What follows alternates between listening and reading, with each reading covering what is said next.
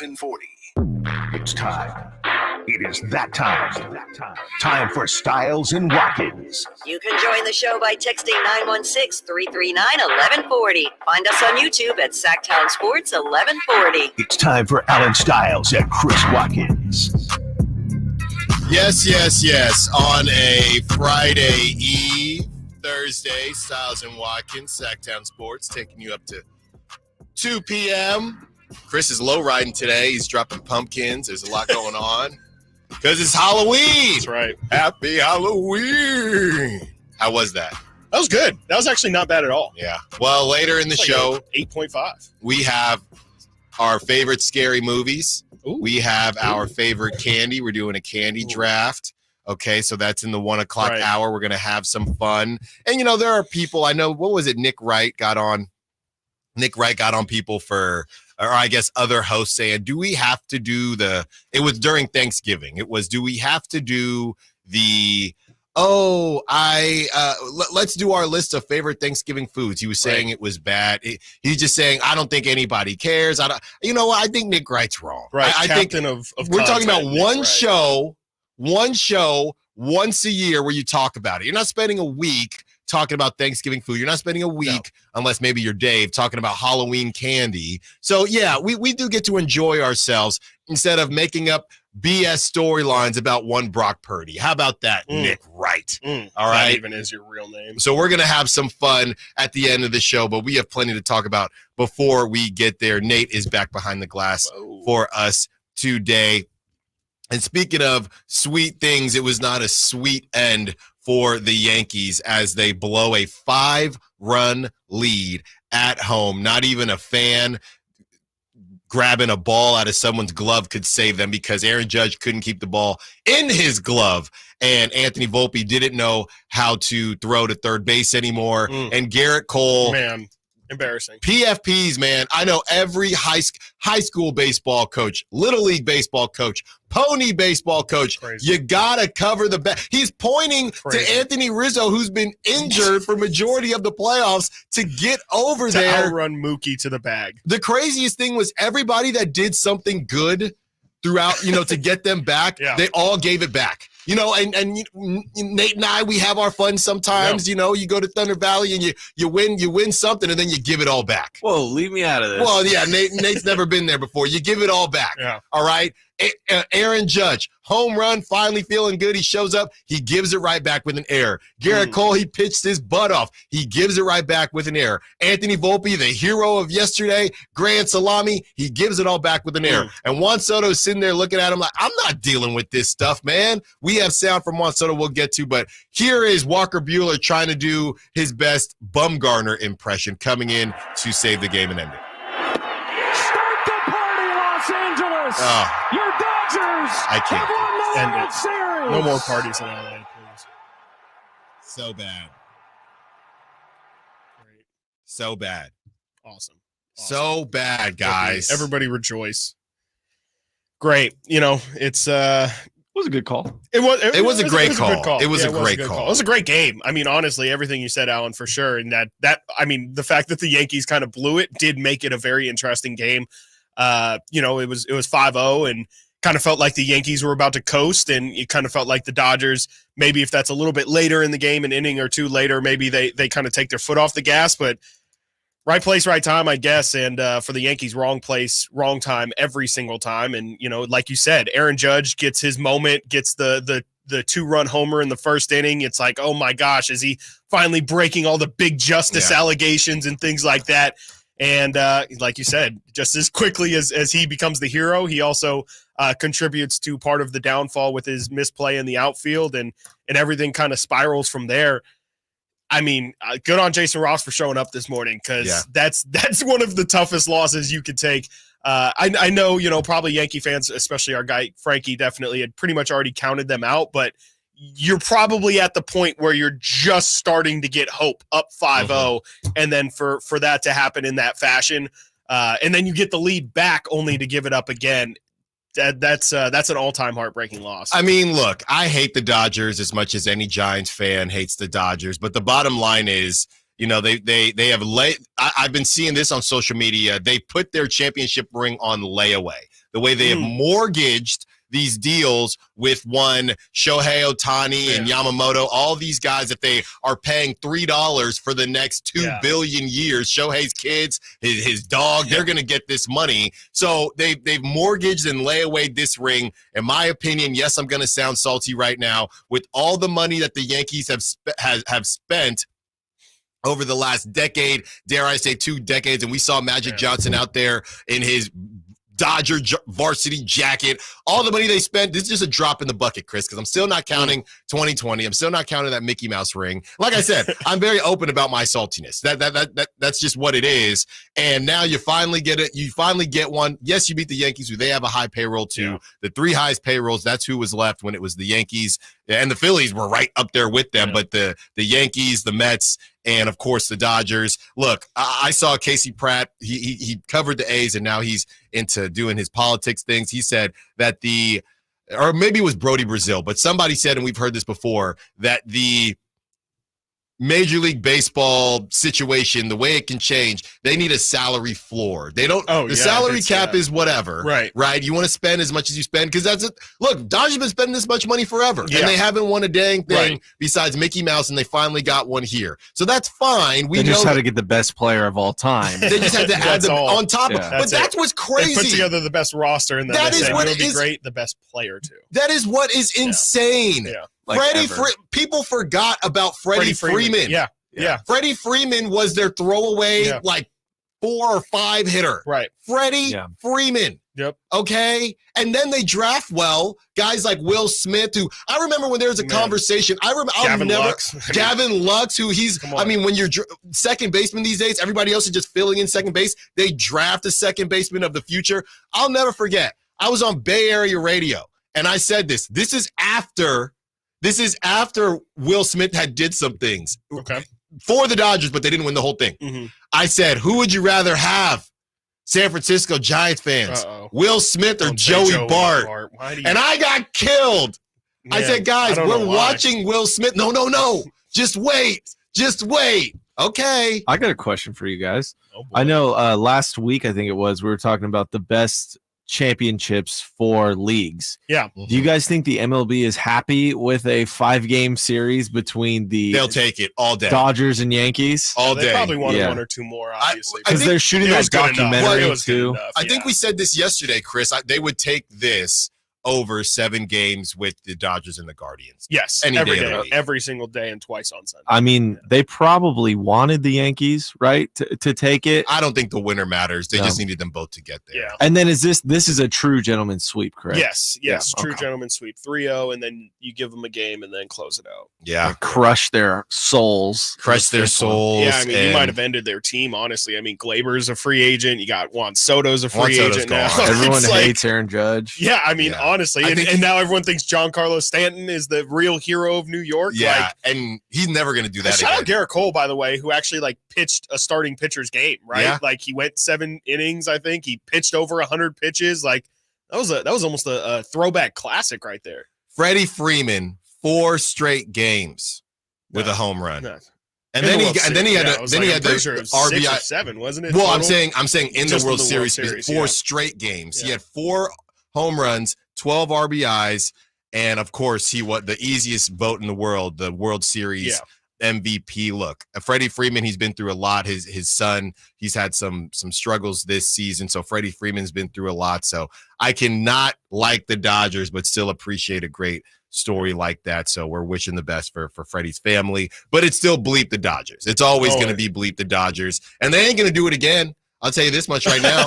Okay. I guarantee you not doing it again. Next year when Shohei's also pitching. You know what's crazy? They did it missing 4 starting pitchers. Yeah. And is that including Shohei? I don't think it is. Yeah. I mean, that's insane. Yeah. I mean, and they ain't going to do it again.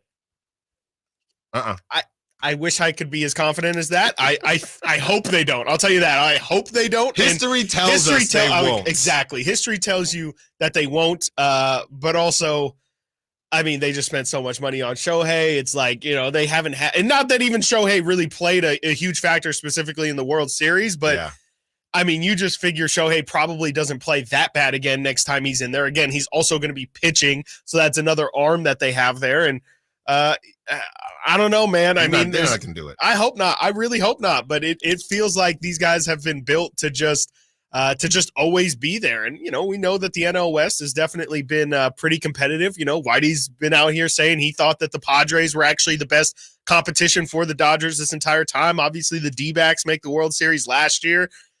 Maybe. Who knows? Crazier things have happened. It's a tough division. Maybe, more rises to the top. But it feels like these guys are going to be here for a while. Yeah, they probably will. They'll at least be in the mix. I blame the Mets. I mean, the Mets, they beat the Phillies. They had all this momentum, and then they just can't. They do absolutely nothing against the Dodgers. But the Dodgers, I mean, Mookie Betts when you have a team with Mookie Betts and Freddie Freeman, and neither of them are the headliners, that's a problem. Okay, and Teoscar Hernandez, I think he signed. I saw his agent's been all over social media. He signed a 1-year deal, so he's about to get cashed out from someone somewhere. And a World Series, and he had a huge grand slam on the way to the World Series. So look, they did what they got to do. I still hate them. Is Dave Roberts redeemed at this point? I mean, guess so many years of him catching flack year after year after year, and now it's like the Cowboys. Yesterday they were like, "This is one of the best managerial performances I've ever seen in a World Series." And I'm just like, wow, how quickly the tables have turned from every single year fire Dave Roberts to that was one of the best managerial performances in World Series history. No, I will say this. You know what I thought when the Dodgers won? In my heart of hearts, I thought? Finally. Yep. Finally, since the 80s, you did something. Yeah. Okay, not your little 60 game World Series. Yeah. Finally, you've come to the big boy. It's almost Thanksgiving. You've been at the kiddie table for how long? And now you're finally at the big boy table. What's up? Now you can hang out with Giants fans and talk about real rings, okay? How about that? All right. Speaking of the real rings, and hopefully a real ring is what the Kings are after. We have plenty of Kings talk to get into, but we want to rank the collapses that we've seen over the past couple of years. The Yankees are on this list a couple dang times, and then we take a way too early look at the NBA standings. Stiles and Watkins, Sacktown Sports. Subscribe to Sacktown Sports on YouTube and watch the Carmichael Dave Show with Jason Ross, Stiles and Watkins, and the Drive Guys. Live Monday through Friday from 6 to 6. Plus view archive shows and exclusive content. Subscribe at youtube.com/Sacktown Sports. As Cybersecurity Awareness Month winds down, LifeLock reminds you to update your software regularly. These updates fix security flaws that could be exploited by identity thieves. But don't stop there. LifeLock offers comprehensive identity theft protection that goes the extra mile. LifeLock not only alerts you to suspicious use of your info, but also takes action to resolve identity theft issues, guaranteed or your money back. Start your 30-day free trial at LifeLock.com. Use promo code NEWS. Terms apply. Wesley Financial Group is not a law firm. Do you find yourself stuck in a timeshare? Get the real facts about the timeshare industry and your options for cancellation. Chuck McDowell, founder of Wesley Financial Group, has put together a free information guide that reveals the secrets the timeshare industry doesn't want you to know, including the 5 ways to get rid of your timeshare. Call now and get this timeshare cancellation guide absolutely free. Call 800-885-9700. 800-885-9700. 800-885-9700. 700.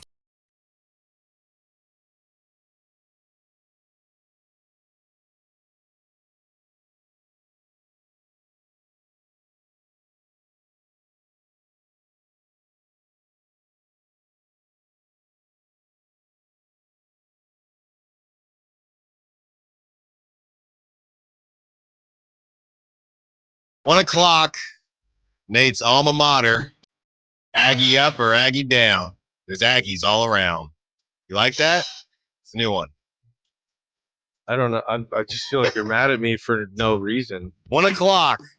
Ticket giveaway to hang out with Nate at the UC Davis game against Northern Colorado, the Big Bad Bears. Why do you do this in giveaways? You set up like I'm part of the deal. This is like the second or third team. So I have to hang out with the winners? You get to hang out with the winners. They get to hang out with you. At the tailgate. Nate's making ribeye. It's going to be a great time. Maybe I'll stop by as well. 916 from Esteban. At least let me pick the number. Tuning. Yes, you can do that. Tuning in a little late. how were the 10-15? You're good. Yeah, how were the viewer ratings for this World Series? How does it compare to last year? That's from Esteban. I don't think they're out yet. Yeah.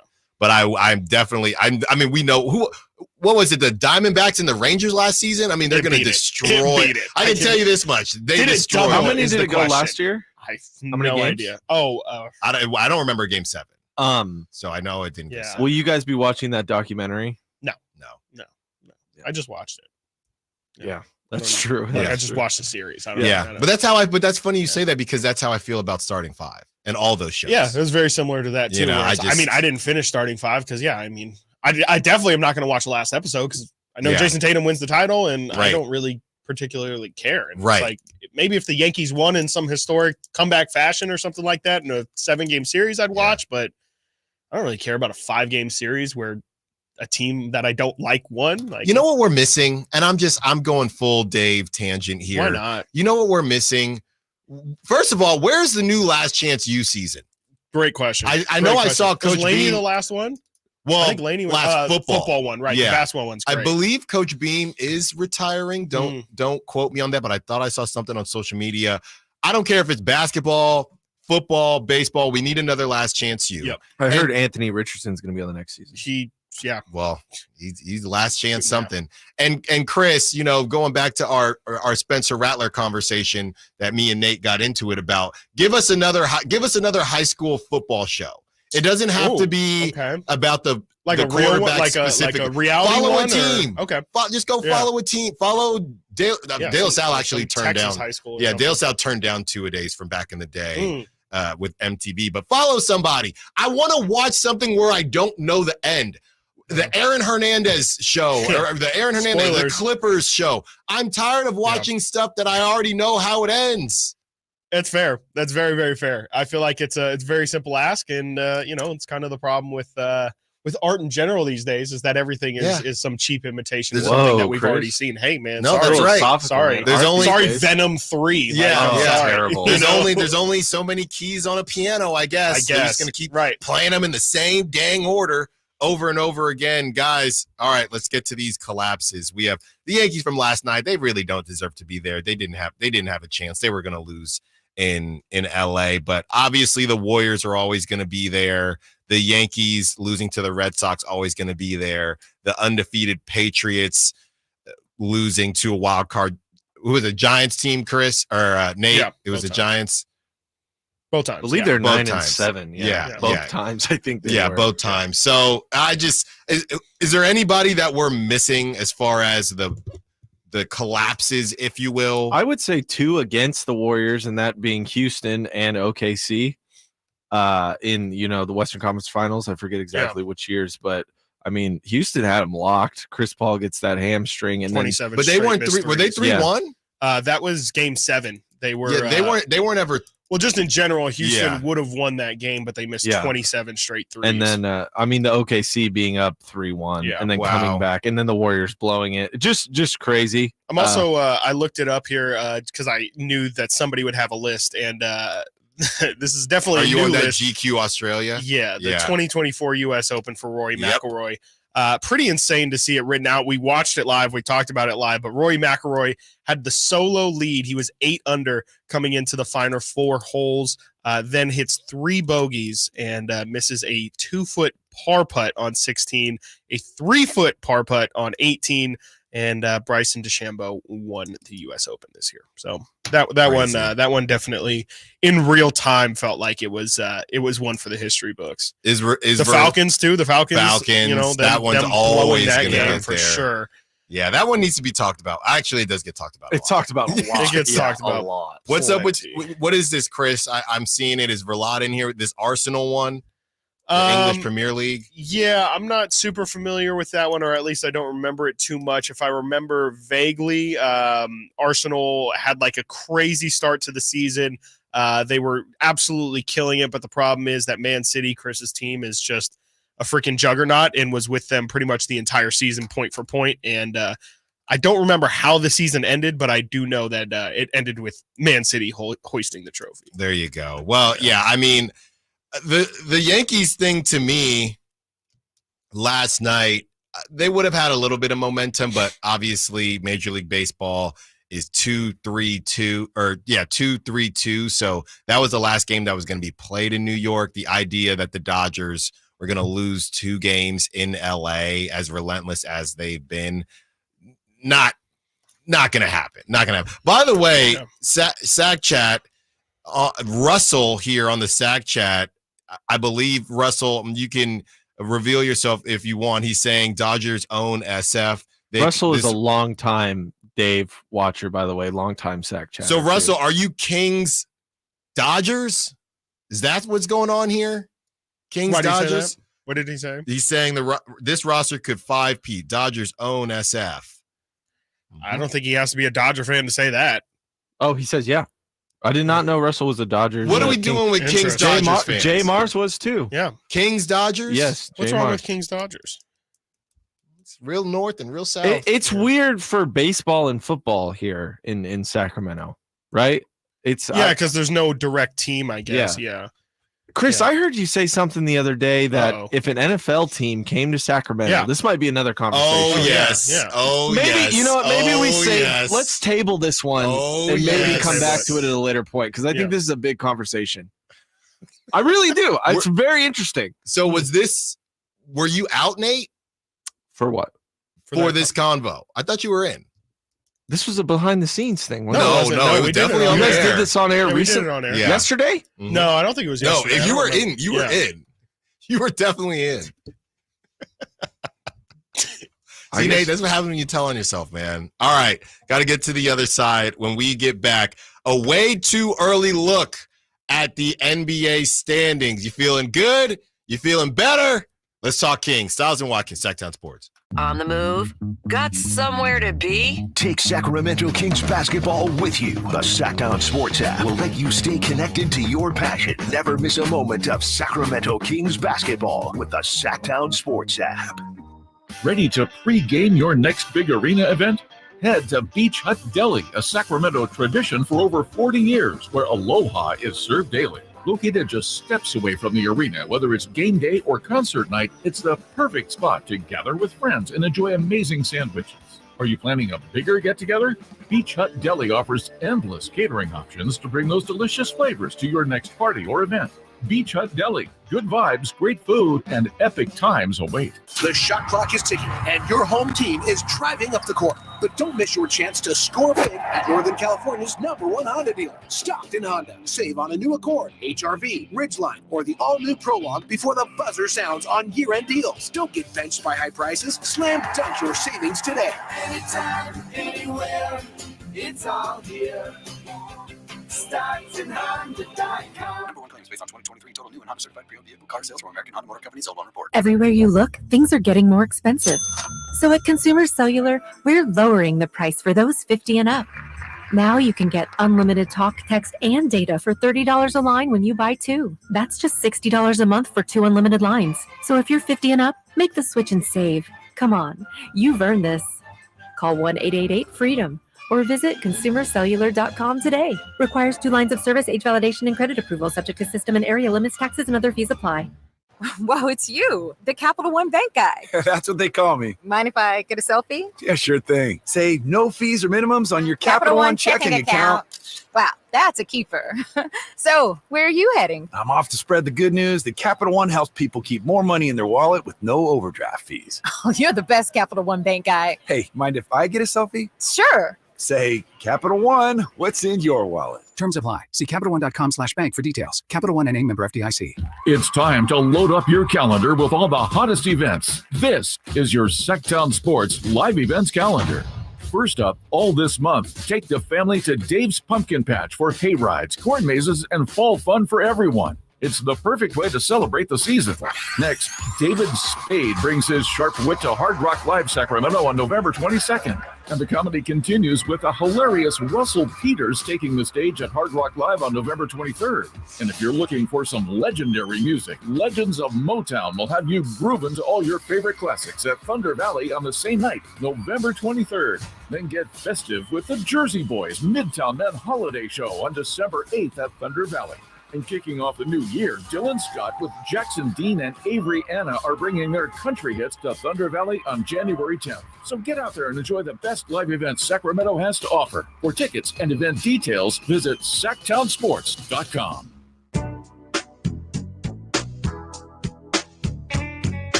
Sacktown Sports. Call or text at 916-339-1140.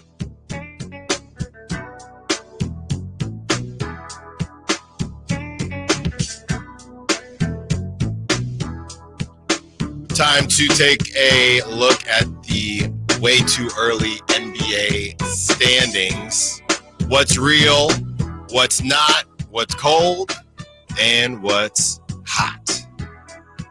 Well, Chris, right now, what's hot, and I believe you, as of right now, you're looking good on what you guessed or predicted, I should say, with the Cleveland Cavaliers, 5-0 so far. And look, we're not even going to look at who they played, you know what I mean, or we can, but at the end of the day, they're undefeated right now, and I think that's a great look. Now, if you do take a look at who they played, some real, some fake, right? They beat the Raptors by 30.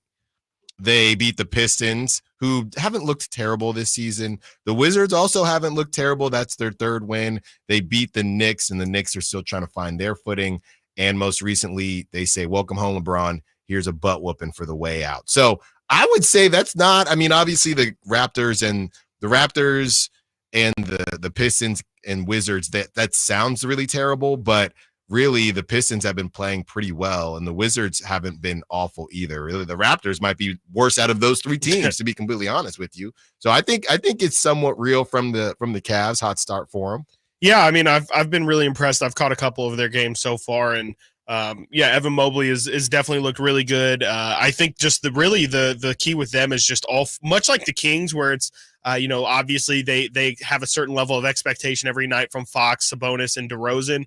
It's kind of been a similar story for the Cavs, except you can even throw in Jared Allen in there, who's been a really good scorer this year. He's kind of continued to do his thing, and it just seems like they, like the Kings, have a really balanced scoring attack, except the difference with them, to me, is that they also have the defense on the other side. Now, they're not nearly as explosive on offense as the Kings can be, but their defense is at least from a weapons perspective, with guys like Evan Mobley and Jared Allen, the fact they start those two but can also stagger those two, it's a really tough matchup. And then they got scorers like Donovan Mitchell. They have Darius Garland. They've got Karis LeVert, Max Strus coming off the bench. The Cavs can be a really, really scary team. The problem is, the Celtics are just at a different level, but I think that the Cavs can be kind of like the clear second best team in the East if they continue to play like this. Yeah, and you take a look at some of the teams that are surprising and aren't surprising. Obviously, the Celtics, not surprising at 4-1. You get to your 3-2s, 2-2s. I don't think there's a ton to talk about per se, because it is what it is. But then you look at the teams that are not where you'd expect them to be, and this will lead us into a conversation we're going to have a little bit later in the show about one, when we go around the NBA, about one Giannis Antetokounmpo. The Bucks are 1-3. The Bucks are 1-3 right now. And, you look at who they've beat and who they've lost to. So they beat the 76ers, missing Paul George and missing Joel Embiid. Then they lose to the Bulls. And I feel like they lose to the Bulls once a year. I don't know what it is, but there's always a game where the Bucks are going to lose to the Bulls, and they lose to the Bulls by 11. Okay, that was right after they beat the 76ers without Paul George, Joel Embiid.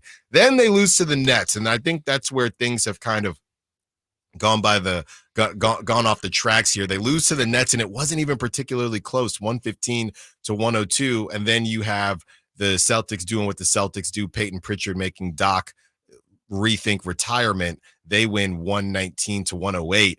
I mean, the Bucks, man, between the injury issues that they've been having, you got Giannis playing, you talk about the Kings playing their guys 30, 40 minutes, whatever it is. The 39 minutes for Giannis Antetokounmpo, kind of crazy there, 30 points, 10 rebounds. And then you're having guys like Taurean Prince play 32 minutes, 3 points and 4 rebounds in 32 minutes. Brooke Lopez at that age playing 32 minutes, 13.6 rebounds. Gary Trent Jr. is giving you 37 minutes. I mean, this is a mess. For some odd reason, Bobby Portis only playing 19 minutes, 4 points, 6 rebounds. Damian Lillard at that age, 36 minutes, 33 points, all in a losing effort. And then you got guys like Pat Connaughton, who, Pat Connaughton is one of those guys. I'm not going to necessarily compare him to somebody else, but just one of those guys who I just don't think he's good enough for the role that they need him to play in this, even in the Eastern Conference. So they're a mess, Chris. I mean, they could get hot, but again, older guys playing a ton of minutes. Obviously, Chris Middleton's still out. I think they're a mess, man. Yeah, and I mean, I've seen some pretty damning Doc stats. I know since Doc took over, they're under 500, which is absolutely insane because when he did take over for Adrian Griffin last year, the Bucks actually had a really good record. Let me see if I can find it. Yeah, the Bucks were 32-14 last season when Doc Rivers took over, and since let's see here, this number is from October 27th. So it says they're 18-21 with Doc. I would assume they're probably 18-23 if I had to guess, with Doc Rivers or under Doc Rivers since he took over. It's clearly just not worked. He hasn't been the voice of reason that I think that they were hoping him to be. And I do wonder just in general how those pieces fit together. Clearly has not panned out how they thought it would. The Dame thing, for whatever reason, whether it be he lost a step or him and Giannis just haven't been able to figure it out. It feels like that should have been the most lethal pick and roll game that you could find, and they just haven't been able to put it together. I think that there's a real chance with all the whispers and rumors and things like that of Giannis not being happy, or we talked about the other day, him talking about how, oh yeah, if there's not success this season, I think I'm going to be traded because that's just how the NBA works.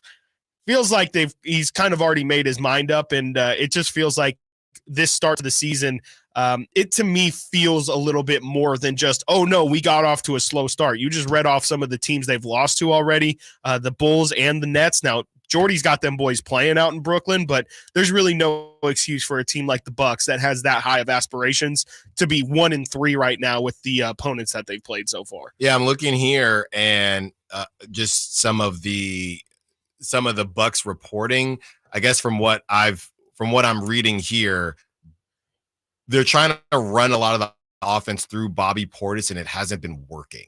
So that sounds like a problem. They don't really have an identity right now. You mentioned Giannis and Dame, and you're running the offense through Bobby Portis. Yeah, you mentioned Giannis and Dame. I think the issue isn't necessarily Giannis and Dame. It's the drop-off after Giannis and Dame, and there's just nobody else to help pick up the slack. So, I'm over here, Chris, like Birdman, thinking, blow this bad boy up. Sure. I don't know where Giannis is going to go. I'm not sure. I don't know how that's going to happen, but take some young pieces and look, Will Z, I'm not going to throw out the name that he said, but you can look up Will Z's article. There was a young piece that might have been something the Bucks would be interested in for Bobby Portis if they do go that route. And that young piece, there's a young piece on the Kings. Like I said, I'm not going to say who, but he's young and he hasn't played a game yet. I'll put it to you like that. So if this thing goes in a certain direction, I think a lot of people are going to be looking at the Bucks as a scrap heap to get something. And who knows with Giannis and Dame, man. I mean, I think Dame, me,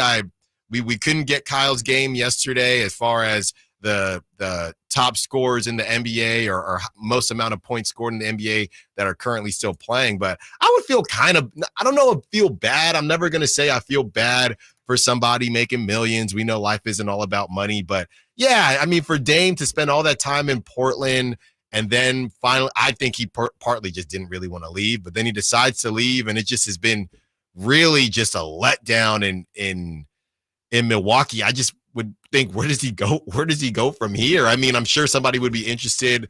Maybe the Magic make a move for him, something like that. But what a letdown. We just did collapses, Chris, sports collapses. What about sports letdowns? I think it wouldn't be as high as the Brooklyn, KD, Kyrie, and Harden situation, but it'd be up there for sure. Yeah, I mean, it's been bad since day one, and I know Dame kind of walked in and had a lot of personal stuff going on in his actual life that kind of led to last year's struggles on top of a couple other things, but it's been terrible. And yeah, like I said, I mean, that there's no reason why in theory, that again should be the best pick and roll duo of all time. I mean, there's Damian Lillard, who is really only second to Steph in terms of creating space and stretching out defenses, and then you have Giannis, who is probably the scariest role man of all time, just with everything that he brings, and the fact that they just haven't been able to capitalize on that. Again, maybe it is more of a sign of the fact that, like we talked about yesterday, the NBA nowadays is more than just two people, because I say that about Dame and Giannis. You could say the same exact thing about LeBron and AD, and that hasn't really worked post-2020, past the bubble season. It hasn't necessarily led to that team having success. So maybe I think that you are right that it could just be the fact that it has nothing to do with Dame and Giannis, though. Some of their inefficiencies has definitely showed up this season. It could have a lot to do with the fact that Chris Middleton isn't playing. It could have a lot to do with the fact that Brook Lopez is a little bit past his prime, to say the least, and they're playing him so many minutes. And yeah, I think that maybe that team, even though it is in the Eastern Conference, still isn't quite built well enough to compete at the top level. But even then, I would say that you should still be beating teams like the Bulls and the Nets and things like that. Like, even at worst, this team should be a 4 or 5 seed.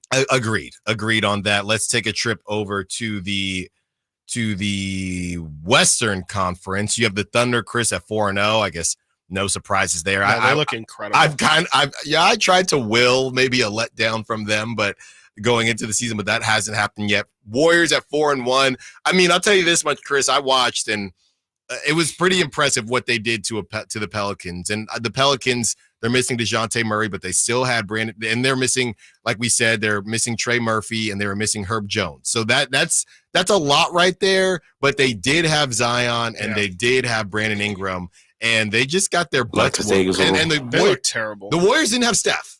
Yeah. And in the first game, both games, they didn't have Andrew Wiggins. Yep. So to me, that at the very least cancels out. The Pelicans have looked bad. Yeah. So, that's what happens when you don't have a center. Exactly. So let's circle back on the Pelicans as well, as far as that, not necessarily a scrap heap, but Brandon Ingram is just going to be cooking there for no reason. I think it's fine now because Trey Murphy's hurt, but once Trey Murphy is back, they're back to the same issue. So the Pelicans, I feel good about the Kings' chances to finally beat the Pelicans this season. You got the Suns at 3-1, Chris. They look good right now. We'll see what happens. The Mavericks at 3-1, and the Lakers coming back to life a little bit. They're at 3-2. The Cavs game really wasn't close. They got their butts whooped. So yeah, the Lakers, and then they lost to the Suns, who the Suns are 3-1. So the Western Conference, to me, still trying to figure things out. The one team that I would look at similarly to how we just looked at the Bucks, even though the Bucks are 1-3 and this team's 2-2, the Nuggets. We have been both on the side of the Nuggets are going to take a step back. They don't have the horses. You can't you're running out Russell Westbrook with Aaron Gordon. You just don't have the shooting in this day and age. And Jokic literally said, we don't have enough shooting. So that's a problem. Jamal Murray is too hot and cold. He's not even an all-star caliber guy. He's clutch as you know what, but he's just not a guy that you can count on to put up elite point guard numbers night in and night out. I think what we're seeing is real, and I'm going to be very happy, Chris, when the Nuggets are sitting in the 8th seed and we can sit there and say, we told y'all.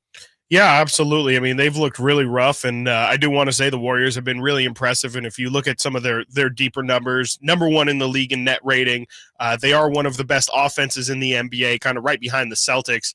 They've looked really, really good so far. We'll see if it continues, but man, yeah, I will have to say that the Warriors, especially considering they haven't had Steph for a couple games here, they've been really, really impressive so far this season. Lakers have cooled off, but it doesn't matter because Bronny Buckets got his first NBA bucket. What's next for Bronny? Let's get back into some Kings talk as well. Stiles and Watkins, Sacktown Sports. Trying to find out where to catch your favorite team's games? Are you a fan of the Kings, Niners, and the NFL? Well, Sacktown Sports has you covered. Touchdown! San Francisco! It's all on his shoulders. Cox rocks. He fires for the win. He's got the triple. Catch all your Kings, Niners, and NFL games all year long on Sacktown Sports and SacktownSports.com. Get in zone, AutoZone. Welcome to AutoZone. What are you working on today? Sounds like wipers. If your wipers are streaking, skipping, chattering, or even worse, loud? You need to visit AutoZone and get some fresh new blades. We've got basic wipers to get you back on the road, as well as premium blades from Bosch and Rain-X. So if you're hearing this, just head to your nearest AutoZone or AutoZone.com. Get in the zone, AutoZone. At Fisher Investments, we may seem like other money managers, but we're different. What makes you so different than the rest of us? We ensure clients receive unparalleled service at every step of the relationship. Tell me more. Our investment counselors focus on service over sales, prioritizing clients' needs. How do you make money? We don't sell any commission-based products. We have a simple management fee based on the value of our clients' portfolio. So we do better when our clients do better. What about client portfolios? We get to know each client, their finances, family, health, lifestyle, and more. And then we tailor a portfolio based on their specific goals and needs. Your clients really come first then, huh? Yes, we make them a top priority. Our goal is helping them achieve a comfortable retirement. Wow, maybe we are different. At Fisher Investments, we're clearly different. Learn more at FisherInvestments.com. Investing in securities involves the risk of loss. Rob Thomas, a special intimate performance. I don't wanna be lonely no more. I don't wanna have to pay for Benefiting Sidewalk Angels Foundation. One night only, Saturday, November 16th, the venue at Thunder Valley. Rob Thomas.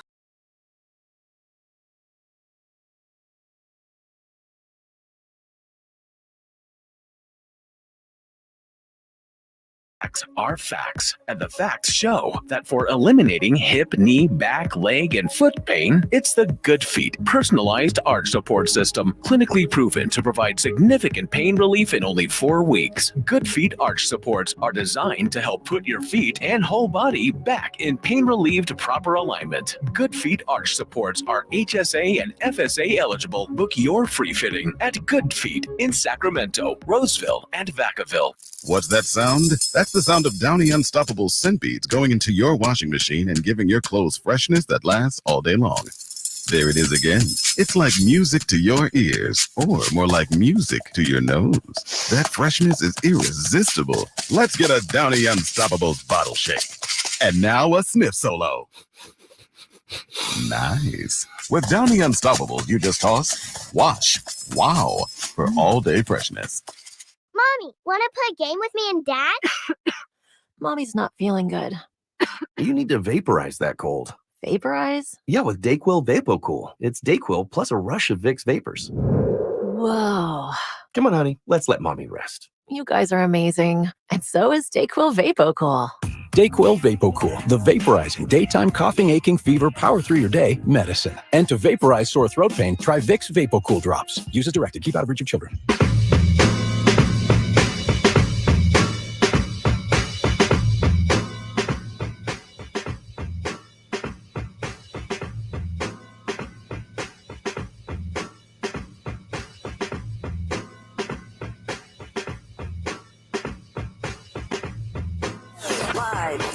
Live and local.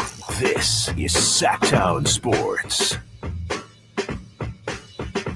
And it goes without saying, but I'm going to say it anyway, as we talked about the Eastern Conference and Western Conference. What about the Kings? Kings are sitting in an Old Faithful right now, Chris. They're sitting in the 9 seed. Obviously, there are a bunch of 2-2 teams, but as of right now, you go on Google standings, and they're sitting in the 9 seed. So that is somewhere that they don't want to be, but they have won 2 in a row. And hopefully they get away from our old friend in the 9 seed very, very soon, as we think that they will be replaced with another team that we were not really expecting much out of, the Los Angeles Lakers. And the Los Angeles Lakers, like I said, they got their you-know-what's beat by the Cavs last night, as they've cooled off a little bit. But they still found a way to make it a win, if you will, a moral victory of some sort, with Bronny James getting his first bucket. Here it is. He's going to fire it out. There it is! First NBA basket. I told you he'd score. Welcome home, LeBron James Jr. So while we were working on things in the pre-show, I played this and I said, hey, Nate, we're going to play this audio. And Nate, what did you say? I said, what was louder, the cheer for Bronny or the Dodgers fans winning the World Series? And granted, the Dodgers were, now that I think about it, they were on the road. Yeah. So I guess, but Bronny was on the road too. Bronny was on the road. But it was too. Cleveland. It was Cleveland. So LeBron, just a kid from Akron. Well, that's why Bronny got in there. Bronny also born in Akron. That's why, Cleveland at least. That's why Bronny got in there. Let's play the World Series sound again. Start the party, Los Angeles! Your Dodgers have won the World Series! Are they playing Start Spreading the News?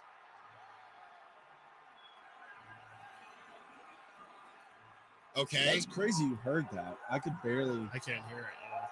I'm just saying, because that's the New York song. Okay, now All Bronny again. Bronny again. I didn't play the whole Bronny. Let's do the whole Bronny. Loose right here. James. Bronny's going to fire it up. There it is! First NBA basket. Okay. That's I have something crazy, to say about guys. that. From a technical standpoint, the voice is really quiet.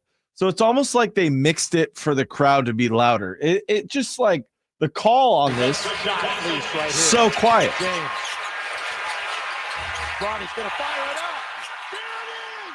You saying they're pumping sound? I'm saying there might be a little sneakiness there. That I is, don't know. I mean, that's pretty insane, guys. And look, I know, Chris, we've had some really, really in-depth conversations on this show about the Bronny thing, about Nepo babies, about all of it. And I have really been on the side of, hey, it's not really hurting anyone.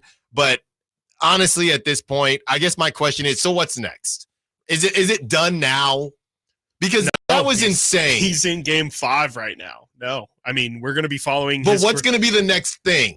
G League. I mean, G League for him. That's the only reason why he even played yesterday, besides the fact he's from Cleveland, is that the South Bay Lakers season's about to start. I think the Stockton Kings season, we got the schedule the other day. I think they start November 12th. So he's about to go down to play with the G League team. And so this is kind of his last hurrah there for a while. And then I'd imagine the story is going to turn to Bronny's life in the G League and what's it like going from, Sam talked about it this morning with Dave and Jason. It's going to be, how is Bronny adjusting going from living with his dad, multi-billionaire probably at this point, and then living the G League lifestyle, taking buses everywhere, not staying in the nicest hotel rooms, all that stuff that we know happens in all minor leagues. I'd assume that's the next story, and then how he progresses from there. And then next year, the story will be, okay, is Bronny now ready? And, it's going to continue as long as LeBron's, here. And then once LeBron leaves, it's going to be, okay, LeBron is no longer in the NBA. Is Bronny going to continue to be in the NBA? So I think this story is going absolutely nowhere, and we're only 5 games in, so buckle up. I guess I mean the next, is there going to be another milestone? Like, what's the next milestone they're going to cook up? I mean, probably if LeBron gets an assist to Bronny, it'll be a moment for sure. But I mean, again, I don't think Bronny's going to play. Like, I think that they've gotten all the pageantry out of the way. He's gotten the first minutes. He's now gotten his first points. There's really no reason for JJ Redick to play Bronny, and we know that JJ is somebody who is taking this coaching job incredibly seriously. I think he's pretty much done with all the antics. I think that he knows that Bronny doesn't help them actually win games right now. And so I would assume that Bronny's not going to get any more minutes. Well, and I think as everything kind of goes, it's all fine and good when you're winning. They've now dropped their last 2. Right. So it's fine. It's fine. It wasn't affecting anything when you were winning games, and fine, get Bronny in there as long as we win, whatever. Now that you're losing games, JJ, I'm to your point. I think things are going to change fairly quickly, and from that, it's just going to turn into, hey, I did everything that you asked me to. If I'm JJ Redick, we got in everything y'all needed to get in, and now it's time to win some basketball games. That's pretty much it. But I will say that as somebody that was in the camp of what's the big deal? It's fine. It's not bothering anything. Hearing that crowd yesterday, it was a little much for me.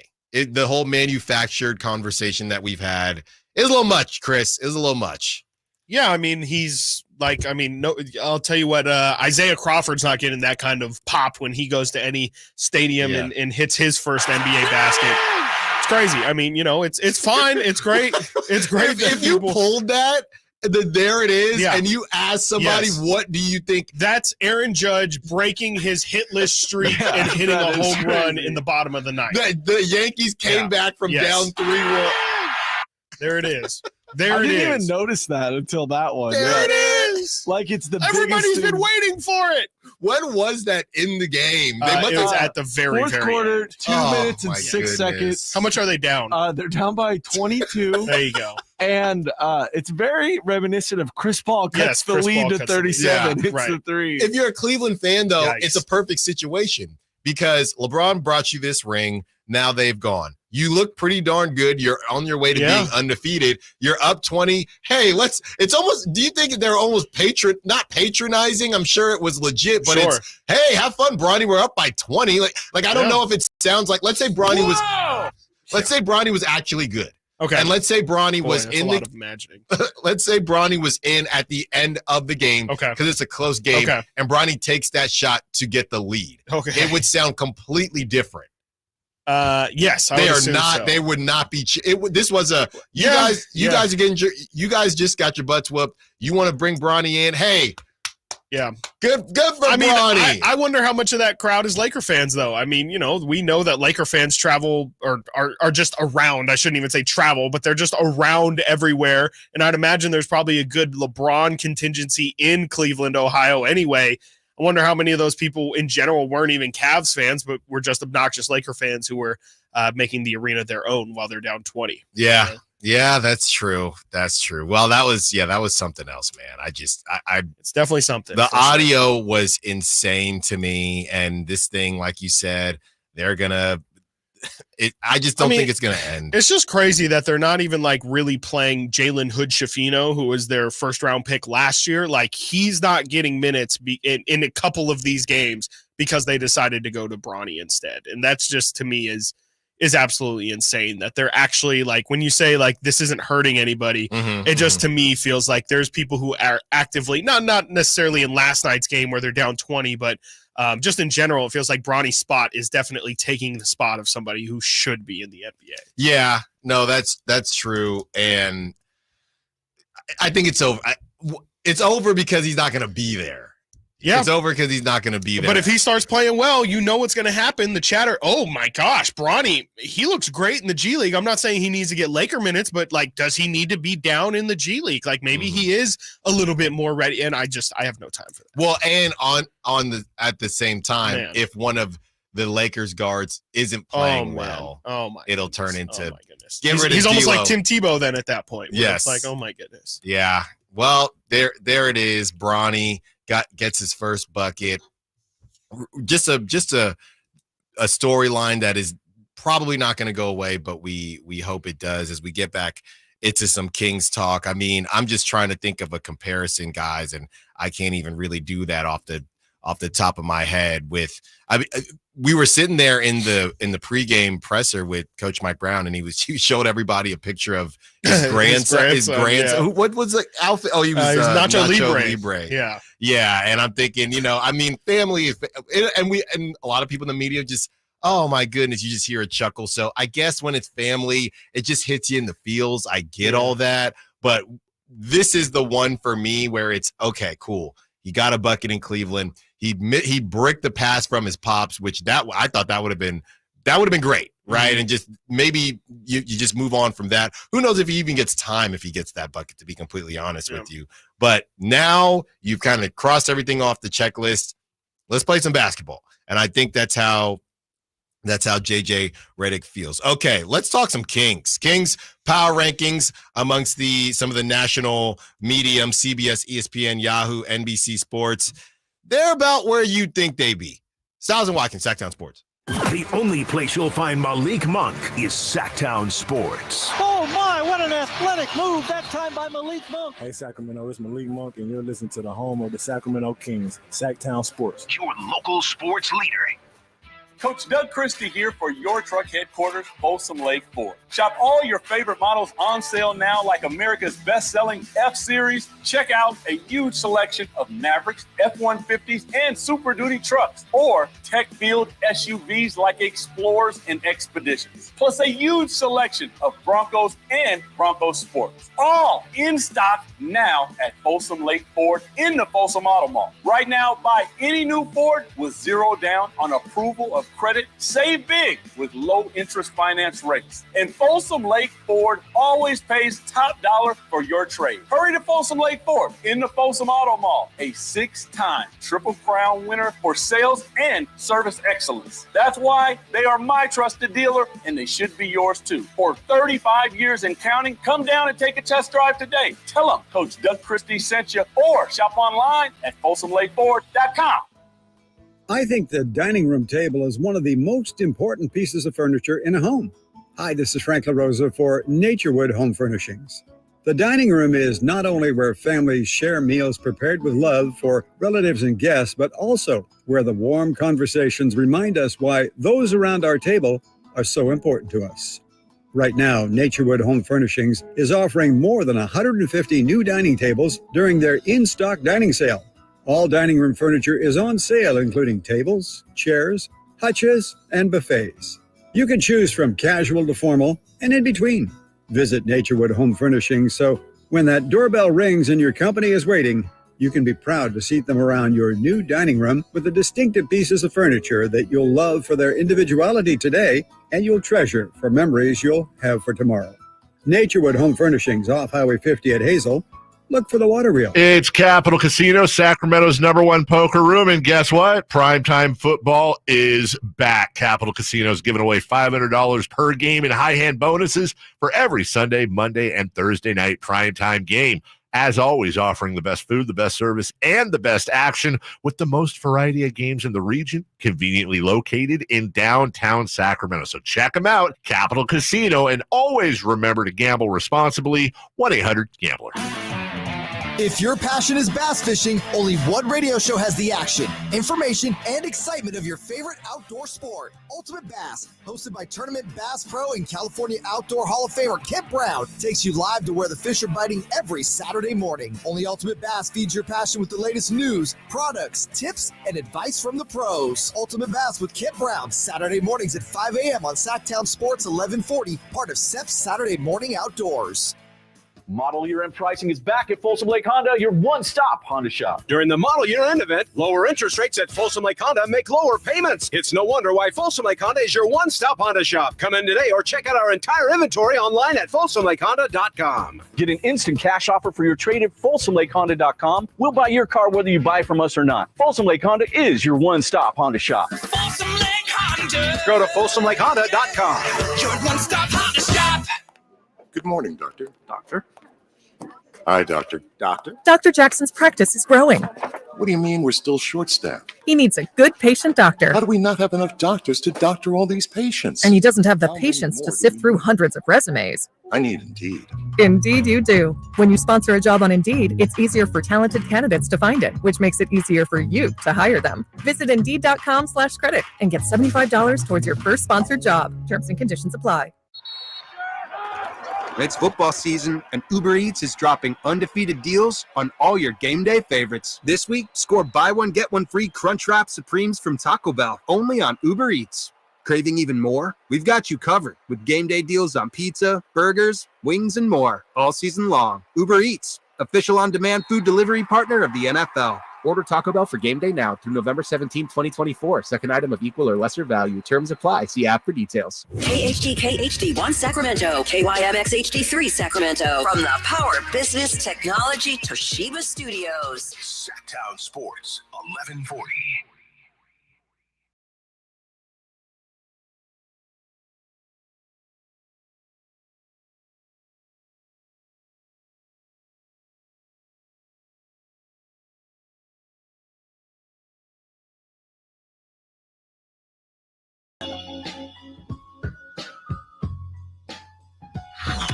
Sacktown Sports. Check us out on YouTube. Search Sacktown Sports and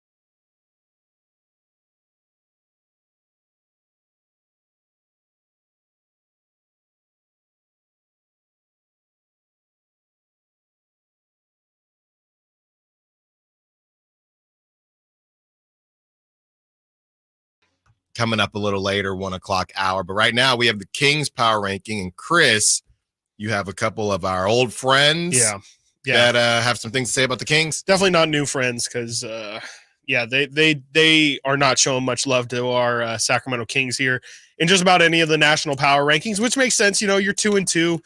You would have to have a lot of preseason hope/hype around your team in order for them to be able to survive a 500 record and not still move down a lot of these power rankings. I will say most of them kind of hover around the middle of the NBA, so nothing to be too upset about, but still it feels like it would have been nice for them to kind of maybe see through some of the Kings' losses for what it really was, and really was just a couple bad stretches, but of course no one's going to have that level of nuance. So and we can't ask anybody to. Let's start off with CBS.com, who actually has the highest ranking of the Kings amongst all these power rankings. And that's at number 15. They have them sandwiched in between the Pacers and the Heat at 14 and 16. The write-up for the Kings: the beam hath been lit, and DeMar DeRozan has already fit beautifully alongside De'Aaron and Domas, as the Kings boast a ridiculous plus 23 net rating, including a 125 net rating, offensive rating, with all three on the floor. They're each averaging over 20 and 4 assists a game. And good early news for Kings fans: Sabonis is shooting 55% from three on three per game after being encouraged to let it fly during training camp. That's the write-up from CBS. Obviously very positive there. Really feeling like the Kings offense is humming. NBC Sports has the Kings at number 16, sandwiched in between, once again, the Miami Heat and this time the Houston Rockets. Let's see here. The Kings last week are number 16, so they don't move at all. It's no shock that the Kings have a top 10 offense behind 24 points per game from Domas and a number 23 from DeMar DeRozan. They have real identity on that end. The defense struggled against quality teams, close loss to the Timberwolves and Lakers, but looked much better in the latest couple games against Portland and Utah. Sacramento remains in a soft part of the schedule this week, but on the road, including Miami. We'll see if the defense can keep it up. We know the offense will be good. Now moving over to two of the bigger publications, Yahoo Sports and ESPN both have the Kings at number 19. Yahoo has them sandwiched in between the Rockets and the Pacers, and ESPN has them sandwiched in between the Hawks and the Heat. So that Kings-Heat matchup apparently is going to be a really good one, as it seems like multiple publications have them pretty much hovering around the same point at this point in the season. The Yahoo write-up: questions about whether the Kings should start Kevin Huerter or Keon Ellis began on opening night, to which Coach Brown said, "You can see just by the minutes that I'm still not comfortable with my rotation. Let us know that when you..." Then they say, "Let us know when you figure that out, will ya?" So there you go. Yahoo a little bit impatient with Mike Brown so far. And then the ESPN write-up, a really short one. DeMar DeRozan had the honor of lighting the beam on Monday, and rightfully so. Averaged 24 points during his first 3 games, and his 9.3 free throw attempts per game has him top 10 so far. More than that, he's brought an irreplaceable sense of veteran presence and leadership to a locker room that the team feels it has lacked the last 2 seasons under Coach Mike Brown. So there you go. The Kings power rankings nationally. You have CBS at number 15. They really highlight more so the Kings 3 scorers averaging 20. You have ESPN, who has them at 19. More so, again, highlighting DeMar DeRozan's addition to this team, what he's brought both on and off the floor. Yahoo having the Kings at 19 as well, mentioning Mike Brown's I don't know what to call it, but his lack of a grasp of what his rotation is going to be. And then we have, last but not least, NBC Sports highlighting Domas and DeMar and questioning whether we will continue to see the Kings have good defensive numbers this week on the road against an easier schedule, but a tough opponent in the Miami Heat on Monday. So there you go. We are mid. We are mid according to national writers. I mean, that where else are we going to be right now? I mean, you beat the teams you're supposed to beat, and when the Lakers were kind of rolling, that's part of the reason they were rolling, because they beat the Kings, right? If they lose that game to the Kings, the hype train cools off a little quicker than it did. And then obviously the Timberwolves, that was a tough game, but you can't, as far as power rankings are concerned, I know you said, they could look more into it. I mean, the Timberwolves are 2-2 themselves. So it's not like their 2 losses are to the Thunder and the Celtics. Sure. Right. So that's part of it as well. The Lakers are 3-2. The Timberwolves are 2-2. So they're going to have to climb themselves out of this. It's still really, really early, but I'm ready to kind of take my flowers for the Nuggets, but another team that I wasn't super sold on, and I think you were kind of in this camp too, Chris, and it's still early as well, is the Mavericks are 3-1. We'll see what happens. I mean, if they get cooking here,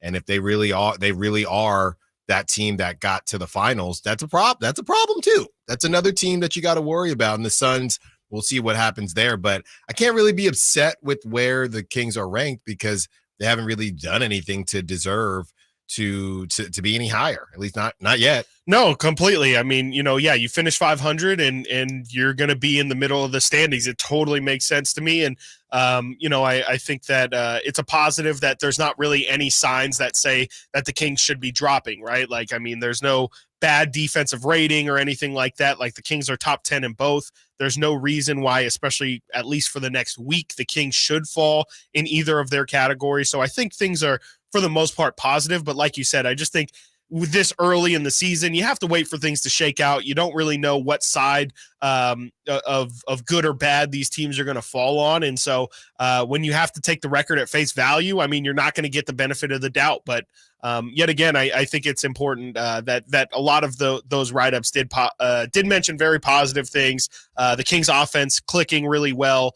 DeMar obviously having early impact as well. Like, I just don't want, in general, not saying you or even anything I've seen necessarily, but just as we continue to progress through this season, and more specifically the beginning of this season, not to take DeMar DeRozan's good play for granted, just because it didn't have to be a guarantee. There were so many people that had questions on whether DeMar, our friend Legend of Winning or Legend of Losing, whatever you want to call him, LOL is great, by the way, for his name.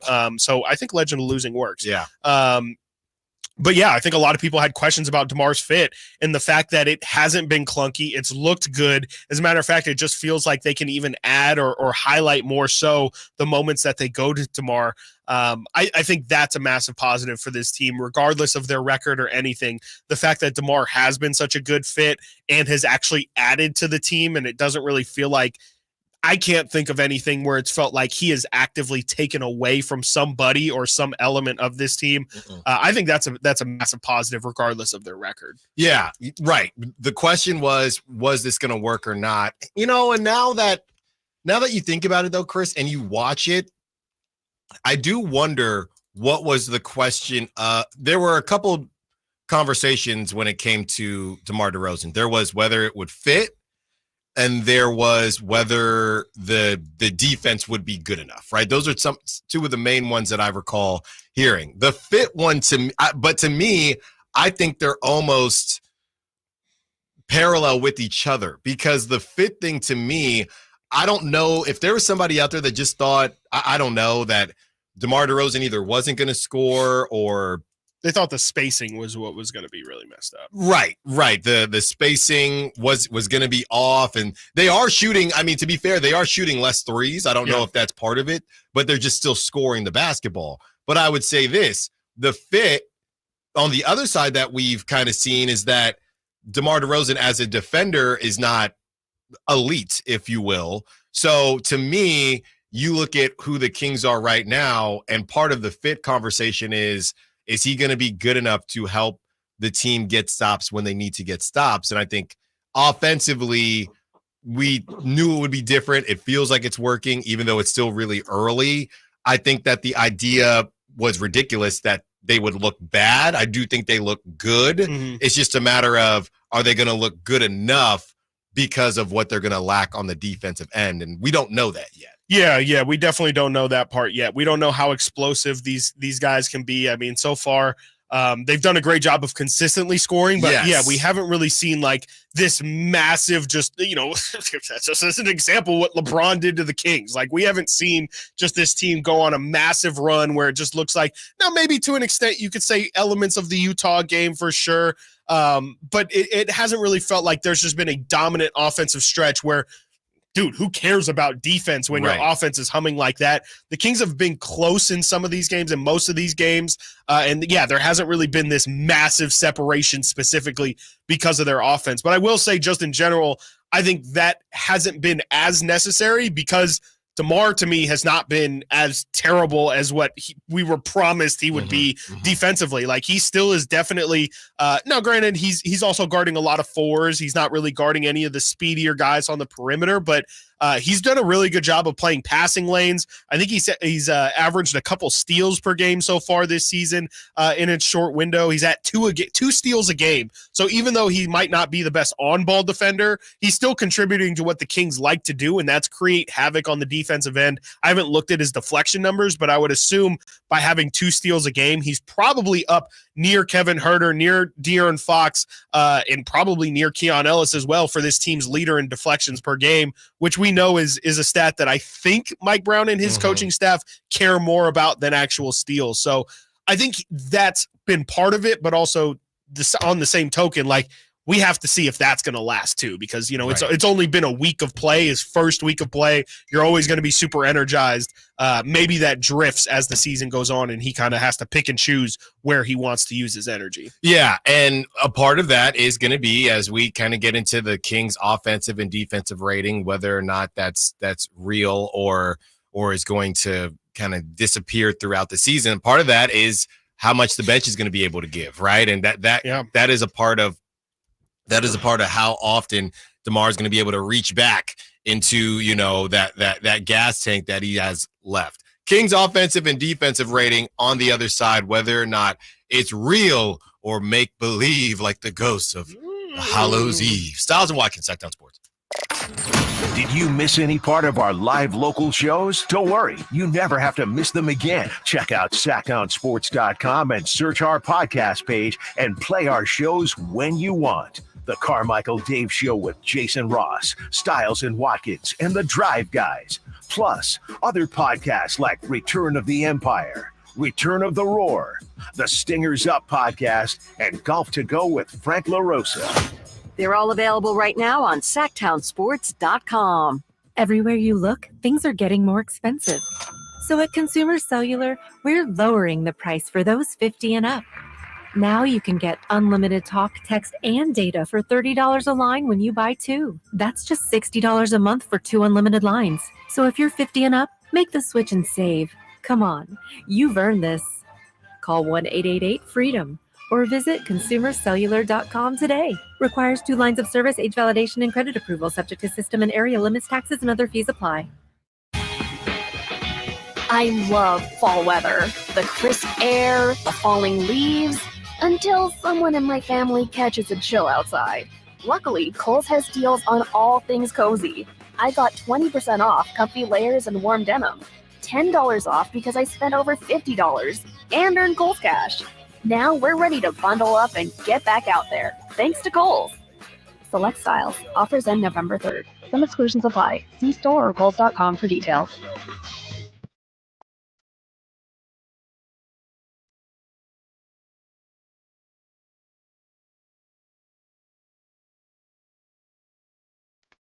Sacktown Sports. Call or text at 916-339-1140.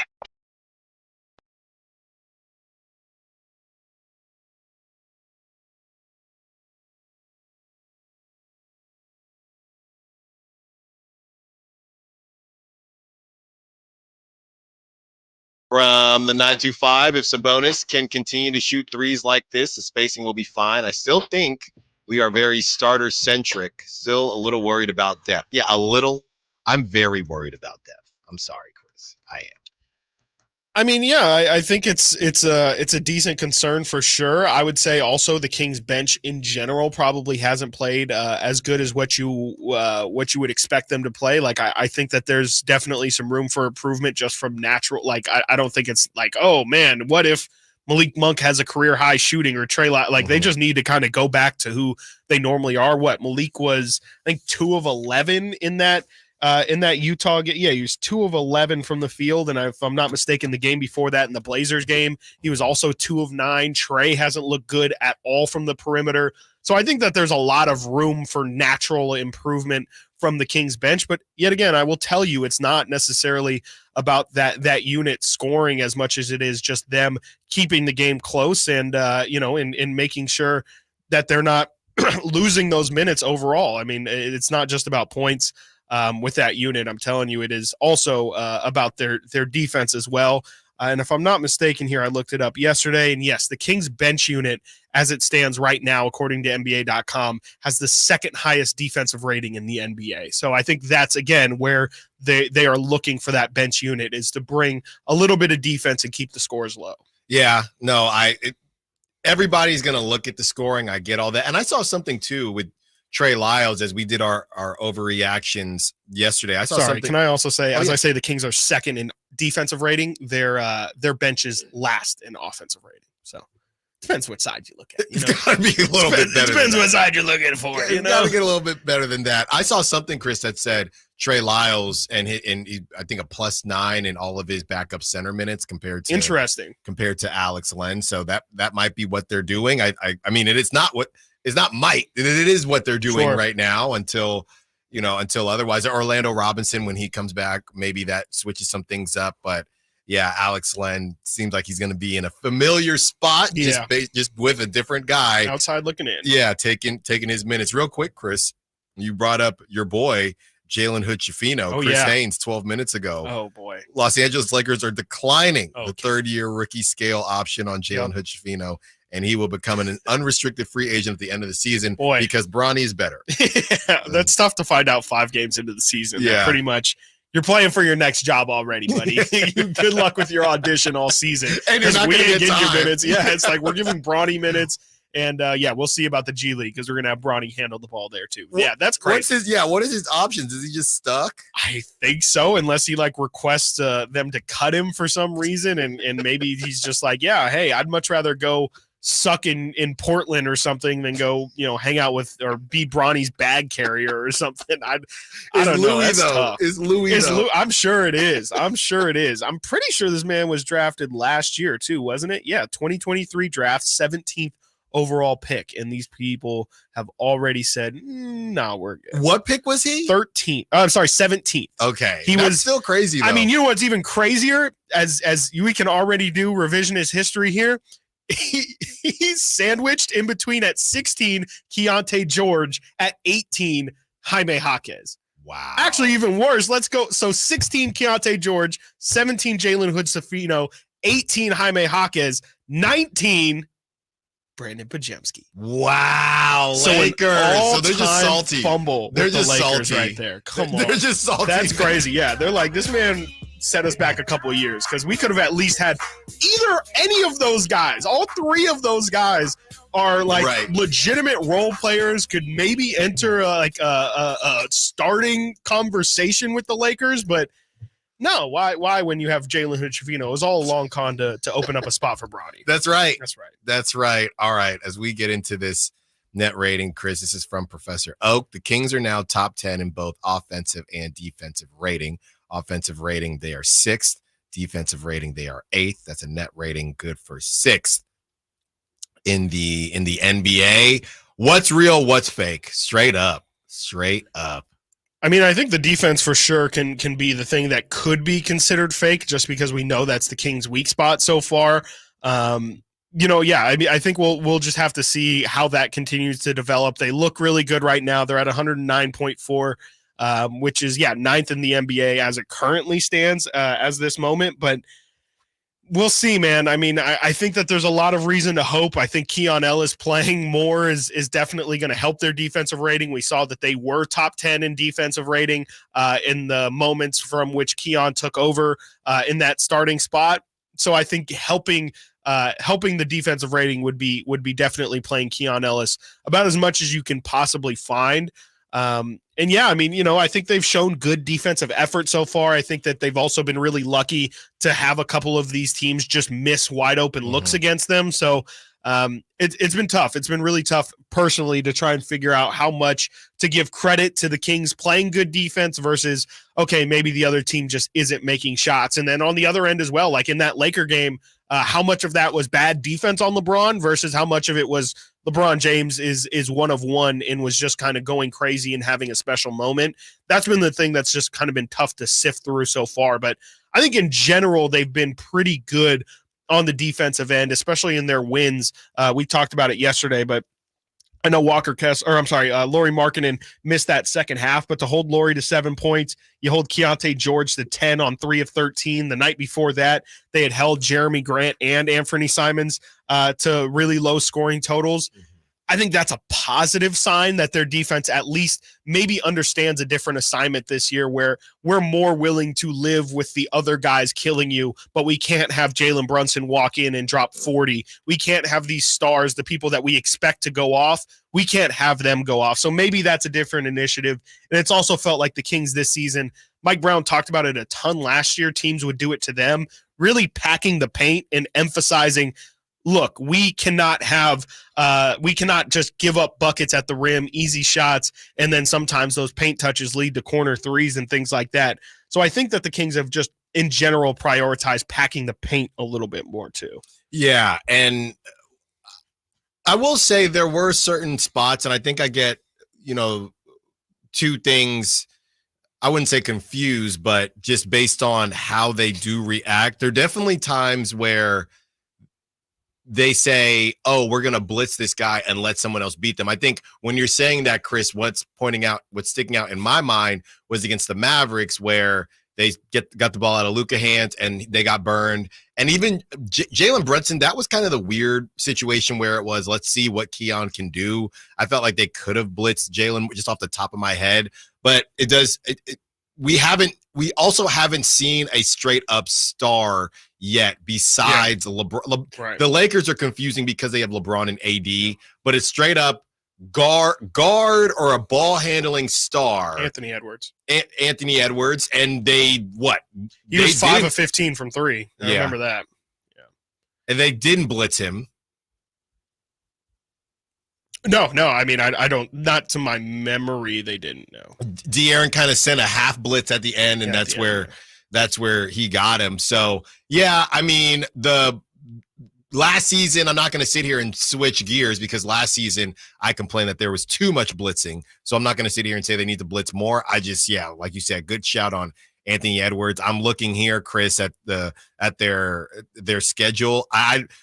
I think that Keon or whoever can handle a Trae Young without I don't know that we'll see any blitzing again until, I don't know, maybe the Heat, something like that. So I think the defense is real, but of course we're going to need to see it against some more of that top tier offensive competition. We have some text we're going to read through, continuing the Kings talk when we return. Stiles and Watkins, Sacktown Sports. The only place you'll find Keegan Murray is Sacktown Sports. Out to Keegan Murray, straight away for 3, and Keegan knocks down the triple. Hey, Sacramento, it's Keegan Murray, and you're listening to the home of Sacramento Kings, Sacktown Sports. Your local sports leader. It's 4th and goal. The pressure's on. The home team needs this to win it. No matter what you're up against, it's always a win at Northern California's #1 Honda dealer, Stockton Honda. Special finance options and trade-in offers make it easier than ever to upgrade your ride. Because at Stockton Honda, we believe everyone deserves a winning deal. Anytime, anywhere, it's all here. StocktonHonda.com. #1 claims based on 2023 total new and Honda certified pre-owned vehicle car sales from American Honda Motor Company. Sold on report. At aimyourdigital.com, we'll help you target the right audience, build your leads, and crush your quota. Take your business to the next level. Our digital marketing strategies help grow awareness of your product or service, all while building trust in your business. Our approach involves leveraging multiple tools and strategies to deliver exceptional results that are customized to your unique business needs. Don't wait to run out of sales leads. Keep your business growing. Get started with aimyourdigital.com today. Hey, it's Carmichael Dave for American Energy Heating and Air with a question. Have you recently had a technician diagnose your HVAC system and you were a bit surprised at how much it cost? Or did something seem off about their quote? Because at American Energy, they take pride in giving you honest, straightforward solutions to get that system up and running. Have their qualified technicians come out and give you a free second opinion. It's free. You got nothing to lose but some dollars off of that original quote. They're making the uncomfortable comfortable. They've been doing it since 1981, serving the greater Sacramento area. A+ with the Better Business Bureau. That's why they keep having customers coming back for more and more and more. You can call them and set that appointment at 916-520-9990. That's 916-520-9990 or AmericanEnergyAir.com. Call 916-520-9990 now. At the law offices of Dale R. Gomes, we understand that when you're facing a crisis, you need more than just a lawyer. You need a team. Our dedicated attorneys work together, combining decades of experience to guide you through personal injury or criminal defense matters with care and expertise. We're committed to supporting you every step of the way, ensuring your voice is heard and your rights are protected. With offices in Sacramento and El Dorado County, reach out to the law offices of Dale R. Gomes today, 916-999-9033, or online at dalegomslaw.com. Facts are facts, and the facts show that for eliminating hip, knee, back, leg, and foot pain, it's the Good Feet personalized arch support system, clinically proven to provide significant pain relief in only 4 weeks. Good Feet arch supports are designed to help put your feet and whole body back in pain-relieved proper alignment. Good Feet arch supports are HSA and FSA eligible. Book your free fitting at Good Feet in Sacramento, Roseville, and Vacaville. Hey, what's up, everybody? It's your boy Drapes here for Mercedes-Benz of Stockton. Now that fall is here, now is the perfect time to head to Stockton and check out a new Mercedes-Benz. I had the opportunity just last week to drive an all-new S-Class 550, and let me tell you, it was a sweet ride. The moment I hopped in, I felt like I was in a world of luxury. From the steering wheel to the seat cooling and even the power of the engine, I was impressed. And then, of course, when I hopped into my Mercedes-Benz EQS SUV, I felt the same thing. So hurry in and take advantage of the Mercedes-Benz incentive bonuses up to $15,000. And they have tons of pre-owned vehicles as well, including C-Class sedans, GLC SUVs, and a whole lot more. Take it from me, you won't be disappointed. So take the short drive down I-5 to Mercedes-Benz of Stockton or online at mbofstockton.com.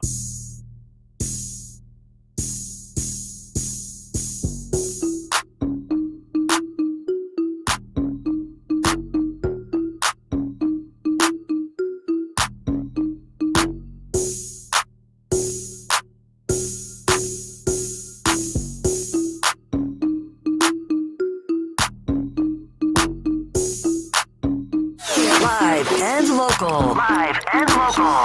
This is Sacktown Sports.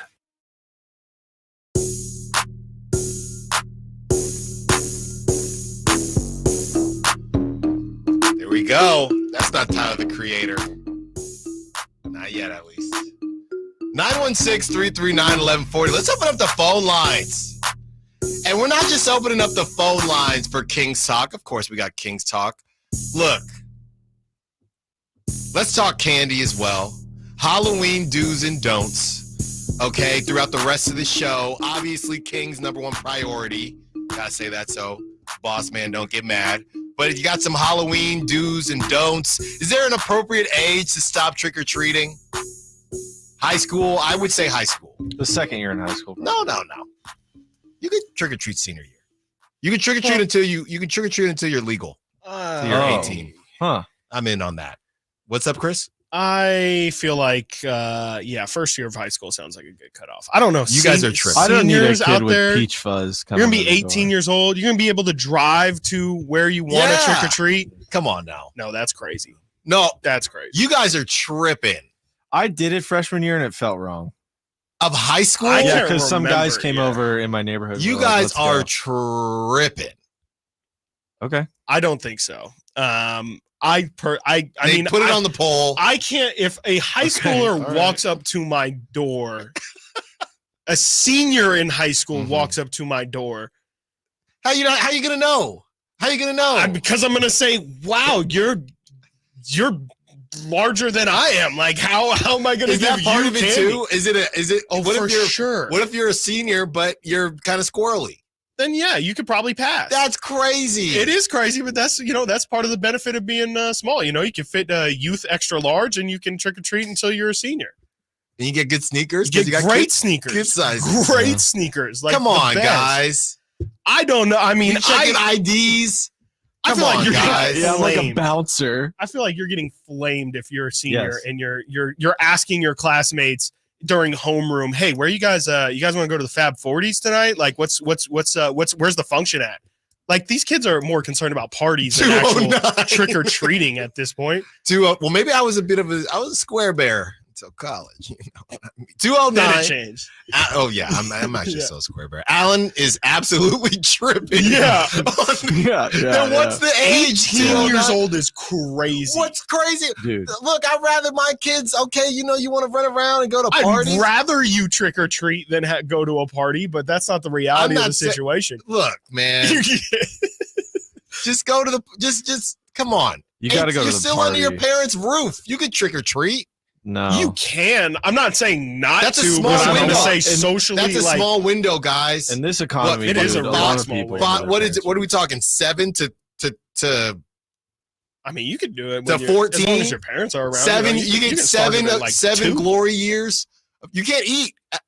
Baby Sal, she can't eat. Really? We did the trunk or treat in the Thomas, and now we got a bunch of candy. And me and my wife are eating. Yeah. She can't eat it. Sounds That doesn't great. count as a year. Okay.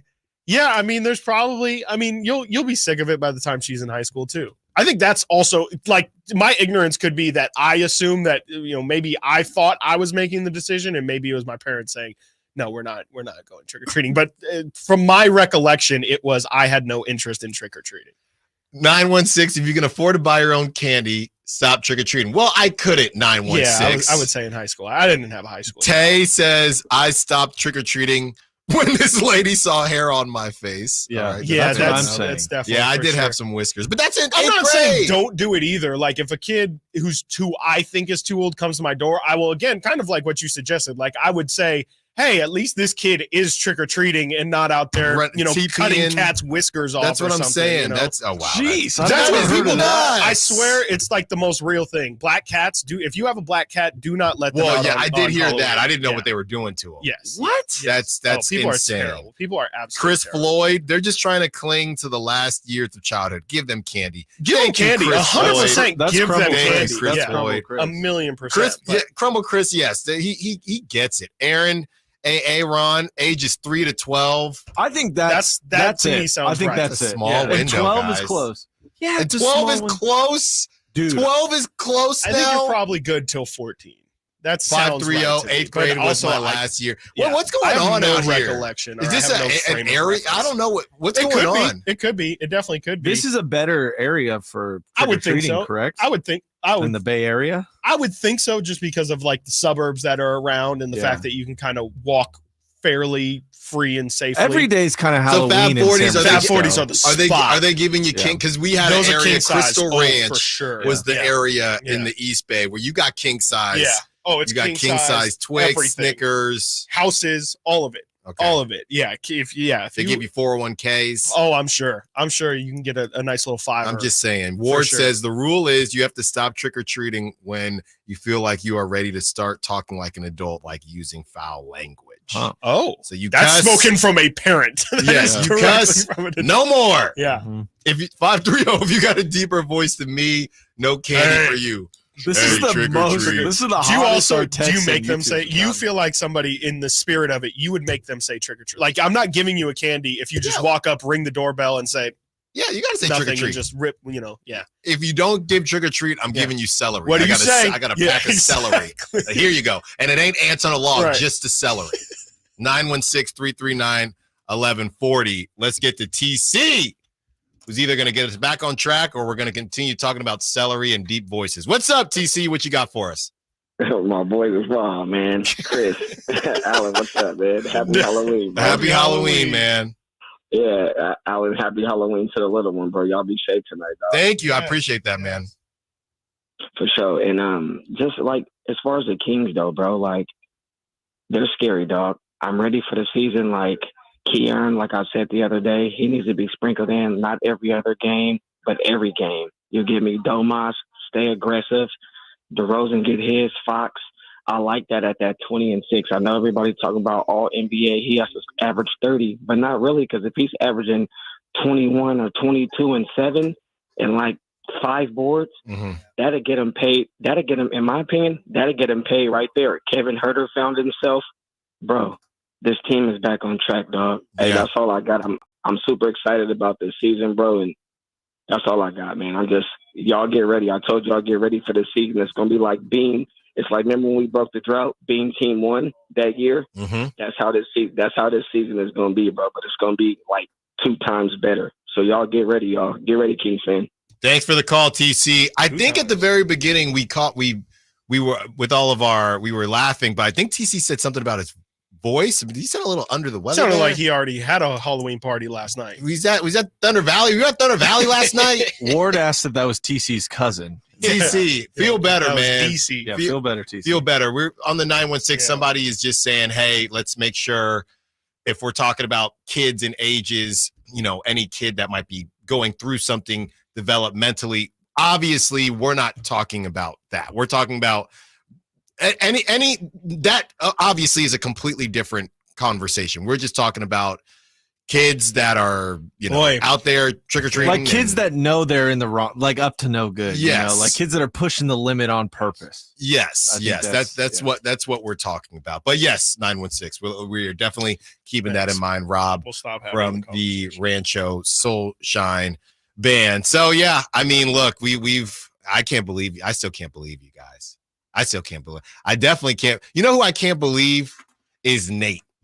Chris, you're fine. It feels like Nate would be the one to push the limit. Exactly. Chris, you're fine. I feel like you guys don't know me at all. For Nate to, that's also very true. But for you to grandstand like this, as you have blonde hair in your mid-20s. Hey, you guys want to know my favorite candy? M&M's. Whoa. How long you been working on that one? That was a decent one. I thought that was it a decent morning. One. Yeah. I'm just ridiculous. So when's the last time you dressed up? I mean, at the party last weekend. Like, so why'd you dress up? Adult Halloween. This is a straw man argument. How is it? How? That's another whole. My dad hates that or loves that conversation of like Halloween is no longer a kid's holiday; it's an adult holiday. Like it just is. Like people just love to have. Like it's just an excuse to drink. I mean, to be honest, like, and it's a good one, but and we know how people like to take their costumes these days, but. I just think that nowadays it is more so about, how big of a party can we do? How risque can we get our outfits to be? There's always you're not a cat. Put some clothes on. I'm a sexy cat. All you have on is the cut ears. Your whiskers. All you have on is the ears. Yeah. Oh my God. Those are also the worst too, but I am very, very much guilty of it for sure. The lazy costume. Oh, yeah. Where it's like, the sexy the sexy kitty. Cut the How's mic. it going? I'm very guilty. Yeah. I'm very guilty of being a bad kitty. That's crazy. I'm your neighborhood cat. Chris the kitty. Meow. Wow. Yeah. That is coming to a neighborhood near you. Wow. Well, I hope Dave. Do we know Dave's wife's name? Dave's wife, I hope you're listening right now because I believe it's Melissa. Hey, this one probably reminded you of what you have to deal with your husband every single day. Every single day. Okay, let's get back into some Kings talk on the other side. And we go around the NBA and around Halloween costumes that apparently you shouldn't be able to wear after the age of 6. Now you're moving the goalpost. No, I'm not moving anything. You're moving the goalpost. No. Dressing up is fine. Yeah, don't have any fun. Hey, is baby Sal's allowed to? She's 2. Is that too old? No, it's 18 3 to 12. months. It's 3 to 12. She's 18 you know months. The rules. Time to kick her out of the house. Go Here, go learn something. Go learn something yourself. Stiles and Watkins, Sacktown Sports. What's that? You never know what you might hear when listening to a Sacramento Kings game. Keegan going for another triple. Man, is he feeling it. Can he do it? Yes, there's number 11, Keegan Murray. Keegan steps back. He just knocked down his 12th three-pointer, a Kings franchise record. He's got 45 points. Never miss a moment of Sacramento Kings basketball with Sacktown Sports and the Sacktown Sports app. I'm Brian Tedesco, CEO of Blaupunk Americas, the pioneers of the car stereo. Today, we're not just about sound systems. We are revolutionizing the e-bike scene with Blue Dot Bike. Thanks to AmericanEagle.com, our online presence now features a dynamic e-commerce website that showcases the quality and affordability of our foldable e-bikes. And our collegiate e-bikes, just perfect for the college fanatic. These e-bikes offer a new way to experience freedom on two wheels, no matter your age.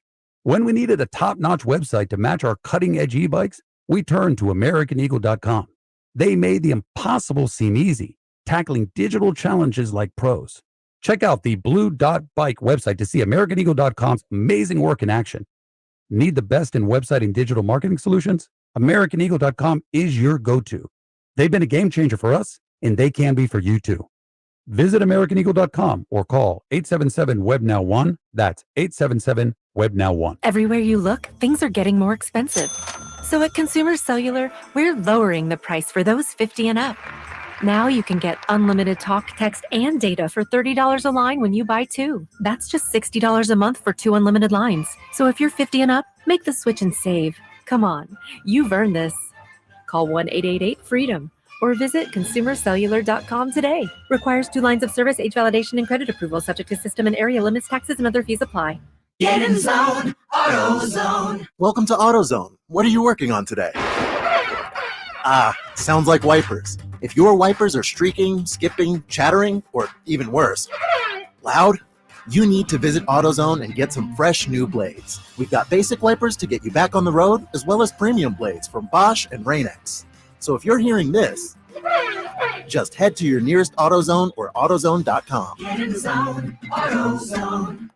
Good morning, Doctor. Doctor? Hi, Doctor. Doctor? Dr. Jackson's practice is growing. What do you mean we're still short-staffed? He needs a good patient doctor. How do we not have enough doctors to doctor all these patients? And he doesn't have the patience to sift through hundreds of resumes. I need Indeed. Indeed you do. When you sponsor a job on Indeed, it's easier for talented candidates to find it, which makes it easier for you to hire them. Visit Indeed.com/credit and get $75 towards your first sponsored job. Terms and conditions apply. It's football season, and Uber Eats is dropping undefeated deals on all your game day favorites. This week, score buy one, get one free Crunchwrap Supremes from Taco Bell, only on Uber Eats.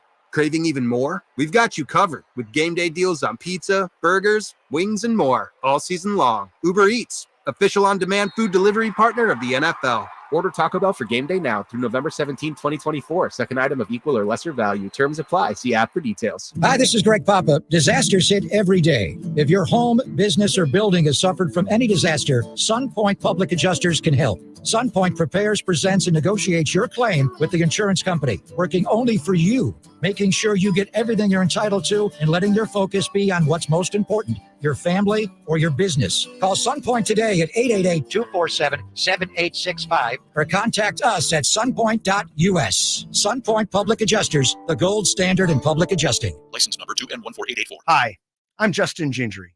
One of the most common questions I receive is what makes us different from other law firms. At Gingery, Hammer & Associates, we handle your case from beginning to end. Whether your case reaches a settlement, whether we need to file suit, or even take it all the way to trial, we will be with you along the entire way. And because we are committed to you and your case, we are as invested as you are in making sure you get the outcome you deserve. If you have an injury, just call Gingery. Kill Switch Engage, live in concert. Saturday, March 15th at Hard Rock Live, Sacramento. With special guests, Kubla Khan TX, Fit for a King, and Frozen Soul. Kill Switch Engage. Get tickets Friday, 10 a.m. at Ticketmaster.com.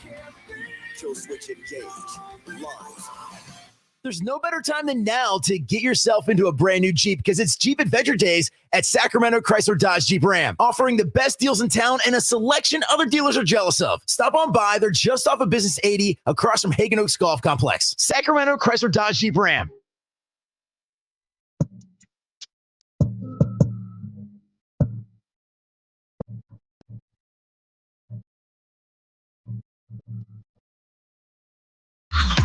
Sacktown Sports. Check us out on YouTube. Search Sacktown Sports and subscribe. 1 o'clock. UC Davis got those tickets. Hey, UC Davis Family 4 back against the Bears. Light the beam. Like the Beanie Man. Northern Colorado. That's who the Aggies will be taking on. Based on these last couple days, guys, definitely going to have to bundle up. It's been a little chilly. Yeah. Maybe The rain shocked me this morning. Yeah, maybe I'm just a little soft based on the summer being so hot. But if you win those tickets today at 1 o'clock, I'd definitely bundle up a little bit. Yeah. But that's football weather. That is. Yep. You know, that's some nose plugs. That's football weather. 916 is asking the question, which is worse, a fully bearded teen trick-or-treating or the parent carrying the newborn trick-or-treating for them? That's from Ken in Orangeville. What's wrong with the second one? The bearded. What's wrong with I mean, baby Stiles can walk. I mean, she can definitely walk. She's 18 months, but yeah, she can't eat the candy. No, but it's the she's not a new. experience. She's not Yeah, a it's new. the experience. Right. She was Yeah. dressed up. I guess a newborn. Yeah. Like last year. Oh, fixated on the candy. newborn. Yeah, They're talking so like okay. Basically, I guess they're saying that the parents are just taking the candy. Right. Right. Because I mean, sure. I think it's more of a photo op thing, though. You know? Right. Like we dress her up. What was she, a pumpkin last year? Something like that. What? So she was 6 months. Right. And you guys had just moved here, too. So I'm Right. assuming But you had we some didn't- other stuff going on. Yeah, we didn't besides take her thinking of anywhere. Yeah. You know what I mean? We Yeah. didn't- I would think it's the bearded kid for sure. Yeah. Yeah. Because at least you can make you can make an excuse. First time parents. It's like it's their first Halloween. 'Cause I First had time you get to whiskers in dress your 8th thing grade, up. so I can't trick or treat because I had whiskers in 8th Maybe grade. not. Yeah, maybe not. Yeah. It's tough though, you know. You would be a great Wolverine if you shaved if you had the sideburns. Right now? Yeah. Like if you did like an Who are X-Men you with talking your to? family. Who are you talking to? That's a great question too. Yeah. I feel We like both I could have do it. beards. Yeah. Yeah, but you look like You Childish look Gambino, you know, you look like Yeah. Idris Elba, you know? Yeah, that's right. All right, let's get back on track here and let's go around. Which one? Yeah, which one? The NBA. Time to go around the NBA, guys. And as we talked about a little bit earlier, Giannis could be on the move. This is something that's been brought up a lot. And real quick, Chris, before we get to this audio, you said that you saw something about basically a former host here that was mentioning how every year it gets brought up that Giannis is going to be on the move. Yes. How do we, basically let's just not take this serious. Yeah, good old friend of the show and of the station. We love him so much. Rami Makloff. Hope Rami's doing well. As we know, Rami used to do radio. I think he still is actually doing some spots out in Chicago and out in Milwaukee, pretty much the same area, a couple hours away. And Rami had this to say about the NBA Central Post, saying Giannis Antetokounmpo could force his way out of Milwaukee. Rami says, again, crazy how Giannis has forced his way out of Milwaukee every year for the past 7 years. Miracle, he keeps coming back, though. As we know, Rami, very, very funny man, stand-up comic. You can go check out Rami's work somewhere. I don't know. Maybe he'll be back in Sacramento.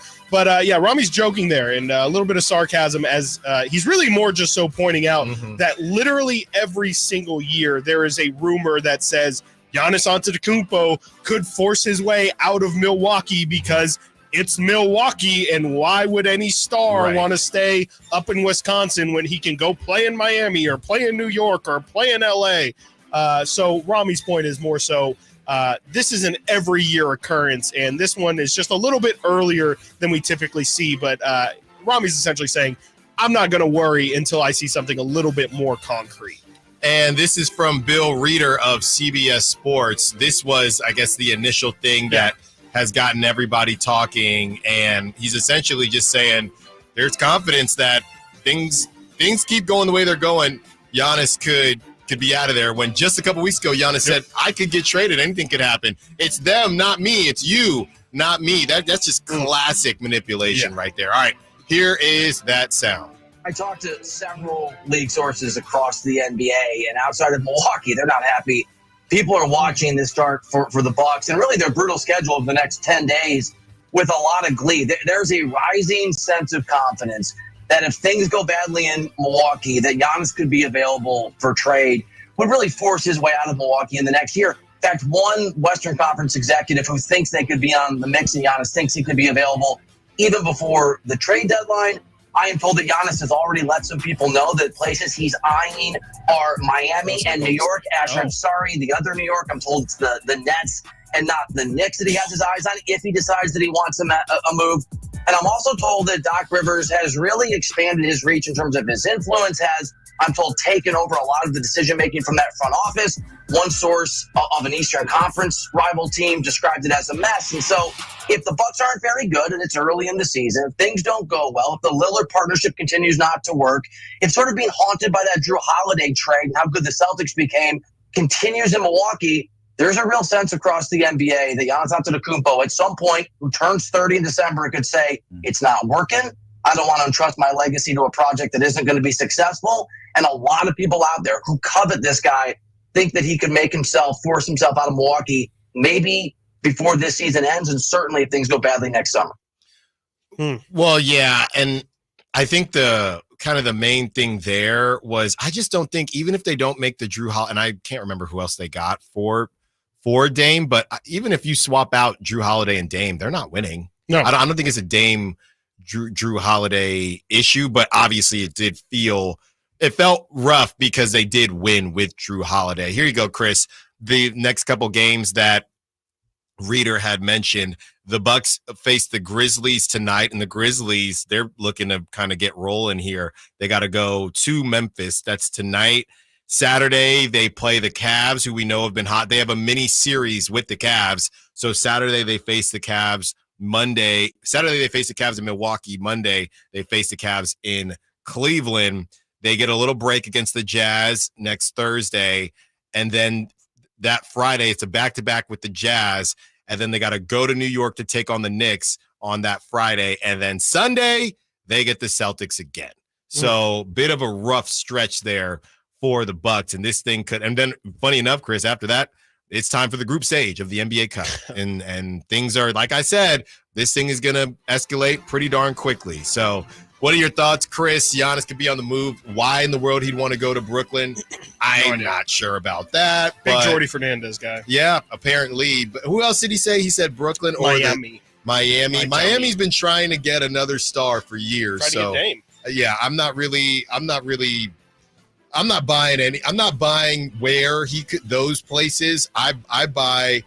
There have been rumors for a long time about Golden State, simply because Giannis really does love Steph, and you even said you were afraid he was going to say Golden State. Yeah, I was. I'm not buying Brooklyn. I guess I'll buy Miami, but yeah, you're just not going to. Can you imagine? You talk about bad spacing, Ben Simmons and Giannis on the same team? Really?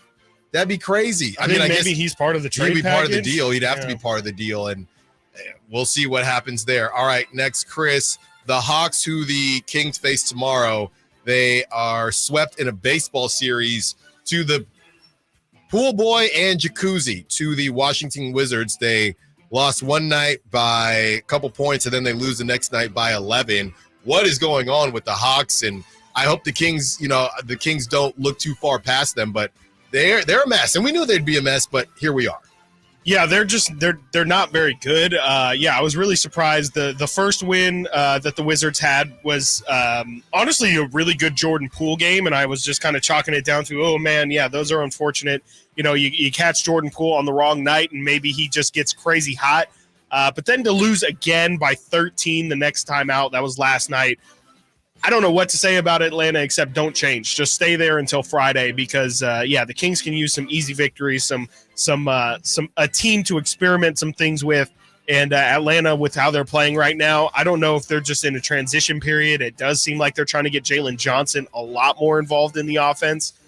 I really feel like Atlanta could end up surprisingly being one of the worst teams in the Eastern Conference. I wasn't expecting it. I thought that they could hold themselves up with just having Trey Young out there and having Jalen Johnson, Clint Capella, Bogey, but they've already found some injuries, and they already are playing much worse than I think anybody anticipated. It's crazy. Continuing the conversation, Zion is not shooting very well. More games under 30% this season than his entire career. Well, I'll put it to you like this, Chris. At least he's playing. Yeah, right. At least he's playing. That's a great point. I think it's just been him and Brandon Ingram have been really, really clunky. I will say yesterday I did watch a good helping of that Warriors-Pelicans game. Draymond locked him up, and Draymond did lock him up for both of those two games that they played. Maybe that played a little bit of a factor into it, but I think that Pelicans team is just the way they're built right now with BI and Zion, and again, them not really having any semblance of a true center. They're a mess. They are an absolute mess. They are not the same Pelicans team that they were last year. They look completely different. Last but not least, I know we're up against it, but maybe we'll revisit it on the other side as well. Draymond Green talked about the Thunder in his latest podcast episode, said he's not a fan of the post-game interview tradition. Here's a quote: "The one thing I see about the OKC team that's alarming to me is their post-game. 7 guys in the interview, there's a certain seriousness it takes to win in this league, and there's a certain fear you have to instill in teams in order to win. I just don't know if they're instilling that fear in teams with all the bromance stuff after the game." Got to punch somebody, Chris. Yeah, what is he talking about? Got to punch like somebody. what is they're being too. They look soft is essentially what he's saying, is that they do interviews and they look like too nice either. of guys. Yeah. Way too nice of guys to win a basketball game. You have to be have an edge to you in order to win a basketball game. It's just ridiculous. I mean, they have the best team. They have the best players, a collection of players. They don't need to be scary to beat you. They'll scare you on the floor. When will the Kings lose again? Coming up next, Stiles Watkins, Sacktown Sports. The Beam Team plays here. How many times I seen that beam lit up when I was chilling at home? What's the significance of pushing this button? You know, like I said, when it solves all. We live and breathe Sacramento Kings basketball. Live and local with the Carmichael Dave Show with Jason Ross, Stiles and Watkins, and the Drive Guys. This is your home for the Sacramento Kings. Sacktown Sports 1140. Football season, and now you can get anything you need for game day delivered with Uber Eats. Well, almost anything. You can't get a running back, but baby back ribs? Yes. Uber Eats, official on-demand food delivery partner of the NFL. O'Reilly. You've got questions? O'Reilly Auto Parts has answers. Need a pro you can trust? We've got that too. No matter what you need, our professional parts people have the training and expertise to help you do things right. Deep automotive knowledge. Just one part that makes O'Reilly stand apart. The professional parts people. O'Reilly Auto Parts. Model Year End pricing is back at Folsom Lake Honda, your one-stop Honda shop. During the Model Year End event, lower interest rates at Folsom Lake Honda make lower payments. It's no wonder why Folsom Lake Honda is your one-stop Honda shop. Come in today or check out our entire inventory online at folsomlakehonda.com. Get an instant cash offer for your trade at folsomlakehonda.com. We'll buy your car whether you buy from us or not. Folsom Lake Honda is your one-stop Honda shop. Folsom Lake Honda. Go to folsomlakehonda.com. Your one-stop Honda shop. Power Business Technology is proud to be 100% independent, locally owned, and managed Toshiba copier dealer. Local ownership cuts out the red tape, allowing ourselves to never be too busy to personally answer the call when our clients need us. Recognized for excellence in service execution, training, and customer service, we're proud to be named a 2022 Toshiba ProMasters Elite Dealer. Contact us today for all of your business printing needs at 844-POWER-BZ. That's 844-769-3729, or visit us at powercopiers.com. Twin Peaks is the best in the game. Here, the ultimate lunch lineup boasts wall-to-wall sports and scenic views. When you're hungry and in a hurry, the Scratch Kitchen delivers lunch in the clutch. I mean, where else can you order a 29-degree draft beer and a quickie combo on your lunch break? Only at Twin Peaks, the #1 sports bar. Twin Peaks Scratch Kitchen scores every time. Dig into hand-smashed burgers, chef-inspired flatbreads, and more at your local lodge. At the law offices of Dale R. Gomes, we understand that when you're facing a crisis, you need more than just a lawyer. You need a team. Our dedicated attorneys work together, combining decades of experience to guide you through personal injury or criminal defense matters with care and expertise. We're committed to supporting you every step of the way, ensuring your voice is heard and your rights are protected. With offices in Sacramento and El Dorado County, reach out to the law offices of Dale R. Gomes today, 916-999-9033, or online at dalegomeslaw.com. KHTK HD1 Sacramento, KYMX HD3 Sacramento. From the Power Business Technology Toshiba Studios, Sacktown Sports 1140.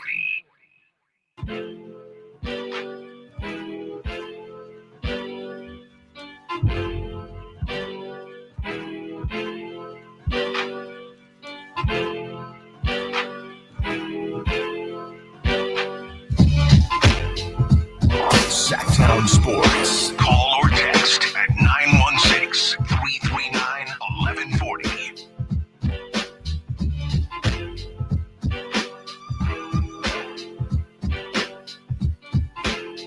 Two hours down, 2 to go.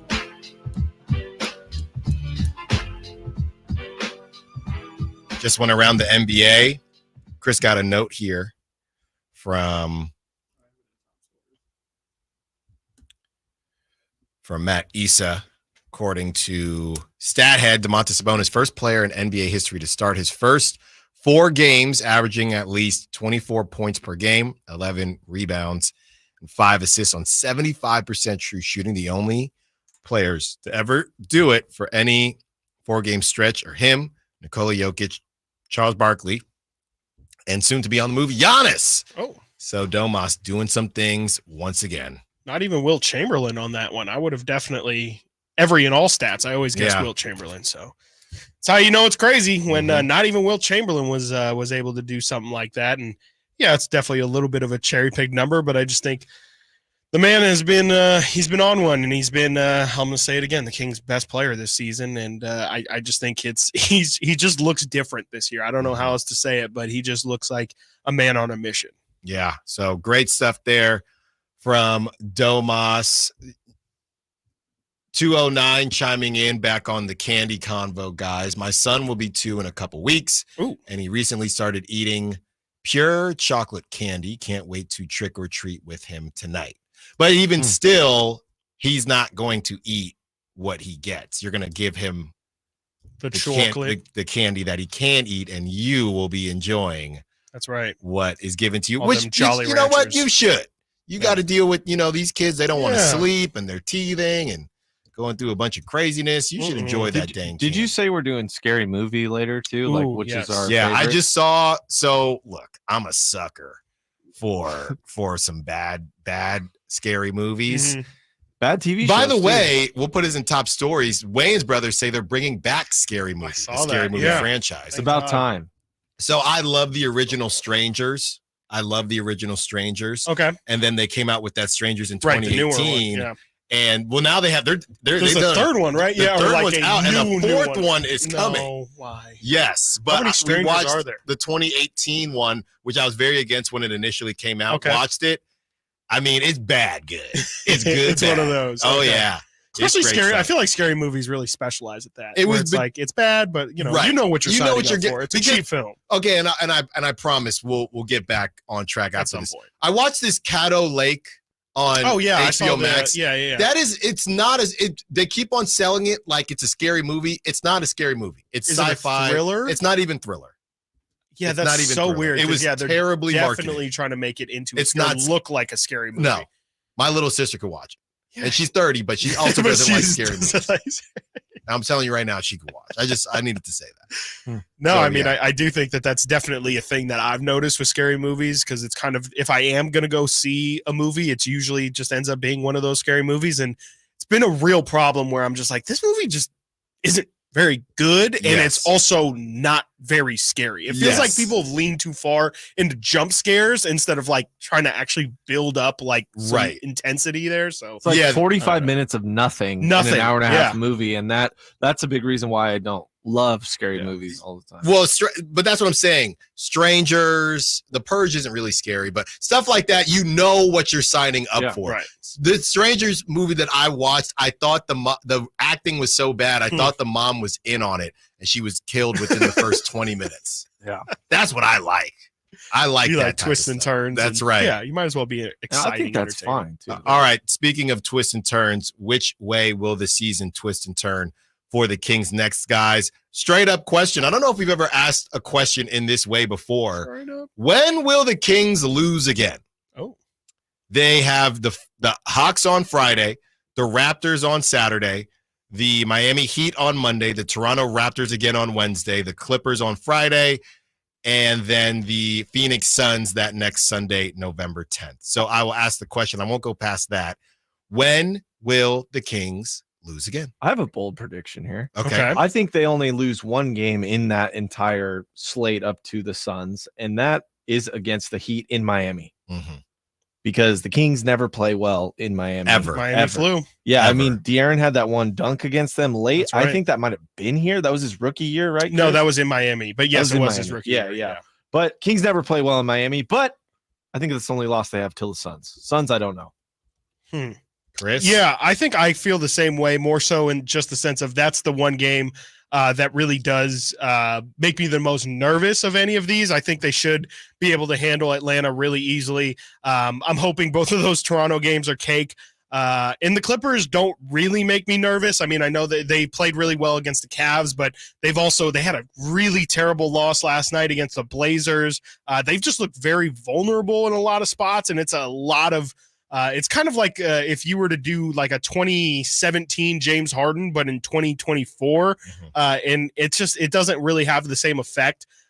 So I feel like they should be fine against the Clippers. It's that at Miami game for sure. And then, yeah, I mean, besides that, it is those Suns games. I think that this is really a great stretch for the Kings to take advantage because personally, I think they should win all of these games. It's just the only reason I say not is because I know how tough it is to kind of, even if you are expected to win, naturally you're going to have a night of slipping up and things like that. So I would say Miami is probably the one where it's most obvious that they could stumble. Yeah, I don't want to say Miami simply because that's so obvious. And if we want this team to be different, right, than in years past, I need them to win a game like that. Miami hasn't been setting the world on fire either. So, I think this is a good opportunity for the Kings. I'm going to say that the Kings' next loss, guys, and I'm trying to confirm here.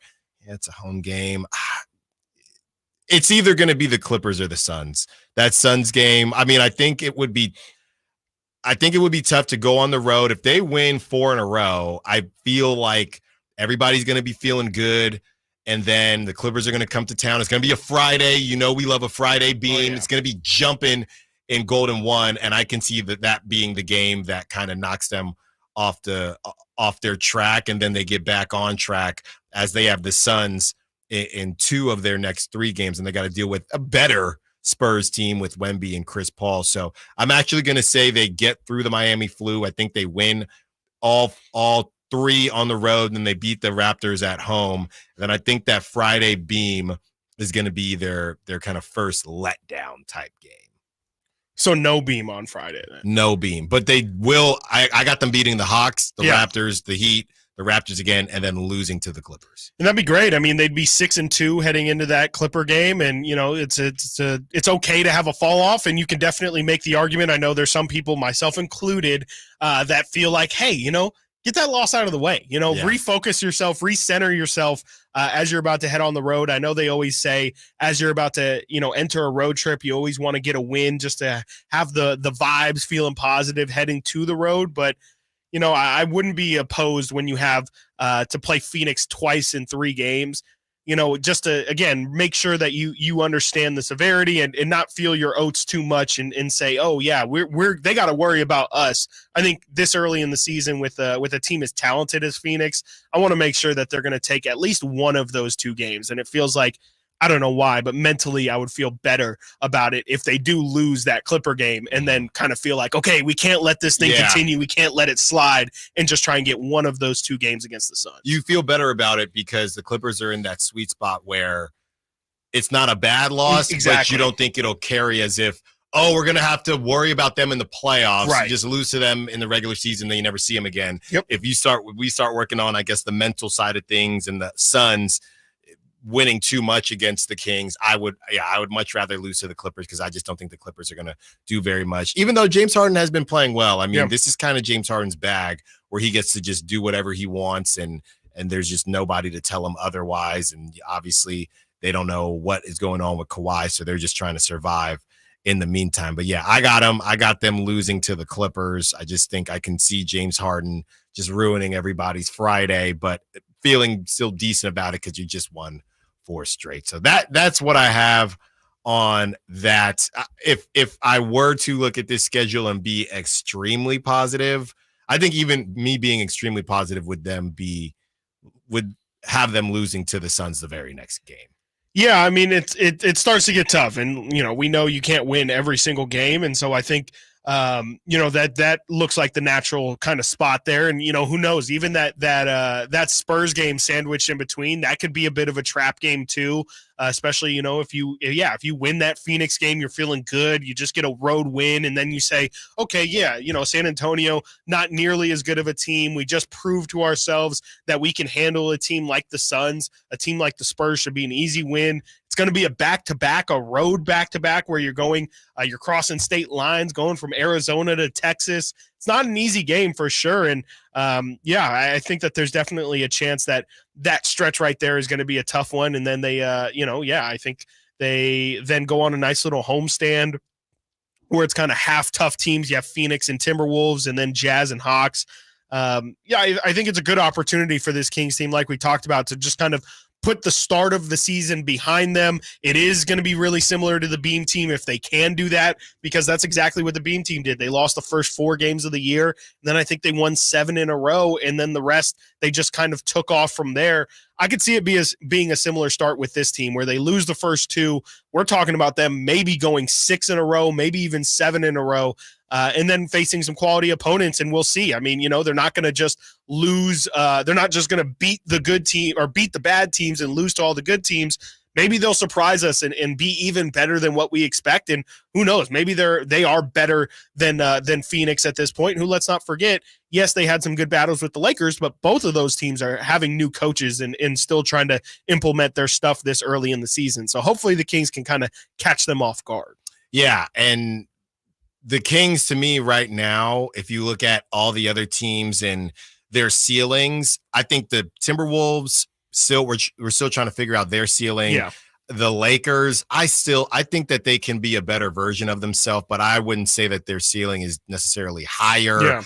The Mavs, we know who they are. They can be lethal. I think the Kings have the highest ceiling in terms of what we think that they could be. A lot of these other teams we already know. Yeah. It's just a matter of how close the Kings are going to get to that ceiling. Dwayne will get you on the other side as we continue the Kings conversation. Stiles and Watkins, Sacktown Sports. Subscribe to Sacktown Sports on YouTube and watch the Carmichael Dave Show with Jason Ross, Stiles and Watkins, and the Drive Guys. Live Monday through Friday from 6 to 6. Plus view archive shows and exclusive content. Subscribe at youtube.com/Sacktown Sports. Sacramento State football this Saturday at 6 versus Portland State. Get your tickets at hornetsports.com. How was your drive to school? Let me tell you, I had to get my iced coffee first. I just can't seem to put it down. My favorite rapper just announced a tour. My phone was buzzing like crazy. I'm so excited. I had to text all my friends right then to talk about it. Then someone started calling me and... Let's try that again. I turned my phone off right away. I never drive distracted. Visit StopTextStopWrecks.org. A message brought to you by the National Highway Traffic Safety Administration, Project Yellow Light, and the Ad Council. Hey, can you blow up some balloons for Jack's party? I can't. I'm so congested. You need Sinex Saline from Vicks. Sinex Saline Nasal Spray? Yeah, just Sinex. Breathe.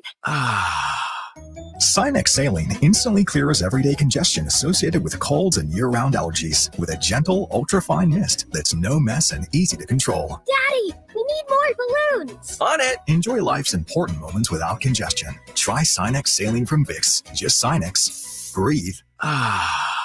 Use as directed.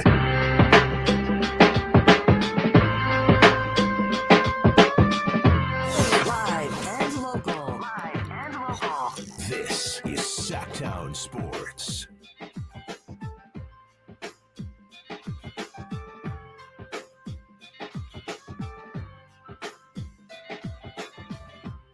Nine 916-339-1140.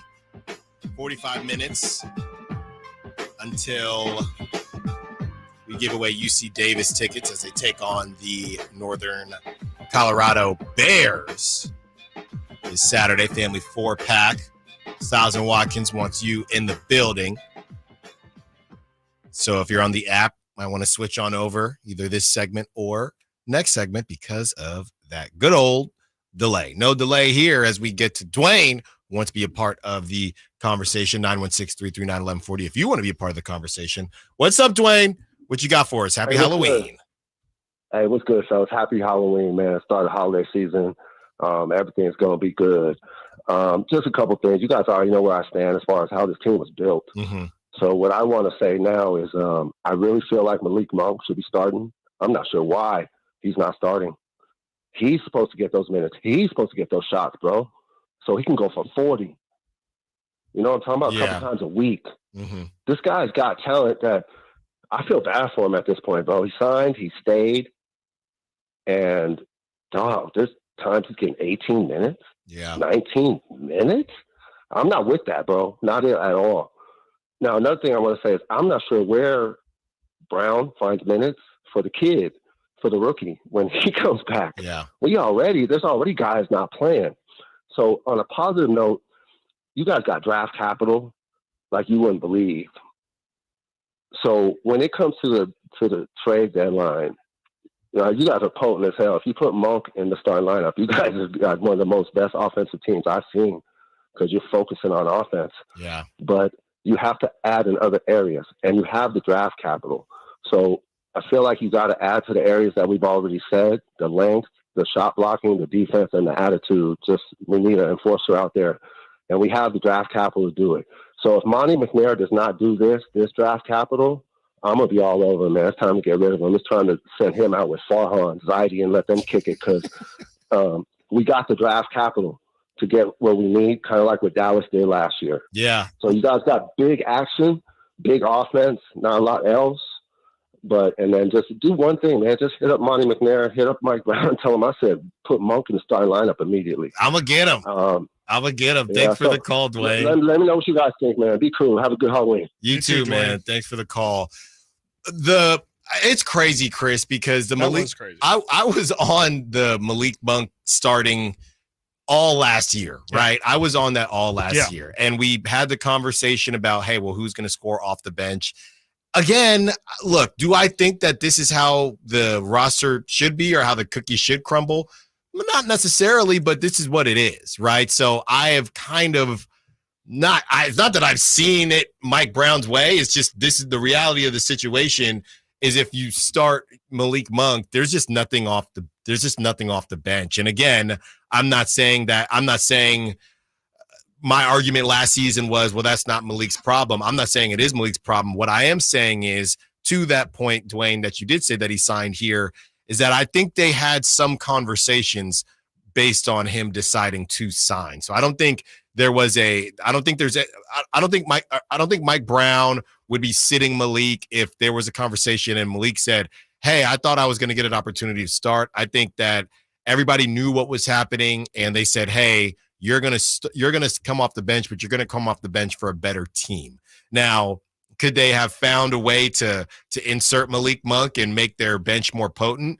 I believe they probably could have, but I don't think they do that and get DeMar DeRozan. I think that they had a lot. It was almost like whack-a-mole this offseason, and I think that they felt as if they did whack the biggest mole, and from there, they're just trying to figure out where to go after that.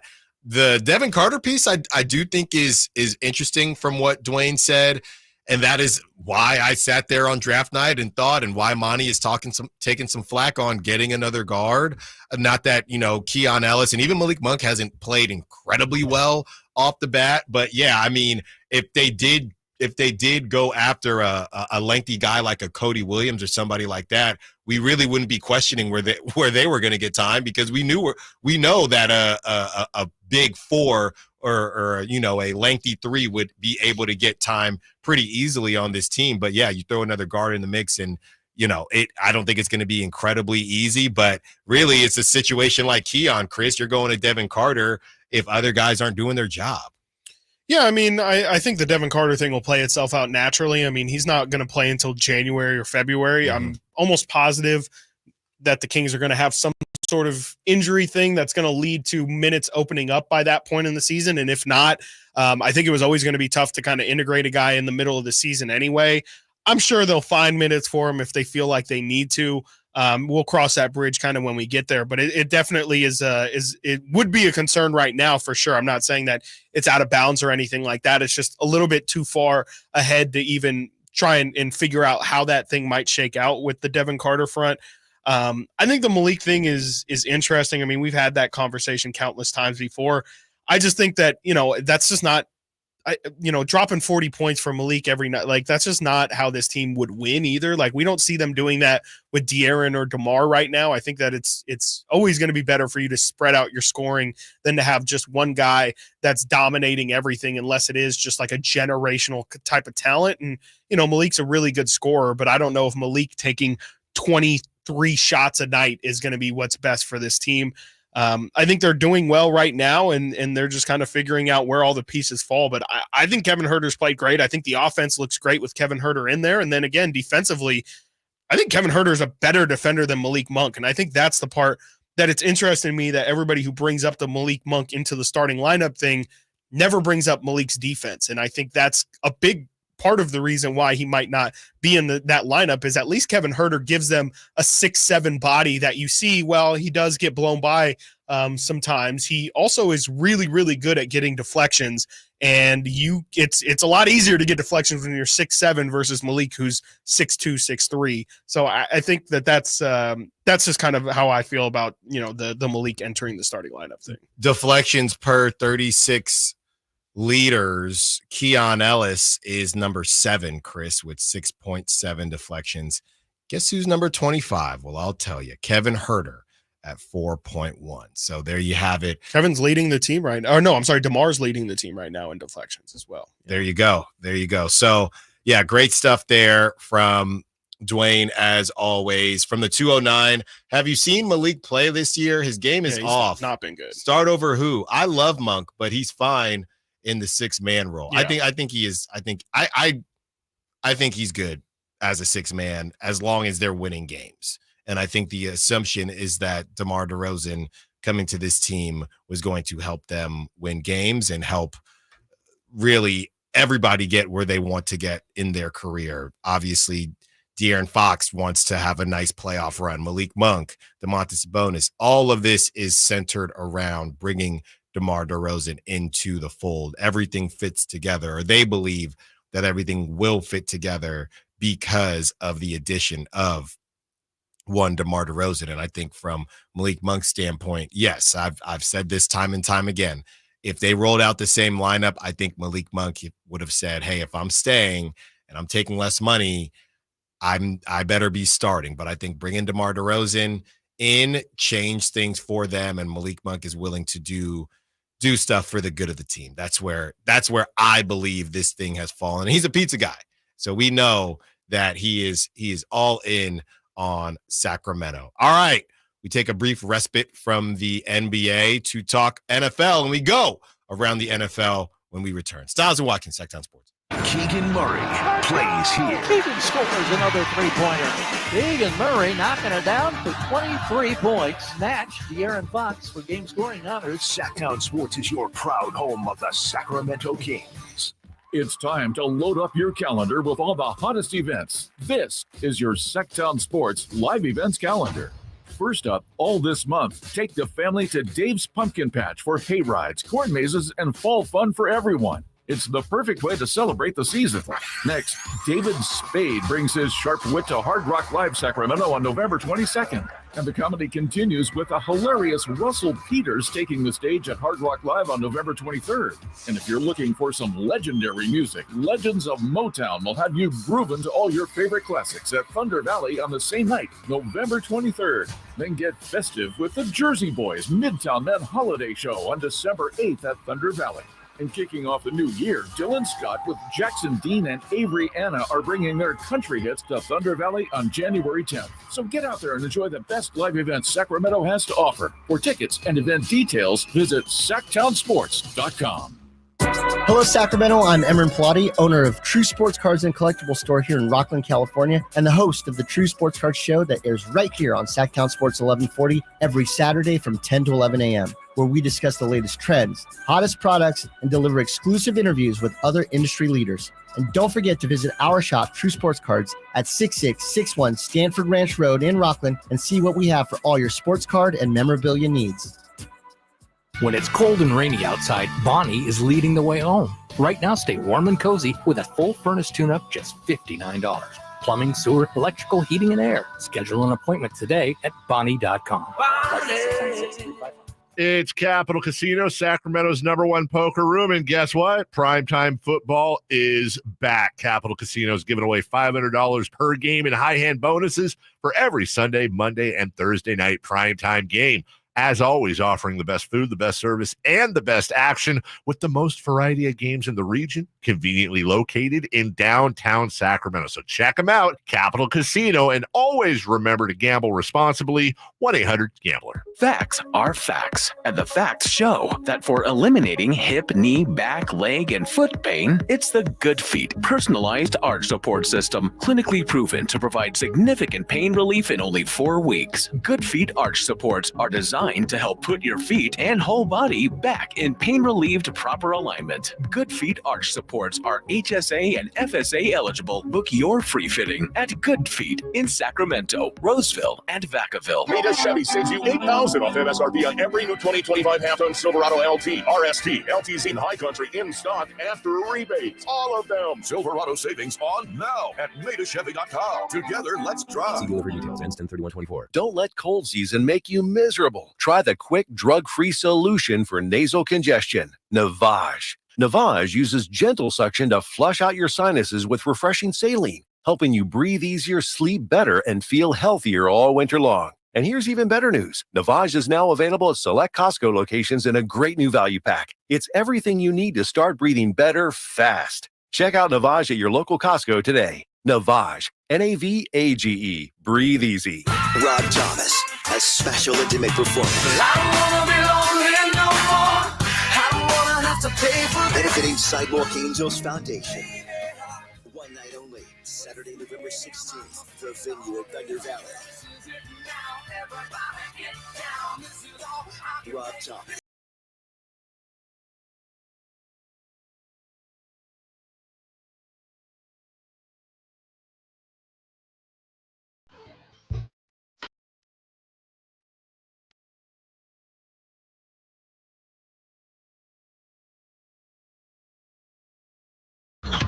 Sacktown Sports.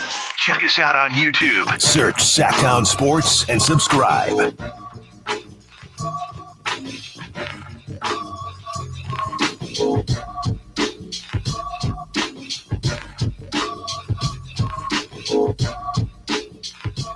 Minutes away.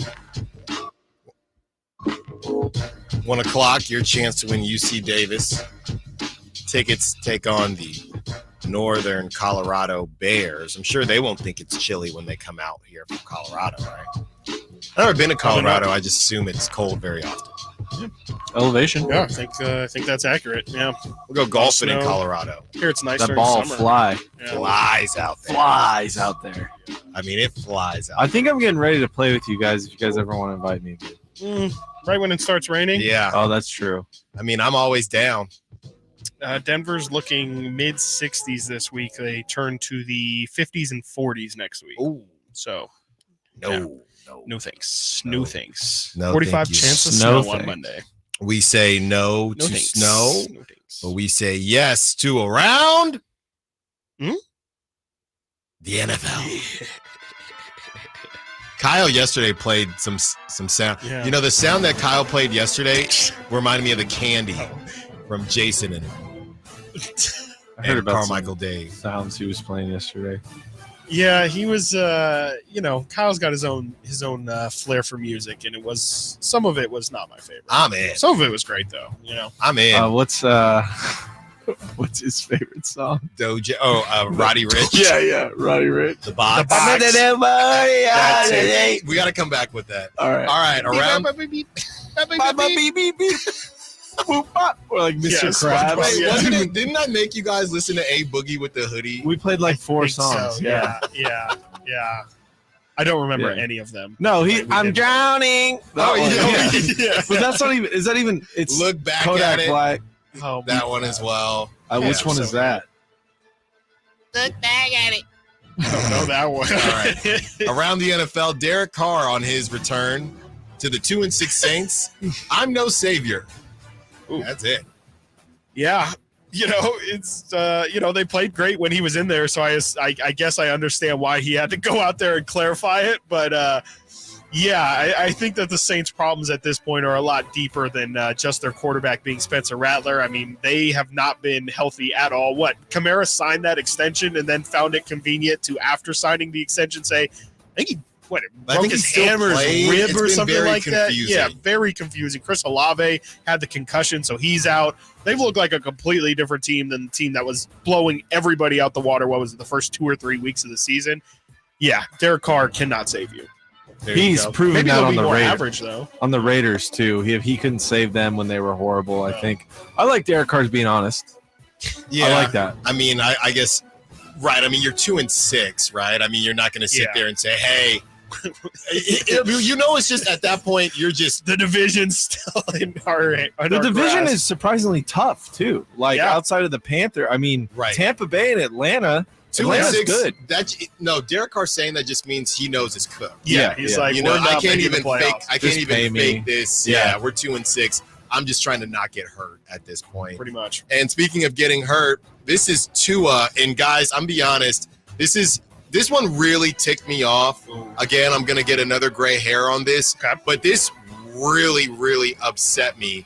Apparently, there was a mistake during the Dolphins game where the ball was hiked and it kind of just the whole thing got muffed. He pushed it. He did a good job pushing it out of bounds though for the safety and not letting the defense get a touchdown. Yes, it was a very heads up play by him. But apparently he saw social media. He's getting killed by social media, and he had this to say, which is one of the weakest responses I think you can hear from an athlete, professional athlete. That is. Here it is. Okay. I have pretty good vision. I have pretty good hands. I mean, I'd like to see a lot of other people go in the back there and try to catch that ball too. You've seen it wasn't Boo's best, and Boo knows he can get it better, but it wasn't my best as well. But I'm just saying, to give perspective, it's not as easy as what it looked like. Aaron Rodgers plays for the Dolphins? Isn't there more? Sitting down on your couch eating chips. There you go. Yeah, you gotta play that. Yeah, sorry. You gotta Yeah, play my that. bad. You'll eat the tape. I mean, whenever an athlete goes there, it's that's cooked. bad. That's like LeBron saying, you got to go back to your sad life, and I'm going to go back to my mansion. You have nothing else. Actually, it's not that. We know that it is hard, but the professional standard that you're supposed to be at, I'm not even saying for that play necessarily, but I think whenever you try and make that argument, it's, usually it's because sports fans watch your sport a ton, and we see that rarely happen. And so, it's a tough play. Obviously, these guys are crazy fast. They're big. They're trying to go for the football as equally as they're trying to take your head off. But, we just think that you should play better given the standard. That's all it is. $212 million. $212 million, $53.1 million this season. We don't get paid that to sit on our couch and eat chips, Tua. I wish, man. That's the difference. I'm probably as good as Tua is in cold weather too. So that's the difference, Tua. I don't understand that comparison. Also, eating chips is a lot harder than you would think. Yeah. It's a lot harder. I just don't understand that comparison when they're getting paid so much money. Yeah. No, I don't understand it. It's not equal. And for him to be the guy, do you remember when he got the contract and the season hadn't started yet and they were still doing open practices and he ran out there and I think we played the sound. Show me the money. Right. Yeah. Like the fans don't like that you were making a ton of money. Like I'm not thrilled. Like it's cool. I don't care, but you're comparing. You mess up, and you are getting paid more money than 99% of the world will ever see, and 99.9, and you're gonna sit there and you make a mistake and say, "I like to see you do it." That's why you're getting paid the money. You're getting paid the money because we can't do it. We know we can't. That's the problem. We can't do it. That one. He cannot be. It really doesn't matter what the play is. You can't say that. No, if the Raiders, if he was made available tomorrow, I wouldn't want the Raiders to get near him. I don't like how he goes about any of his business. Yeah. Well, and then there's the concussion stuff too, and he won't help himself, with the Guardian caps. And he's left-handed, so I really should have a soft spot, and I don't even have it. Just stay away. And he's like 5'8". No, he's not. We'll see. We'll see. All right. Bo Nix named Rookie of the Month over Jaden Daniels. Jaden Daniels, 4 touchdowns, 1 interception, 0 rushing touchdowns. And a Hail Mary. And a Hail too. Mary, Come yeah. on. Bo Nix, 7 touchdowns, 1 Right. interception, 2 rushing touchdowns. The Jaden Daniels get robbed. I mean, I guess if you look at the stats and, the Broncos have played well this month, I guess it doesn't have to every single month go to Jaden Daniels, but how Bo Nix did play really, really well in their last game. I'll give him the credit for that, but I mean, Jaden Daniels has been that team has been the story of this season. And, again, I'm not even saying that it has to every month go to Jaden Daniels, but especially after the performance, he beat the number 1 pick in the draft as well. Like, he got some really quality wins. It feels bad to have Jaden Daniels not win Rookie of the Month, though I guess he did miss one of those games too. Yeah, I understand why it was Bo Nix, but I think everybody is on the Jaden. We literally watched this. This is the same thing as what happened last season with CJ Stroud. Oh, this is what happens when the train gets rolling. Just stay out of the way because everybody is riding for the hot ticket. This is from Jamison Hensley. Ravens QB Lamar Jackson back/knee is not practicing Thursday. This marks the 2nd straight day where he hasn't practiced. It doesn't seem like Lamar has been taking really bad hits, but I think he's always just going to be a little bit dinged up, no matter if he's buff Lamar or skinny Lamar. I think he's always going to find a way to get dinged up. Speaking of Bo Nix, the Broncos head to Baltimore this weekend to take on the Ravens. So that might be a good game, sneakily. Might be. I mean, knowing the Ravens, you don't know. Coming off that loss, they might be looking for blood, though. And then Ravens short week. This is interesting. Ravens short week against the Bengals. Ooh. So I do wonder who is it now? Snoop is on the Dolphins now. Ravens backup. Snoop Huntley. Huntley. Yeah, I was. Well, Snoop got Ravens Steelers backup. I don't know. The Ravens backup. Right, Ravens backup. Is it? Oh man, I think they have. Josh. Yeah, Josh Johnson. Josh Johnson. Yeah, I was like, I'm pretty sure they have a running quarterback as their back. So Josh Johnson, if Lamar can't go, I heard a story about these days. If it's a short week, guys, do you think about not playing Lamar? This is why you can't trick off games. It's the Bengals, though, so it's divisional. That's what I'm saying. And that's brutal, but the Bengals aren't very good, but that doesn't matter if you and the Steelers have the same record. Yeah, sure. I'm saying if you sit Lamar against the Broncos to make sure he's ready for the Bengals. I don't think so. I think you got to play him. You can't, like you said, you can't afford to have losses at this point. You can be 5-4 and then enter that Bengals game with an opportunity for the Bengals to maybe leapfrog you for second in that division. Yeah, like you said, maybe if the Ravens hadn't tricked off one of those bad losses, they could be in a position to do it. But they're second place in the division right now. And then, like you said, the Bengals right around the corner. The Bengals win out these next couple weeks, they'll be right there with the Bengals or with the Ravens. So they really can't afford to at this point. Packers QB Jordan Love said he sees a, quote, realistic chance for him to play Sunday versus the Lions, despite the fact he did not practice Wednesday due to his groin injury. Well, he won't be playing for my fantasy team. Yeah. I have Jared Your Goff. theory is right, by the way. The every other week thing with him. It's every other week. Yeah, you're serious. Like, he goes off. So he might play. He'll probably play this week. I'm going to start Jared Goff instead, and he's going to ball out. That's what's going to happen. Real quick, you guys mentioned it earlier. CJ Stroud, kind of sophomore slump a little bit this year. Do you guys still think he's a top 10 quarterback right now? Now, I think so. Okay, I think he's still top but he's 10, closer to 10. He's close to like 7. Maybe higher. All right. And last but not least, check out the visuals during this break that's coming up. Macaulay Culkin dressed up as Joe Burrow for Halloween, and they do look really similar. He looks very, very similar. I saw it. Macaulay Culkin, obviously not the young buck he was from Home Alone, but he still does look like Joe Burrow. It's pretty funny. Go check that out. On the way back, when we return, Anthony Richardson.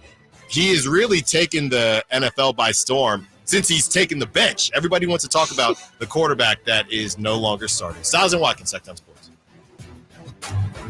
The NFL's leading rusher plays here. The handoff to McCaffrey, walks in the end zone. Handoff to McCaffrey, takes it right down to the goal line. He does his thing again. McCaffrey goes in motion right. Backwards pass led by Juszczyk. A block there. Hurdles a man. 10-5. Touchdown! CMC! You can hear all of Christian McCaffrey's touchdowns on your home for 49ers football. Sacktown Sports.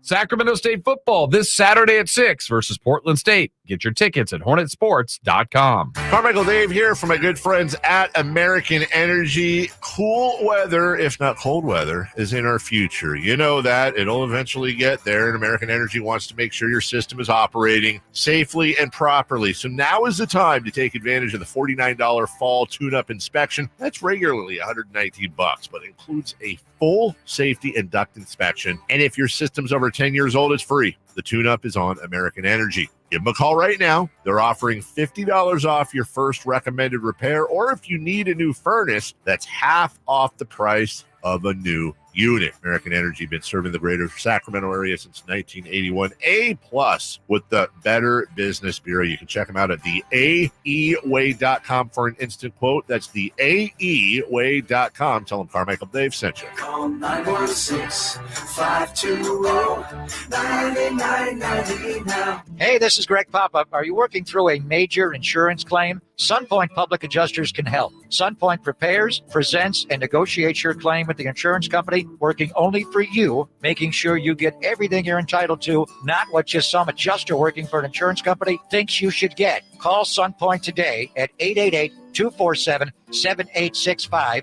or contact us at sunpoint.us. SunPoint Public Adjusters, the gold standard in public adjusting. License number 2N14884. Hi, I'm Justin Gingery from the law firm of Gingery, Hammer & Associates.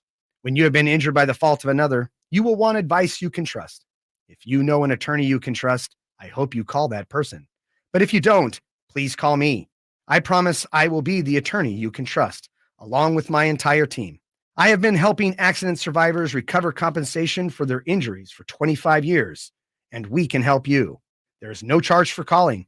If you have an injury, just call Gingery. Golf to Go is brought to you by the Hagen Oaks Golf Super Shop. Here's Frank LaRosa. Golf.com's Josh Sens offers 5 common golf course maintenance mistakes and tips to correct them. You've hit the green, and to fix your divot, you jam your tool underneath the ball mark and lift the soil, but the right way is to circle the edges of the mark with your tool, gently pulling the turf toward the center.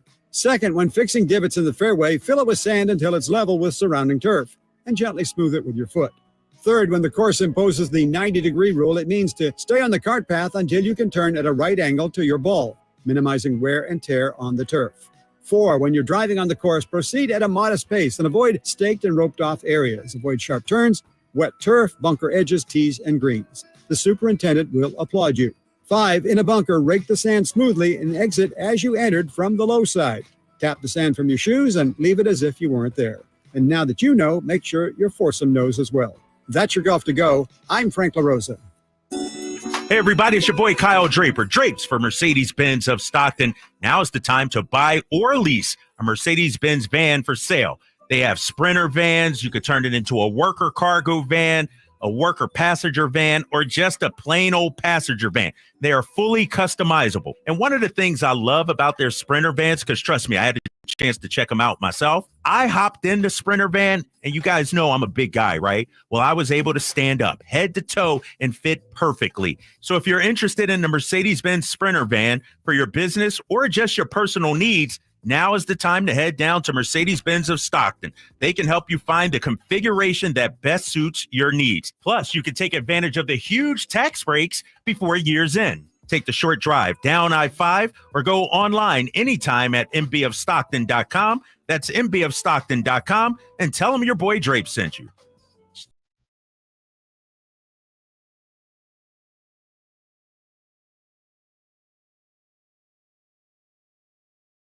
Sacktown Sports. Call or text at 916-339-1140. 15 minutes away from UC Davis ticket giveaway. Taking on Northern Colorado, 1 o'clock. You're on the app. Swish off that app. Go to YouTube. Check out our YouTube. We're doing new stuff with the stream too. I'd love for you guys to see that. Yeah, we are. Nate's working hard back there, or hardly working. You'll have to check on in to find out. To find that out. 916 Don't tell my boss. Leave Tua alone. Are you kidding me? Man, leave Tua alone. Sounds like the old Britney Spears video. I'm not leaving anybody Leave alone. Tua alone. I'm not leaving anybody alone that's making him that much money comparing themselves to people making normal money. Why should we leave Tua alone? That's my question. Yeah. He's Why doing it does to he get special himself. treatment to Yeah, he's everybody being else? kind of a jerk. Yeah. Yeah.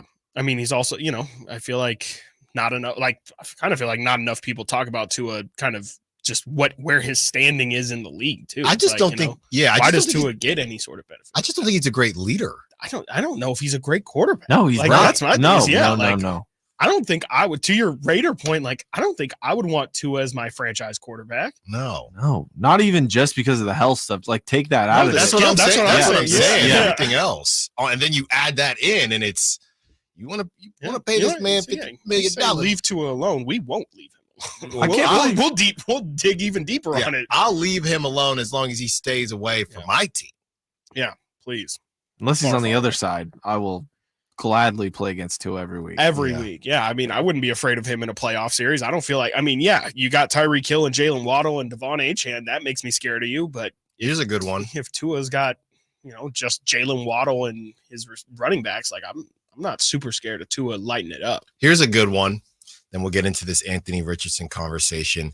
Who would you rather have? Let's get their ages in a straight up comparison. And the thing is, I'm not even saying that.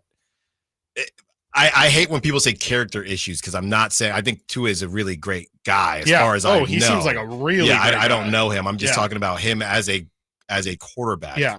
Okay. One guy. All right. The first guy, 6'1", lefty, 26 years old. He's got his big deal. He is making $212 million. The second guy is making $230 million, and this guy is 27 years old, so a year older than Tua, and about 3 inches shorter than Tua. Is that would you 3 rather, inches shorter than Tua? Yes. Would you rather right now on your team, if you were looking for you need a quarterback, you can only choose between these two guys, Tua or Kyler Murray? Who are you taking? Oh, Kyler. Yeah, I would take Kyler. I think Kyler's more skilled, more talented, and Dynamic. he's dynamic. I don't think he's necessarily as good of an offensive orchestrator as Tua. I think Tua can follow a game plan a little bit better, but from a pure talent standpoint, if I'm just putting together the best football team I can, I'm putting Kyler on that thing. Kyler's never really had a great head coach either. Not saying McDaniel's great, but if someone can just tighten Kyler up and be stick to that script a little more. Yeah. They would win a lot of games. I'm just here on this overthecap.com. Baker Mayfield or Tua? Baker. Yeah, I guess Baker. I wouldn't love either of them, but I think Baker's definitely playing better. Sam Darnold or Baker? Or excuse me, or Tua. Or Tua. Tua, yeah, unfortunately. Just have to check. Definitely. Aaron Rodgers or Tua? Oh, God. For the rest of this year? Yeah. I'd take the bet on Rodgers. Tua was sounding like Aaron Rodgers when he's blaming his center. Yeah. He could have done I could have done my job, but he was worse at his job. Aaron is just rough lately. Aaron's He's a been mess. New York is just turning him into the worst Let me possible. tell you, it wasn't New York. Matthew it's making it been worse. That guy. He has been that guy. Matthew Stafford or Tua? Matthew Stafford. Yeah, Stafford's still very, very Kirk good. Cousins or Tua? Kirk, yeah. You already did Kyler. Jalen Hurts or Tua? Jalen. I mean, It's going to be rare to find that's a a really franchise tough guy. one. That's probably closer than what I'm giving it credit for, but I think it's Jalen. I think Jalen. Jared Goff or Tua? Jared Goff is playing out of his mind. Yeah. Herbert or Tua? Herbert, even though he's restricted by Harbaugh. Trevor Lawrence or Tua? I'm taking the bet on Trevor. Yeah. I can't quit him.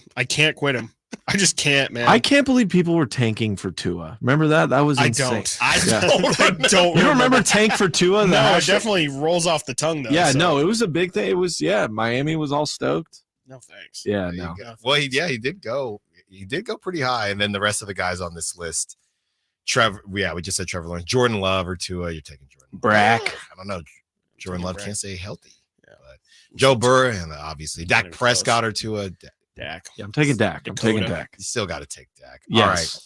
No, well, I didn't. This is a name I didn't say. Anthony Richardson or oh man or Tua. Long term. Who's getting hurt first? Long term. I'm taking Anthony Richardson. You mean for the season? Undeniably Tua. Yes, I'm tapping out. Yeah. I mean, that's probably the right answer. We have some sound here from Colts wide receiver Josh Downs on Anthony Richardson and whether or not he think that he will return as a starter. Here it is. I mean, at the end of the day, Joe's like 40 years old, so he only has so many more years, I'd say. I mean, AR is 22 or 23, so I mean, he's still the number 4 overall pick, and he's just going to learn from this, and he's going to get better. So I know he's going to start again.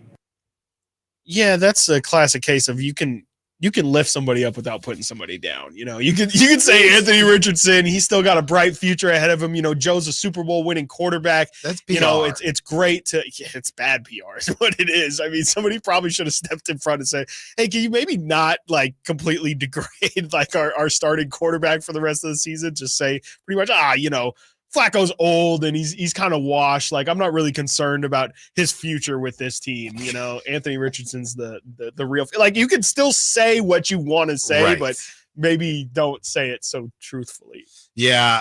Michael Pittman found out about the benching through social media. Yeah. That's not great. He's a friend of the show. Yeah. And here is Luke Kuechly. I miss watching him play, man. I'll tell you that much. Sure. Luke Kuechly on the Anthony Richardson subbing himself out situation. Here it is. He subs himself. What did you make of that? I thought that was very unique. He's good word. He's in his second year, and yeah, he's big, he's athletic, he shut the defensive lineman off, scrambled. But I saw a guy in Carolina do this all the time, and he wore number 1 and he played quarterback, and he was a lot like Anthony Richardson, and he would just get up. He'd walk back to the huddle. He'd look super tired. He'd get the play call, and then he'd go back in and play the next play. So I'm not sure here. I really wonder what Shane Steichen was thinking. Like, you need a what? You need to come out. So I was somewhat surprised that he came out of the game. You'd like for him moving forward, but you got to stay in the game. You're our best opportunity to go win. And when you're on the field, you provide us a unique opportunity to both throw the ball and run the ball. We got to have you on the field. I've never seen this before. No. You haven't. Nobody's seen this before. Crazy. Yeah. Let me ask you guys this. Yeah. He was 10 for 32, by the way. Yeah. Let me ask you guys this. 2 of 15.5. Is he starting this next week? Still a loss. Let's say he runs the same play that Joe Flacco ran. Is he starting this upcoming week if he didn't sub himself out? Yes. No. I think he is. I think he was terrible in that game. Yeah, he's terrible, but I think it's more of a message to the locker room. Like, dude, what are you doing? You're embarrassing yourself. You're embarrassing the team. They know what they're getting into with this, and the audio we have coming up like gets more into it coming from JJ Watt. But it's not about. I don't know. I'm just teasing what's coming next. Dude but was I think he would play. Yeah, he's terrible, but he's a rookie or sophomore, right? But that's the problem is like he's been hurt every single time he steps out onto the field. Every time he's out there, they've looked a million times better with Joe. It's the same thing as like Andy Dalton and Bryce Young to me. Like, it's just Bryce Young is obviously not going to work out because he's under 6 feet tall and he can't throw the ball. You know, he had 200 yards last week. Congratulations. That's almost a career high for him. Like, I just think that Anthony Richardson is a bad quarterback right now. And Joe Flacco 100% undeniably gives them an actual chance to win. Like, they can't win with Anthony Richardson as their quarterback. But you're drafting guys attempting to win when you should know that if you're drafting a rookie quarterback, you're going to lose games. So this goes back to the development question. You're not willing to sacrifice development. or you're not doing a good job developing. But I mean, if you have a good, like JJ McCarthy could have walked into a Vikings team that has Jordan Addison, Justin Jefferson, TJ Hawkinson. I think that's a good situation to walk a quarterback into. Like, you want to have a good supporting cast so that it's as easy, just like Brock, it's as easy as possible to walk in and be good. I mean, if you have a bad team around him, then the argument or the conversation is going to be inversed, where it's going to be like Bryce Young. Well, did you give him the proper tools to ever succeed? How are we supposed to get an answer if he's not playing on an actual NFL looking roster? So I just think the guy has been bad, and it's not hard to see. You look at the numbers, you watch him play. It's really clear that he is not a good quarterback right now.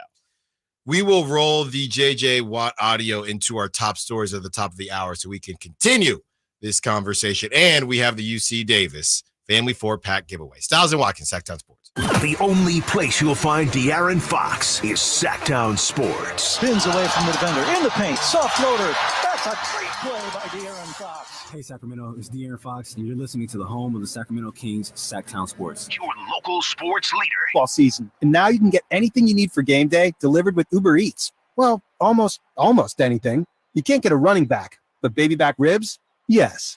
Uber Eats, official on-demand food delivery partner of the NFL. O'Reilly. You've got questions? O'Reilly Auto Parts has answers. Need a pro you can trust? We've got that too. No matter what you need, our professional parts people have the training and expertise to help you do things right. Deep automotive knowledge. Just one part that makes O'Reilly stand apart. The professional parts people. O'Reilly Auto Parts.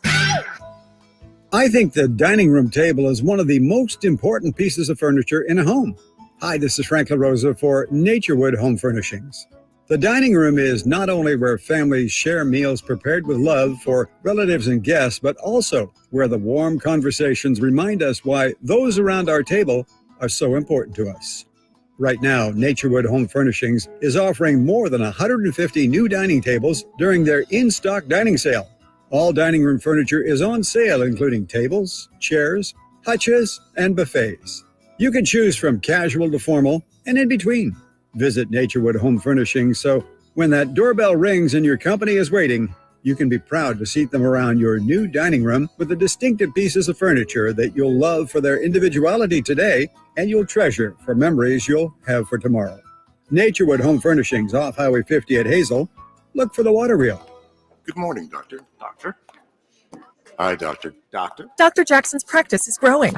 What do you mean we're still short-staffed? He needs a good patient doctor. How do we not have enough doctors to doctor all these patients? And he doesn't have the patience to sift through hundreds of resumes. I need Indeed. Indeed you do. When you sponsor a job on Indeed, it's easier for talented candidates to find it, which makes it easier for you to hire them. Visit Indeed.com/credit and get $75 towards your first sponsored job. Terms and conditions apply. It's football season, and Uber Eats is dropping undefeated deals on all your game day favorites. This week, score buy one, get one free Crunchwrap Supremes from Taco Bell, only on Uber Eats. Craving even more? We've got you covered with game day deals on pizza, burgers, wings, and more all season long. Uber Eats, official on-demand food delivery partner of the NFL. Order Taco Bell for game day now through November 17, 2024. Second item of equal or lesser value. Terms apply. See app for details. The garage won't open again. We're all out of coffee. Life has enough surprises.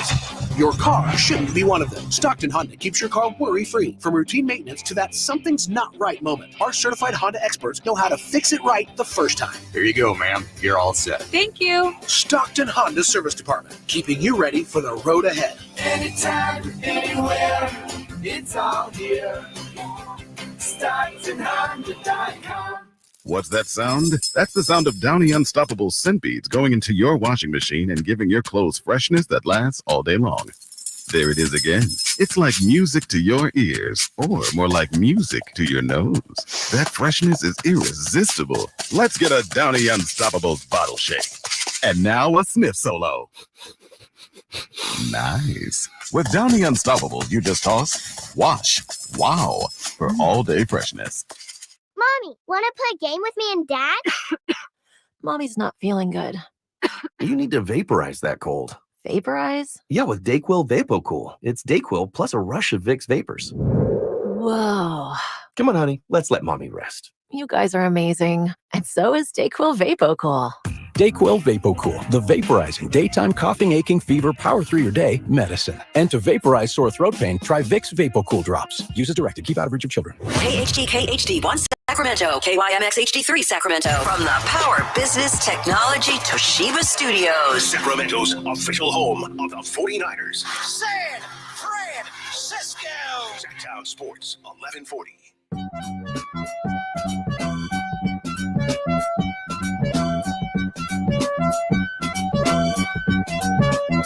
Live and local. This is Sacktown Sports.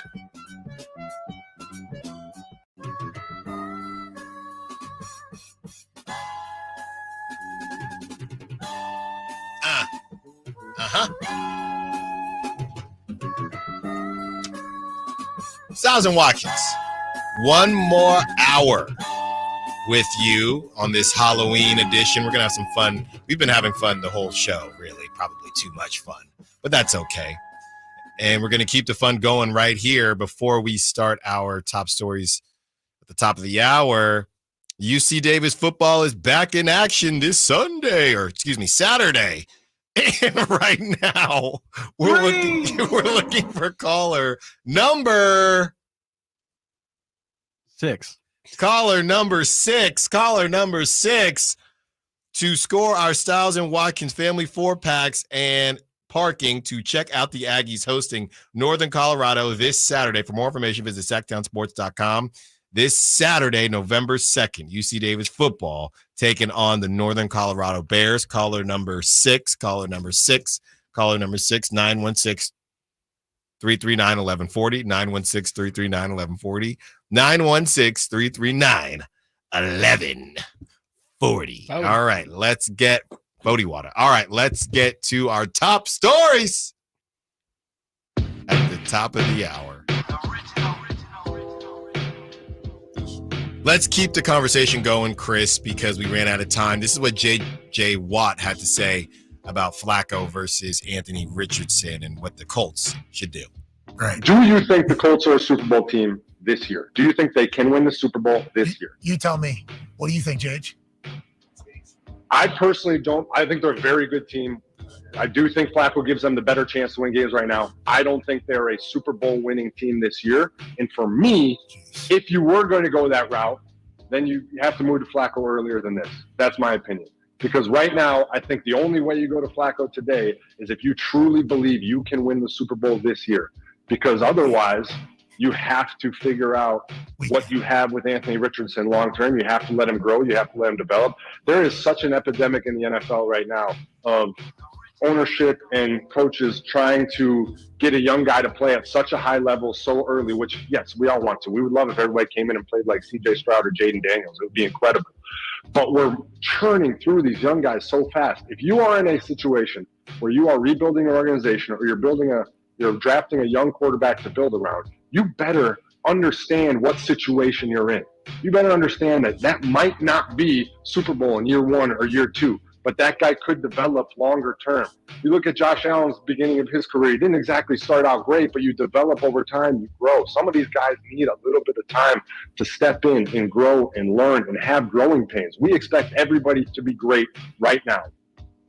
But that's where I'm at, Chris. Cool, you're going to win more games, but it's Ricky Bobby to me. If you're not first, you're last. That's essentially how I feel about the situation. I'm not saying you're wrong about Joe Flacco being a better opportunity for the Colts to win. I'm just saying, why do you really care if you're not going to win the whole thing? Well, I mean, I still feel like there's value in making the playoffs, being a good team, feeling like you're building towards something. And I don't know if like all development is necessarily good development. Like if Anthony Richardson's just out there stinking it up for 16 weeks, that might do more damage than good. And I think that's just the point that they were at with Anthony Richardson. Like, he was so bad, I don't think him playing in real time was necessarily helping him. I think it would be more beneficial. He's 22 years old. He's so young. Nobody's saying that Joe Flacco is going to be their quarterback of the next 2 to 3 seasons. It's just this year right now. I'm sure they're going to give it another kick at some point towards the end of the season. And if not, it's going to be the start of next season that Anthony Richardson gets his next chance. I just feel like the team is actually decent, and they're 4-4 right now with Anthony Richardson playing a lot of their games. What would they be if he weren't?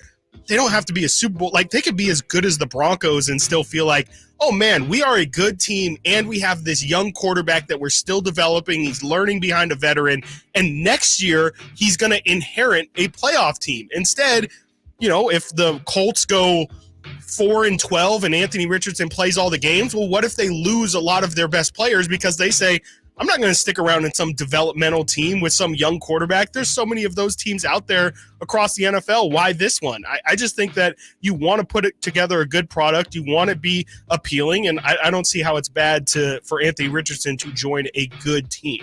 I just think ultimately I don't know of a lot of situations where that plan has turned out and the guy ends up being a stud.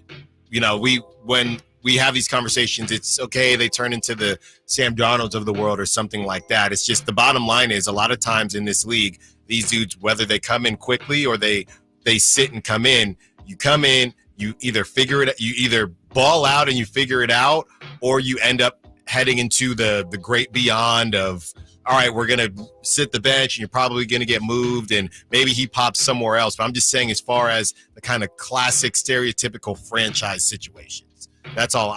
There's just not a lot of examples of what you're saying and it ending in good that we sat this guy. Now he's cooking for us 2 years later. I just think he's the youngest or one of the youngest starting quarterbacks in the league. Like, there's just a lot of years left to even get to the point where you're making any sort of judgment. I just think he's so young still, being 22 years old, that I just don't think that you had to throw him out there. I think he's still got plenty of room to develop, and you already knew he was going to be developing. So I don't know. Even still, he's the youngest quarterback in the NFL, even though he was drafted last year. I think that's absolutely crazy. Him and Drake May are the only 22-year-old quarterbacks out there. I just feel like you have a lot of time to still have it work out later. Yeah, that is crazy. He's still the youngest. Yeah. Let's get to Juan Soto. Basically, he was asked whether he feels like the Yankees have an advantage of keeping him since number one, they're the Yankees. Number two, he just played with them, developed these relationships. Juan Soto said, no, not really. This is what he said.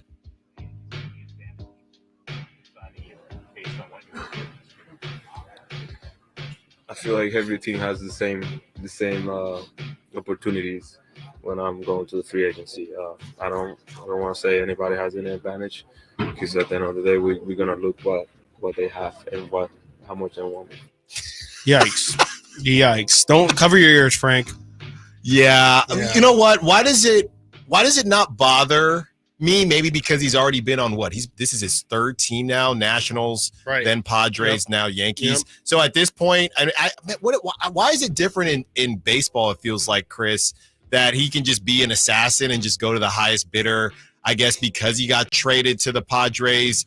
Who should he feel a connection to and feel like, oh, I should stay? If anyone, it's just the Yankees because of the brand and because of the World Series run. But he already has a World Series ring. Right. He knows what it feels like to win. So some of these other guys and I think the difference is because of no salary cap, he's going to go to a good team. I think the reason we look at NBA players differently, like a Kyle Kuzma or whoever, is because in order for them to take the most money, they have to go to a lesser team whose salary cap situation can afford them. In baseball, I can do both. I can go to the Mets, I can go whoever, to the Phillies, whoever, not the Dodgers, because they can continue to just spend money. So you can basically in baseball, you can chase money and rings, and you can't do that in really any other sport. Yeah, I mean, it's I don't know. I mean, maybe if he goes to the Dodgers, you'll see him catch some flack. I think people still have a problem in general with, though you didn't see much around the Ohtani thing. Maybe it's because Ohtani is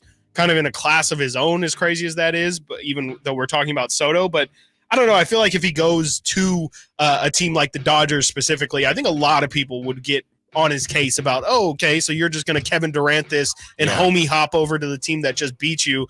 But yeah, I mean, to your point, it feels like if he goes to the Mets, it's just going to be, oh, wow, cool. He's still in New York. He's still a Met. Yeah. He's going to still be competing for a championship. How great for Juan Soto.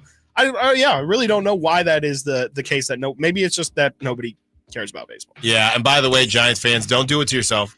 Don't do it. I already saw a graphic yesterday. I did too. They just don't get don't. your hopes up. Like, why? Why even get your hopes up? Just be happily surprised if it happens. Yeah. How about that? The A's complete season schedule now complete with first pitch times at Sutter Health Park in West Sacramento, a franchise record 60 night games, which will begin at 7:05 p.m., ties the 1968 Oakland team for most evening contests. Here's some of the highlights, Chris. Mother's Day, whether Juan Soto will be on the team or not, Mother's Day, the A's will be taking on the Yankees. Memorial Day weekend, taking on the Phillies. That's going to be a fun one. And last but certainly not least, Independence Day, the A's will be taking on the San Francisco Giants. So those are some of the highlighted games, Chris, where I'm sure Sutter Health will be rocking. Yeah, what do you read into the most night games part of this? Is that just about the weather, probably? That's right? what I thought. Interesting. Yeah. We'll see. I think shout out to Sac B has had a couple drone shots of what it looks like, the construction. It looks pretty cool, but we'll see how all this stuff shakes out. I definitely, the closer and closer we get to this, the more and more questions I have of just how is it going to be? I mean, with all it feels like, it's quieted a little bit, but just the concern of like what exactly is going on in the background of all of this, what's going on with the Vegas situation. And, we're learning, it feels like in real time with the updates of what they're doing with the stadium. It's just, there's so many questions leading into this. I wonder by the time they're ready to play ball, if it's just, hey, let's just go out there and forget all that stuff. Yeah. Bob Costas retiring as an MLB play-by-play announcer. The Athletic has learned his last game broadcast on TBS was the New York Yankees Game 4 clincher in the American League Division Series. Costas, 72, will continue his work at MLB Network, where he contributes to several shows as a host and analyst, including on historical events like the Hall of Fame announcement. He has been MLB Network's lead play-by-play voice on games since the network's inception 15 years ago, but will cede that role as well. Bob Costas, Chris, I mean, look, we don't have to take a victory lap. All we have to say is we weren't alone. Yeah, I think Bob knew that it was probably time, even if it might have just been, even if he didn't agree with it. I think he kind of realized with all the backlash that he got after calling that Yankee series, his even if it's just an acquired taste, I think that his style of calling is just a little bit past its time, and I think he kind of felt like, all right, maybe it is time to kind of give it to some of the younger names out there. So that's cool. That's cool for Bob Costas. He's still a legend, and I'm sure he'll still be calling some games. He's done NBA games before. With them returning to NBC, maybe he'll do a couple of those. Between his time as a player and as a team owner, Magic Johnson now has 15 championship rings. These are the teams that he's associated with: LAFC, the LA Sparks, the LA Dodgers, and the Washington Commanders. I mean, something like that, Chris, does it add to your legacy in any way? Do we look at Magic Johnson any differently, or is it just, hey, he was a good businessman really, and was able to make a lot of money and then use his money in a wise way, I guess. I don't really know what I'm supposed to do with the non-playing champion, the owner championships. Yeah, I mean, it's still incredibly impressive for sure. I mean, now, did Magic make any of the actual player decisions? Probably, definitely not. But, it's still a big accomplishment. And to own the Dodgers, regardless of, what you did beforehand, that's a huge accomplishment. And funny enough, I'm now seeing on my feed here, Magic Johnson tweeted out a quote retweet of the Dodgers posting the World Series trophy. He says, quote retweet, "With this trophy, I now have 15 World Championship rings," with a trophy emoji. So thank you, Magic. Thank you, Magic. On the other side, let's have some fun before our Thursday Night Football preview. We do our Halloween candy draft and our favorite scary movies. We already know mine. What's Chris's? What's Nate's? What's yours? Stiles and Watkins, Sacktown Sports.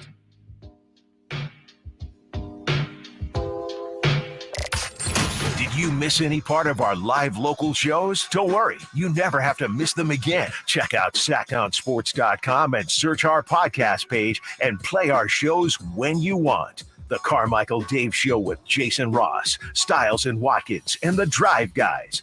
Plus, other podcasts like Return of the Empire, Return of the Roar, the Stingers Up podcast, and Golf to Go with Frank LaRosa. They're all available right now on SacktownSports.com. Rob Thomas, a special intimate performance. I don't wanna be lonely no more. I don't wanna have to pay for Benefiting Sidewalk Angels Foundation.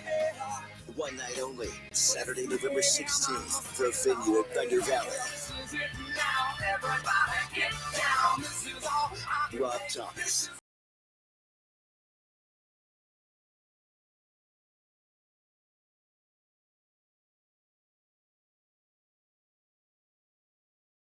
And pricing is back at Folsom Lake Honda, your one-stop Honda shop. During the model year-end event, lower interest rates at Folsom Lake Honda make lower payments. It's no wonder why Folsom Lake Honda is your one-stop Honda shop. Come in today or check out our entire inventory online at folsomlakehonda.com. Get an instant cash offer for your trade at folsomlakehonda.com. We'll buy your car whether you buy from us or not. Folsom Lake Honda is your one-stop Honda shop. Folsom Lake Honda. Go to folsomlakehonda.com.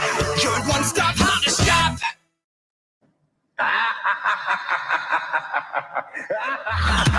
Sacktown Sports. Check us out on YouTube. Search Sacktown Sports and subscribe.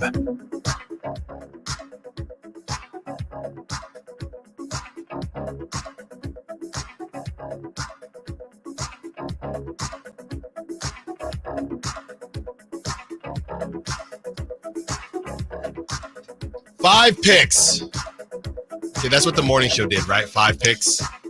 It was either 5 or 4. Let me see. They tweeted it out this morning, and we should give the people a recap on what they did. And yes. just like that, it's right in front of my face. They did 4. Jason Ross had peanut butter M&Ms, Skittles, Heath Bar, and a Hershey's dark chocolate. Okay. Leave him alone. He was not I know. happy. He was. Jason Ross, always happy guy, always smiling, always willing. Peanut M&Ms, very important clarification. Verlad is Thank still you. here. Chris Verlad, by the way, the winner of the candy draft, as far as I'm concerned. Reese's, the regular peanut butter cups, Almond Joys. It's okay, I get it. Not all the picks are there. Twix, underrated, and SPK, Sour Patch Kids, for Chris Verlad, the clear winner of this draft. And then Dave had Reese's Pieces, Butterfingers, Mounds, and Mr. Goodbar. So there you go. That's how they did it. Do we want to do 4 or do we want to do 5? We'll do 4. I think we'll do 4. How about we do 4 and a scary movie? 4 so you and can a scary decide, movie. There you hey, go. if I really want to make sure I lock down Halloween, maybe that's your second pick. There you go. All right. We did a random pick during the break, and Nate Littlefield has the first pick. This is a snake draft? Sure. Yeah. Okay. And I'm doing 4 candies and a movie. Correct. Yes. Okay, and I do the 4 candies first? Well, no, you take one, whichever one it might be. Right. Okay. I'm going to open up the floodgates with pick number 1 being Kit Kats. I really like Kit Kats. I really like wafer That's solid stuff. Big wafer guy. Yeah. And Kit Kats is number 1. Okay. Solid. That's a really solid pick. Chris Watkins. I feel like I don't know. I'm trying to think of like an equivalent of what that Kit Kat pick is. It's maybe like a Karl Anthony Towns of the first pick of the draft. It's good.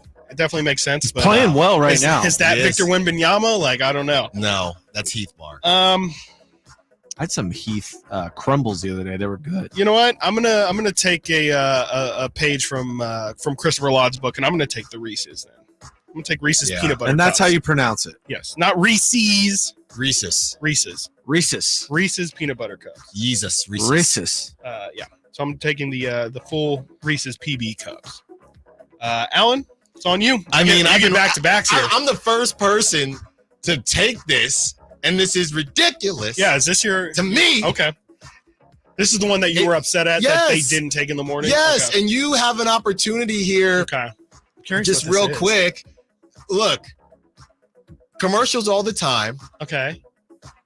You're not yourself when you're hungry. Oh, how do we not have Snickers? Yeah, that's a great one. That's a great El one. Classico. It's crazy that Heath Bars, Baby Ruths, that's what is Mounds, crazy to Mounds, me. Mr. Good Bar. There was an almond joy dark somewhere. Chocolate, straight up Hershey's. Jason, come on. Jason is gonna. Yeah. He's gonna. I think you cut him a break today. Jason is not I love going to say cut him what's a up. piece of a Kit Kat bar, but he didn't take one. Wow. Come on, Jason. So now it's me Kit Kat's again. also just not selected in that draft either. Yeah, Kit Kats are great. Kit Kats are phenomenal. Alan, you get the snake draft. So you can either again take a movie, Right. you can take your one movie, or you can keep the candy going. Yeah, no, you could go in a direction where I like a lot of the same candies, Okay. but I'm going to diversify. Okay. And I'm going to go with Dots.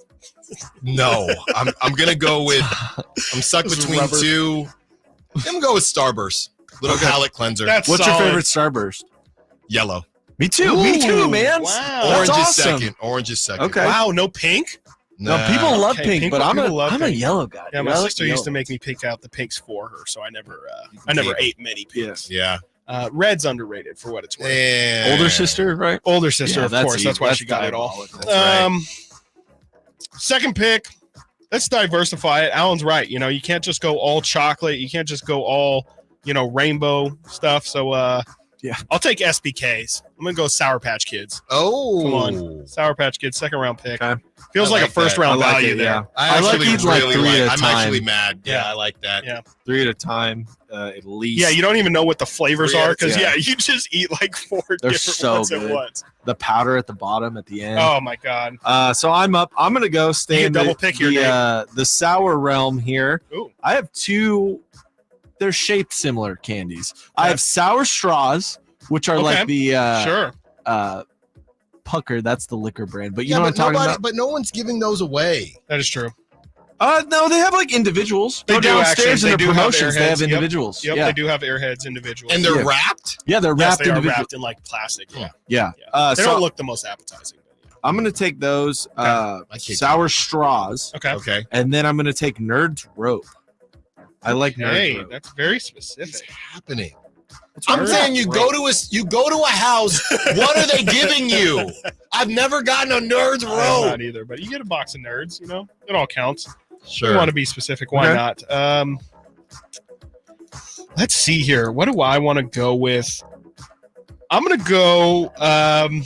Maybe this is a little. You know what? No, let's keep it easy. I'll save that for the next round. I'll go peanut M&Ms again. El Clasico. I felt like they were gonna get scooped. I'm gonna go peanut M&Ms, and I'm gonna win this draft. There we go. Third round pick. Come on. I think I that's watched good. Draft Day the other day. I did. That is good. I did not. Why I did would you not. I've torture never- yourself? I've never seen it. That's before. my favorite horror People movie. like that.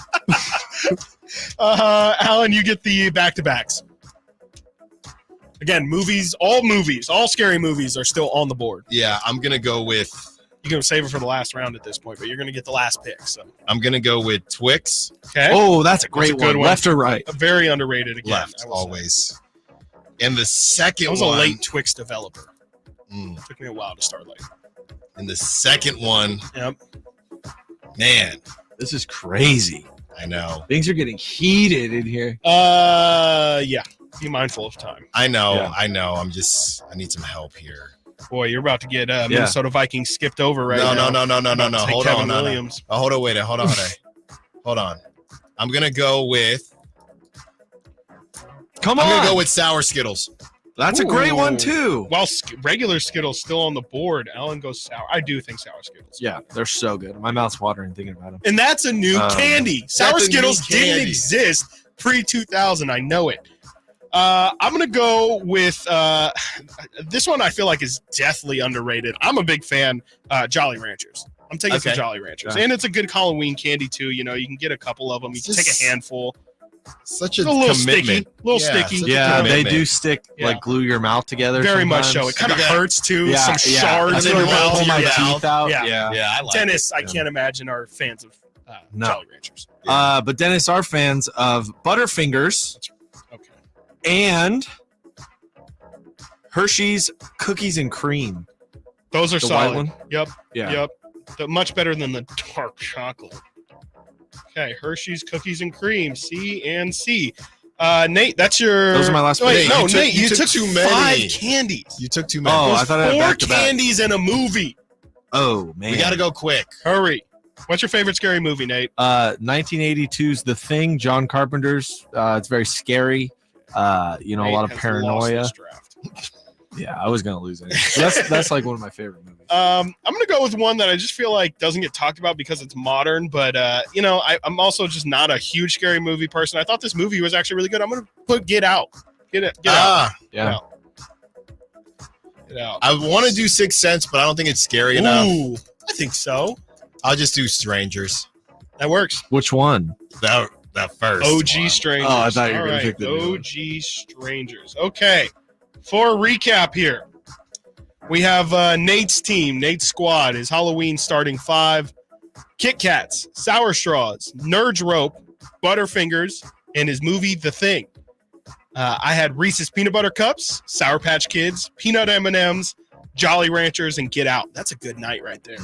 Alan Stiles, Snickers, Starburst, Twix, Sour Skittles, and the OG Strangers. I like your candies. Alan. Wow. I like your candies. I mean, I think you put these up against the morning show. I mean, there's no Give me question. a If we're just break. doing morning versus during middays, that's a we're wash. gonna read them. We're gonna read that's a their complete. We're gonna read their dusty candies. Dusty candy. What are they eating? Clark bars? Oh man, Styles and Watkins, Sacktown Sports. The quest for ring number 6 happens here on Sacktown Sports 1140. My ball George went out and caught the ball. Touchdown! San Francisco! Listen on Sacktown Sports for all the 49ers action. Jennings went up and took it away. What a catch by JJ! He scored 3 touchdowns today. Quest for 6 lives here on your local sports leader, Sacktown Sports 1140. Fall's right around the corner, and there's no better way to experience nature and everything that Northern California has to offer than in a Jeep. And right now, it's Jeep Adventure Days at Sacramento Chrysler Dodge Jeep Ram. And they've got the deals and selection for you. From sales to service, they're going to prove to you why they deserve your business. Their GM, Chuck Dean, he has this talent of not only getting you the best deal in town, but he also is able to build an inventory that other dealers are jealous of. SackSuperstore.com and located off of Business 80 across from Hagen Oaks Golf Course. Sacramento Chrysler Dodge Jeep Ram. At Elk Grove Honda, not only do we have a great selection of pre-owned certified cars at very fair prices, but every one of our pre-owned automobiles are treated with kid gloves with a 182-point inspection that covers everything from unibody to tires to brakes and engine filters. Then our certified cars receive a mobile oil change and fresh fill-up with full synthetic mobile oil. We know you have lots of choices of where to purchase your next car. Come to Elk Grove Honda, home of the 182-point inspection and mobile oil change. We're in the Elk Grove Auto Mall, Highway 99 at Elk Grove Boulevard. Facts are facts, and the facts show that for eliminating hip, knee, back, leg, and foot pain, it's the Good Feet personalized arch support system, clinically proven to provide significant pain relief in only 4 weeks. Good Feet arch supports are designed to help put your feet and whole body back in pain-relieved proper alignment. Good Feet arch supports are HSA and FSA eligible. Book your free fitting at Good Feet in Sacramento, Roseville, and Vacaville. What would it take for a plumbing company to earn your trust? Jerry and Kenny here from Bell Brothers.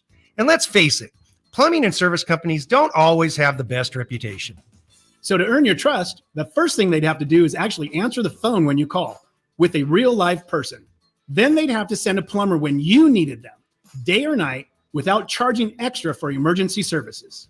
A trustworthy plumber would show up on time, wearing a clean uniform and name badge, and be able to show that they had passed a background check and drug test. A plumber you could trust would give you a firm quote on the job before starting and clean up after they finish the job. That's exactly the plumber you'll get when you call Bell Brothers. A plumber you can trust. Call Bell Brothers right now for all your plumbing needs. Our number is 916-444-1234 or find us online at thenosurpriseguys.com. The No Surprise Guys, Bell Brothers. Want the best movie experience in town? Join Sacktown Sports IMAX Pass by visiting sacktownsports.com. Sign up today. You can win tickets to see this week's films at the Esquire IMAX Theater. The next election is November 5th. Vote centers open October 26th. Remember to vote early and avoid the lines. Learn more at elections.sackcounty.gov or call toll-free 800-762-8019. Don't let cold season make you miserable. Try the quick, drug-free solution for nasal congestion, Navage. Navage uses gentle suction to flush out your sinuses with refreshing saline, helping you breathe easier, sleep better, and feel healthier all winter long. And here's even better news. Navage is now available at select Costco locations in a great new value pack. It's everything you need to start breathing better fast. Check out Navage at your local Costco today. Navage, Navage. Breathe easy. Lead generation is one of the most important aspects of any marketing campaign. Let us help you identify your target audience and market your products or services to them. Go to aimyourdigital.com today. aimyourdigital.com.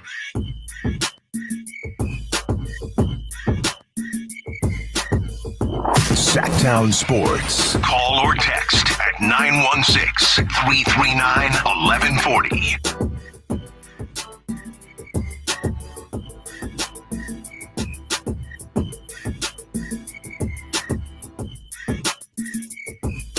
Nate, we have a winner? Yes, Jeffrey from Fair Oaks. Fair Oaks. Love Fair Oaks. Shout out Fair Oaks. Love Fair Oaks. Yep. UC Davis. Football back in action. All right. Do you have it up still, Chris? What's that? The crusty list. Oh, the old one? Yeah. I do have the entirety of the okay crusty list. We're gonna read Jason. Can't even remember their names. Jason, Dave, and Verlad's list, and then we'll read our list again. All right, so the crusty, dusty, musty list of the morning show. Dave, once again, this Carmichael Dave squad is Reese's Pieces, Butterfingers, Mounds, and a Mr. Good bar. Jason Ross had peanut M&Ms, Skittles, a Heath bar, and Hershey's dark chocolate. Jason started out so well. He started so well. And Chris Verlad had Reese's, the OG kind, Almond Joys, bro, which, it's fine. I hate coconut. Can't shoot 100%. Twix and Sour Patch Kids. That's not bad. Verlad won. Not bad. Yeah, I mean, unquestionably. They all have a sore in there. Yeah, I would say so. You got to get a movie from them tomorrow too. Yeah. Verlad would definitely win that one too. Dracula. The Bram Stoker one. Van Helsing. Nosferatu. Chris. American Psycho. Chris Watkins. The first one. Yeah. Reese's. Psycho, I guess. Sour Patch Kids. Peanut M&Ms. Jolly Ranchers in the movie Get Out. Nate. Kit Kat. Sour Straws. Nerds Rope. Butterfinger.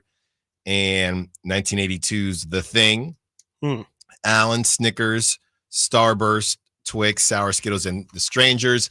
I mean, I guess you know what they would have, and I wouldn't even hate on them if they had The Shining. The Shining is just too long for me, but I do like it. Yeah, it's not scary. It is kind. You watch it alone. Sure. You watch it alone in the dark, and it's cold. Am I wrong for the first Paranormal kind of getting me too? Paranormal Activity. The first one? No.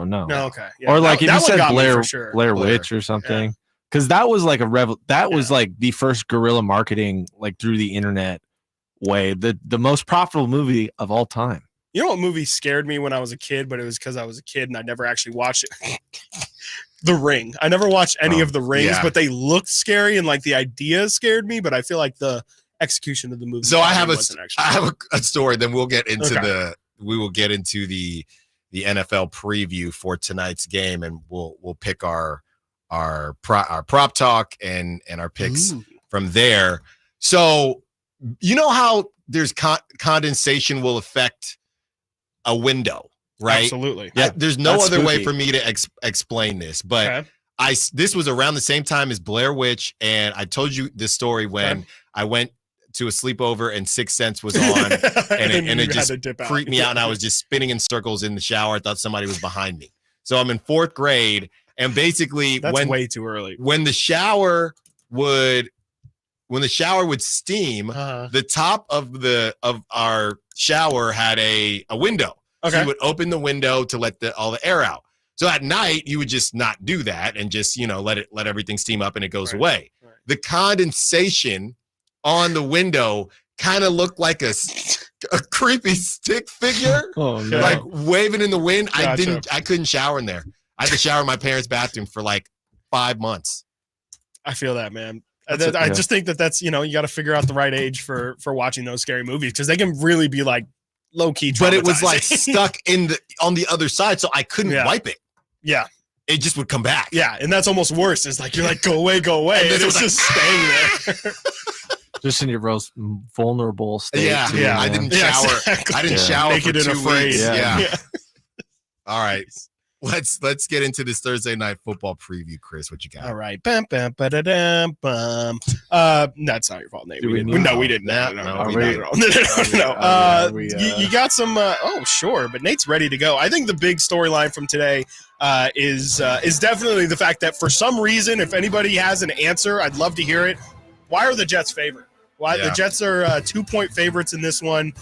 Doesn't make any sense. I guess that, again, we know that Vegas isn't necessarily predicting the outcome. They're more so predicting what people will put their money on. So might not. It's at Jets 2.5, as a matter of fact. Now, I don't get it. Texans are 6-2. Yeah, they've been a little bit shaky in terms of games have maybe been a little bit closer than what you would like. But with how the Jets have played, why is anyone believing that the Jets are not saying they're not going to put up a fight, but what makes them think that the Jets, this is going to be the week? They've lost, let's see here, 5 in a row now. Well, I think what I think it is obviously there's no Stephon Diggs, and I don't believe there's no Tank. There is Tank Dell. There's no Nico Collins. Either. So they're missing both of those guys.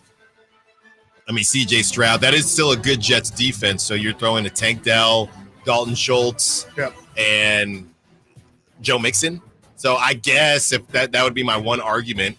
You got Jimmy Ward out and Azeez Al-Shaair out as well. So maybe that might have a little bit to do with it. I don't know. I mean, I just feel like the Jets have looked so terrible or just not better since they got Devontae Adams. I don't know what the hope is except for the fact that they are just incredibly desperate now and it's a short week. But I don't know. I mean, I still feel good about the Texans in this one. I'm going, man, you know what? I think I'm going to go Jets because I have to. I think we're to the point now where I need to take some chances. So they're down a couple receivers. The Jets' backs are against the wall. Aaron Rodgers can be pretty darn good in prime time. So I'm actually going to go Jets really because I have no choice. Sure. Yeah, I mean, I don't blame you there. And, maybe Hassan Reddick will kind of have something to show for in this game. I just wonder, I think that the Texans are a deeper team than just their passing attack. They get Joe Mixon, who's been great since he came back from injury. I still feel like Houston is the better team here, and I'm just really surprised that even though the Jets are at home, that they feel like the Jets are the team that has the upper hand. It's crazy. Yeah, I mean, my official pick is going to be the Texans. Nate? Yeah, I'm rocking with Houston too. Stephon Diggs being out sucks. I understand it's in New York. It's not at the time of year yet where it's snowing or anything crazy there at MetLife. Looks like game time weather is going to be 70 degrees. Football weather. Yeah. Right? The Jets are the most disappointing franchise of all time. And they just can't do anything right. It's crazy. You look at last year, I mean, Aaron goes down, sure, but by this point, Zach Wilson already had a better record than Aaron Rodgers. And I get it's a different season, you're playing different teams, all that. But it's so bad. It's so embarrassing. And obviously their head coach had some talent if he was scooped up almost immediately by the Packers. They let him go. How in your right mind can you take the Jets? Why are they favored? It doesn't make sense to me. I'm taking the Texans. All right. That's fair enough. And now we got prop talk, guys. I think there are a couple obvious, nothing is obvious when it comes to prop talk, but I'm going to say this again with those guys out. Everybody is hammering Tank Dell. I still think that Sauce Gardner hasn't played great. I saw somebody said until Sauce Gardner plays better, I will be referring to him as the name his mother gave him and calling him Ahmad Gardner. I was wondering. I was like, what is his real name? Yes, I have Ahmad Gardner. So I don't know. I just think it's a lot for one player in Tank Dell, and I'm not going to go with some random receivers that haven't really been following.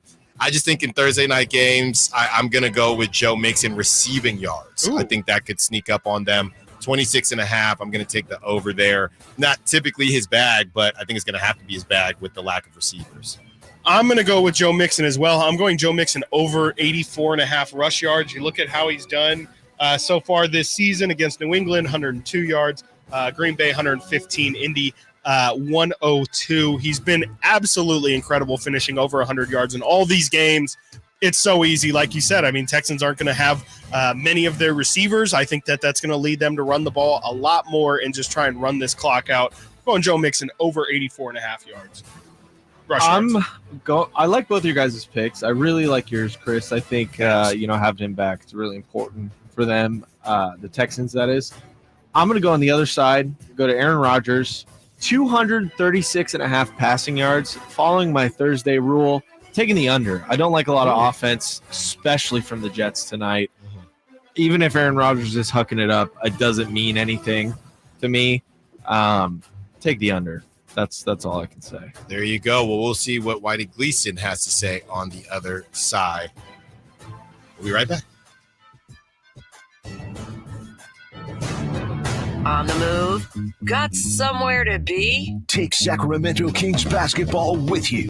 The Sacktown Sports app will let you stay connected to your passion. Never miss a moment of Sacramento Kings basketball with the Sacktown Sports app. Sacramento State football this Saturday at 6 versus Portland State. Get your tickets at hornetsports.com. Coach Doug Christie here for your truck headquarters, reminding you that every deal at Folsom Lake Ford is a slam dunk. Shop all your favorite models on sale now, including America's best-selling truck for over 47 years, Ford F-Series, plus a huge selection of Broncos, Bronco Sports, and all of Ford's award-winning SUVs at FolsomLakeFord.com. Listen, I know a great play when I see one, and if you want to save on a new Ford, you got to drive the lane straight to Folsom Lake Ford in the Folsom Auto Mall. Right now, buy any new Ford with zero down on approval of credit. Save big with low interest financing, and Folsom Lake Ford always pays top dollar for your trade. So hurry to Folsom Lake Ford, a 6-time Triple Crown winner for sales and service excellence. That's why they're my trusted dealer, and they should be yours too. Tell them Coach Doug Christie sent you, or shop them online at FolsomLakeFord.com. Did you know your skin is the largest organ of your body? Huh? That's why you should shower with Old Spice Super Hydration Body Wash instead of plain old bar soap. Love your skin by super hydrating it with vitamin B3 and glorious notes of vanilla and shea. Did you know that my super hydrated skin is the second largest organ of my body? The first is my heart. Old Spice. Men have skin too. Old Spice Super Hydration Body Wash. 24/7 renewing moisture. With daily use. Tired of ads interrupting your favorite news podcasts? Good news! Ad-free listening on Amazon Music is included with your Prime membership. Stay up to date on everything newsworthy with podcasts like The Daily, Up First, and 5 Things Uninterrupted at Amazon.com/ad-free. Just head to Amazon.com/ad-free to catch up on the latest episodes without the ads. Despite having no experience, Gavin Newsom made Jessica Morse his, quote, wildfire specialist. The result? Under Newsom and Morse, insurance rates and utility bills skyrocketed. Millions of dollars were slashed from the state's fire prevention budget, and they were even caught lying about their record, while millions of acres burned and families lost their homes. Now Gavin has chosen Jessica Morse again, this time to run for Congress. We have a better choice. Kevin Kiley. As our congressman, Kevin Kiley has worked across party lines to secure millions for wildfire protection and expand water supplies. And Kevin Kiley's bill to protect Lake Tahoe will bring up to $415 million home to our district to reduce the threat of fires and restore the ecosystem of the lake, delivering results and making a difference. Let's keep Kevin Kiley working for us. I'm Kevin Kiley. I approve this message. Paid for by Kevin Kiley for Congress. If you love to travel, Capital One has a rewards credit card that's perfect for you. With Venture X, earn unlimited double miles on everything you buy and turn everyday purchases into extraordinary trips. Plus, receive premium travel benefits like access to over 1,300 airport lounges where you just check in and chill out. Open up a world of possibilities with Capital One. What's in your wallet? Terms apply. Lounge access is subject to change. See CapitalOne.com for details. Everywhere you look, things are getting more expensive. So at Consumer Cellular, we're lowering the price for those 50 and up. Now you can get unlimited talk, text, and data for $30 a line when you buy 2. That's just $60 a month for 2 unlimited lines. So if you're 50 and up, make the switch and save. Come on, you've earned this. Call 1-888-FREEDOM or visit consumercellular.com today. Requires 2 lines of service, age validation, and credit approval, subject to system and area limits, taxes, and other fees apply.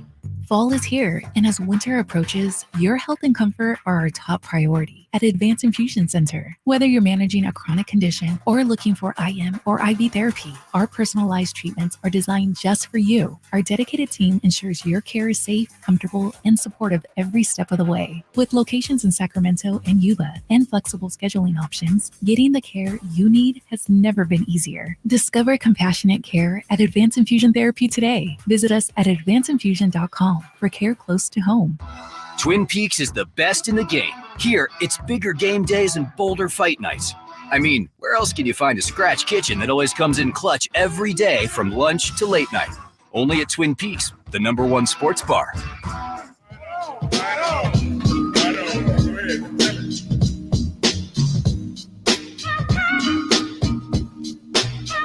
Live and local. Live and local.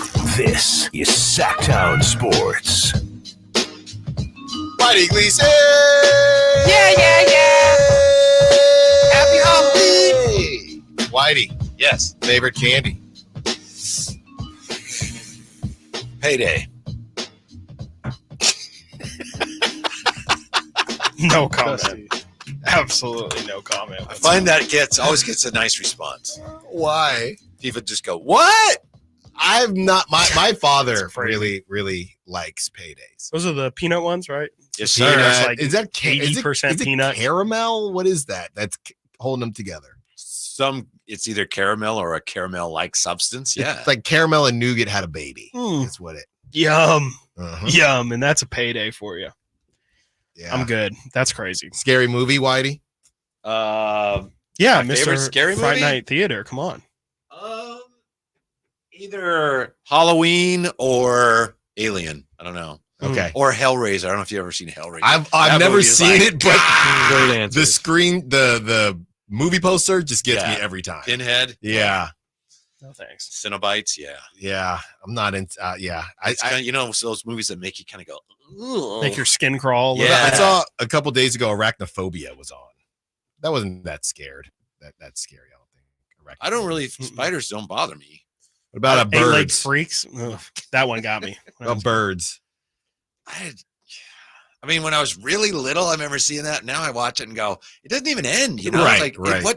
what happens next? Yeah. Yeah. Didn't quite work. It's a classic and everything. You ever been down there, Bodega Bay, and the gas station? It's in the movie. They have a little gift shop and No. pictures of Hitchcock, No. and Tippi Hedren and No. stuff. But Yeah. but it's a classic. But it's just kind of, I watched it and I was like, that's it? Yeah. That's the end? Whitey, can I ask you something first? Please. Let me ask you if I can ask you. Can you explain the Fright Night Theater thing? I was not born when I feel like it was not of my time, and I feel like a lot of people always bring up like, oh my gosh, I miss seeing Whitey on Fright Night Theater all the time, and you're wearing the shirt right now. So. Yeah, I wear it on Halloween's now. This is the last one I have. We used to give these away, you know, with two Promo shirts, yeah. like creepy cups and things, and write me a letter, maybe get a t-shirt. This is the last one. So it was on like 89 to 93, something like that. It was Channel Saturday wise, nights. 89.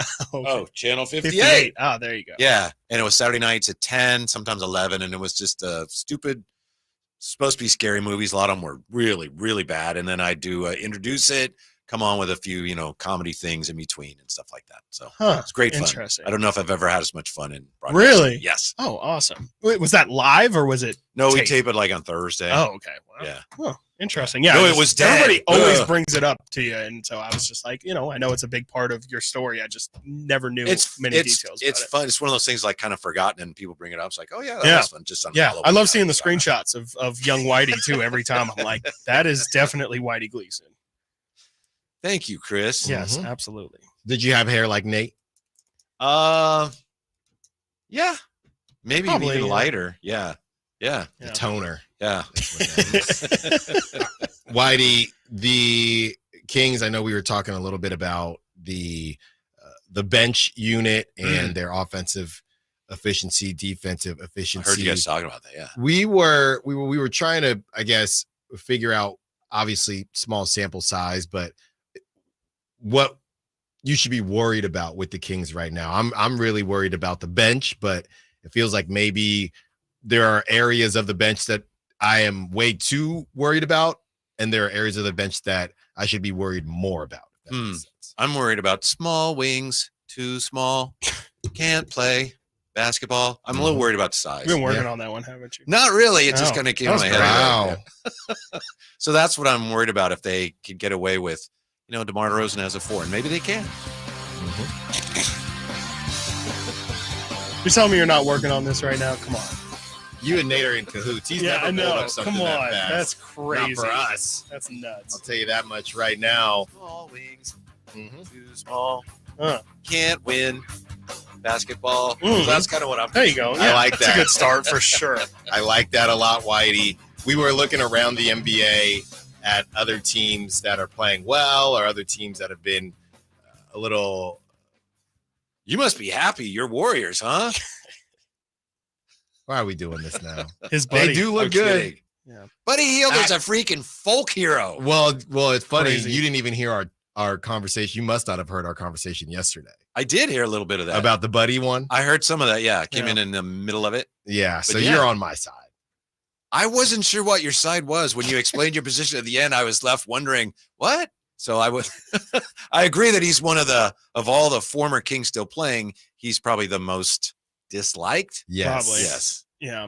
But I wasn't sure where you were going, Alan. You sound torn because I know he was not. He said some disparaging things about the Kings, but now he's a Warrior, so you didn't know. I mean, he is on fire right now, though. Yeah. He's playing really well. He didn't shoot the 3 especially well last night, but he still scored a lot of points. Who Right. shot him? And they won again. They won again. They won again. Can't believe it. Yeah, and the Pelicans look a bit of a mess right now. Now it's funny because no DeJounte Murray, and he's injured obviously, and you have Trey Murphy out, and then they lose Herb Jones in the first of that little mini series with the Warriors, and you're starting to see. Obviously, they don't have the help, but you're starting to see. Yeah, I kind of understand why the Pelicans said the Brandon Ingram Zion thing. It's kind of run its course. They're just kind of stuck with a Brandon Ingram who's not playing poorly, but if he wants that $50 million, I mean, he's got to go talk to his agent and say, hey, all right, let's just get out of here and get whatever. Not whatever. You still get a lot of money, but you're not getting $50 million. One of the weirdest things about basketball is more than any other sport. You can have a guy and look at his numbers and say, man, that guy's productive. But if you look really closely, you find out, oh, he's not really helping them. And last year, to your point, I remember seeing some numbers that when they had, I think it was CJ and Zion and Ingram on the floor, they all those are good players, but they didn't play very well together for whatever reason. And it's one of those things that's really hard to figure out. Yeah. And I think they made the decision, all right, we're better off without him. Obviously, he has some value. They're not just going to give him away, but it's really odd. And that's why we get into so many arguments about players, or at least I do, because people say this guy had this many points, that many rebounds. It's like, yeah, but he's not helping him. Yeah. And it's hard to pinpoint why not. Right. And by the way, that Warriors W, I don't believe he didn't play well 2 nights ago, and then he didn't even play. Yeah, they didn't have last night. any So of their best players. yeah, do with that with the And Warriors. I'm talking about last season. Sure. Yeah. I mean, it's the same thing. Yeah. I mean, again, we saw the best. Every time, you know what would happen, I bet? They were getting ready to move off of that team, and then they would play the Kings. Then after they play the Kings, they say, you know what? Actually, it's not so bad. Maybe we got something there. Maybe we got something there. The table. Thank you. Zion looks great for what it's worth, too. Yeah. He definitely is in a lot better shape this year. Yeah. Last year, the Pelicans' size just gave the Kings fits because they had small wings, too small. But anyway, that's enough of that. I thought he was coming back in with it. Why are you excited for this Thursday? Actually, for this Thursday? Forget It's Thursday already night. here. Forget Thursday night football. World Series, man. Oh, man. Fundamentals. Fundamentals. You tell me, Alan, seriously, your coaches. First. You guys are playing a non-conference game against, I don't know, Lehigh or somebody. We did play Lehigh, yes. Ooh. Okay, really? All right. So there's Shout out CJ. Yeah. Grounder the right side, and the pitcher, whoever it is, what was one of your pitchers? What was his name? Steve. Yeah, Steve Visnick. Steve. Okay, there you go. See, I'm on fire. And he doesn't cover first. What are your coaches doing with Steve Visnick? I mean, he's getting chewed out. Yeah, this was the World Series. Yeah. I can't believe. I just think he brain farted and then he just pointed. Crazy, man. Hey, can you get first for me? But you're putting that one over the Aaron Judge error? Yes, because the mental error is worse than the physical error. They're both egregious. What about obviously. Volpe? A center fielder in Major League Baseball has to be able to catch that, right? Aaron Judge is not a center fielder, but you got to catch that either way. That's a good point too. You know, you do stuff like that, and the baseball gods go. Well, it's funny because they've been throwing him out there the whole time. Yeah, and it bites them at the very end. And now I'm going to sound like a Heath Barr here. I mean, back in my day, there were some premium positions, right? I mean, shortstop, center field, catcher, premium defensive positions, and nowadays people just don't care. And I know he is a good right fielder, but I'm back in my day it was get you your speedy center fielder that can just cover all this range. I know he's got the long legs, but Aaron Rodgers is definitely not a center fielder, but Aaron Judge is not a center fielder. Well, they're limited there. I mean, Soto is a disaster in right field. I thought he thought he up for a Gold Glove. He is. He was a couple years ago too. They sometimes they don't have enough candidates. He's not great out there. Well, I think the problem is now is with all this moving, right? It's how many guys are playing the same position every single day. Yeah. You know?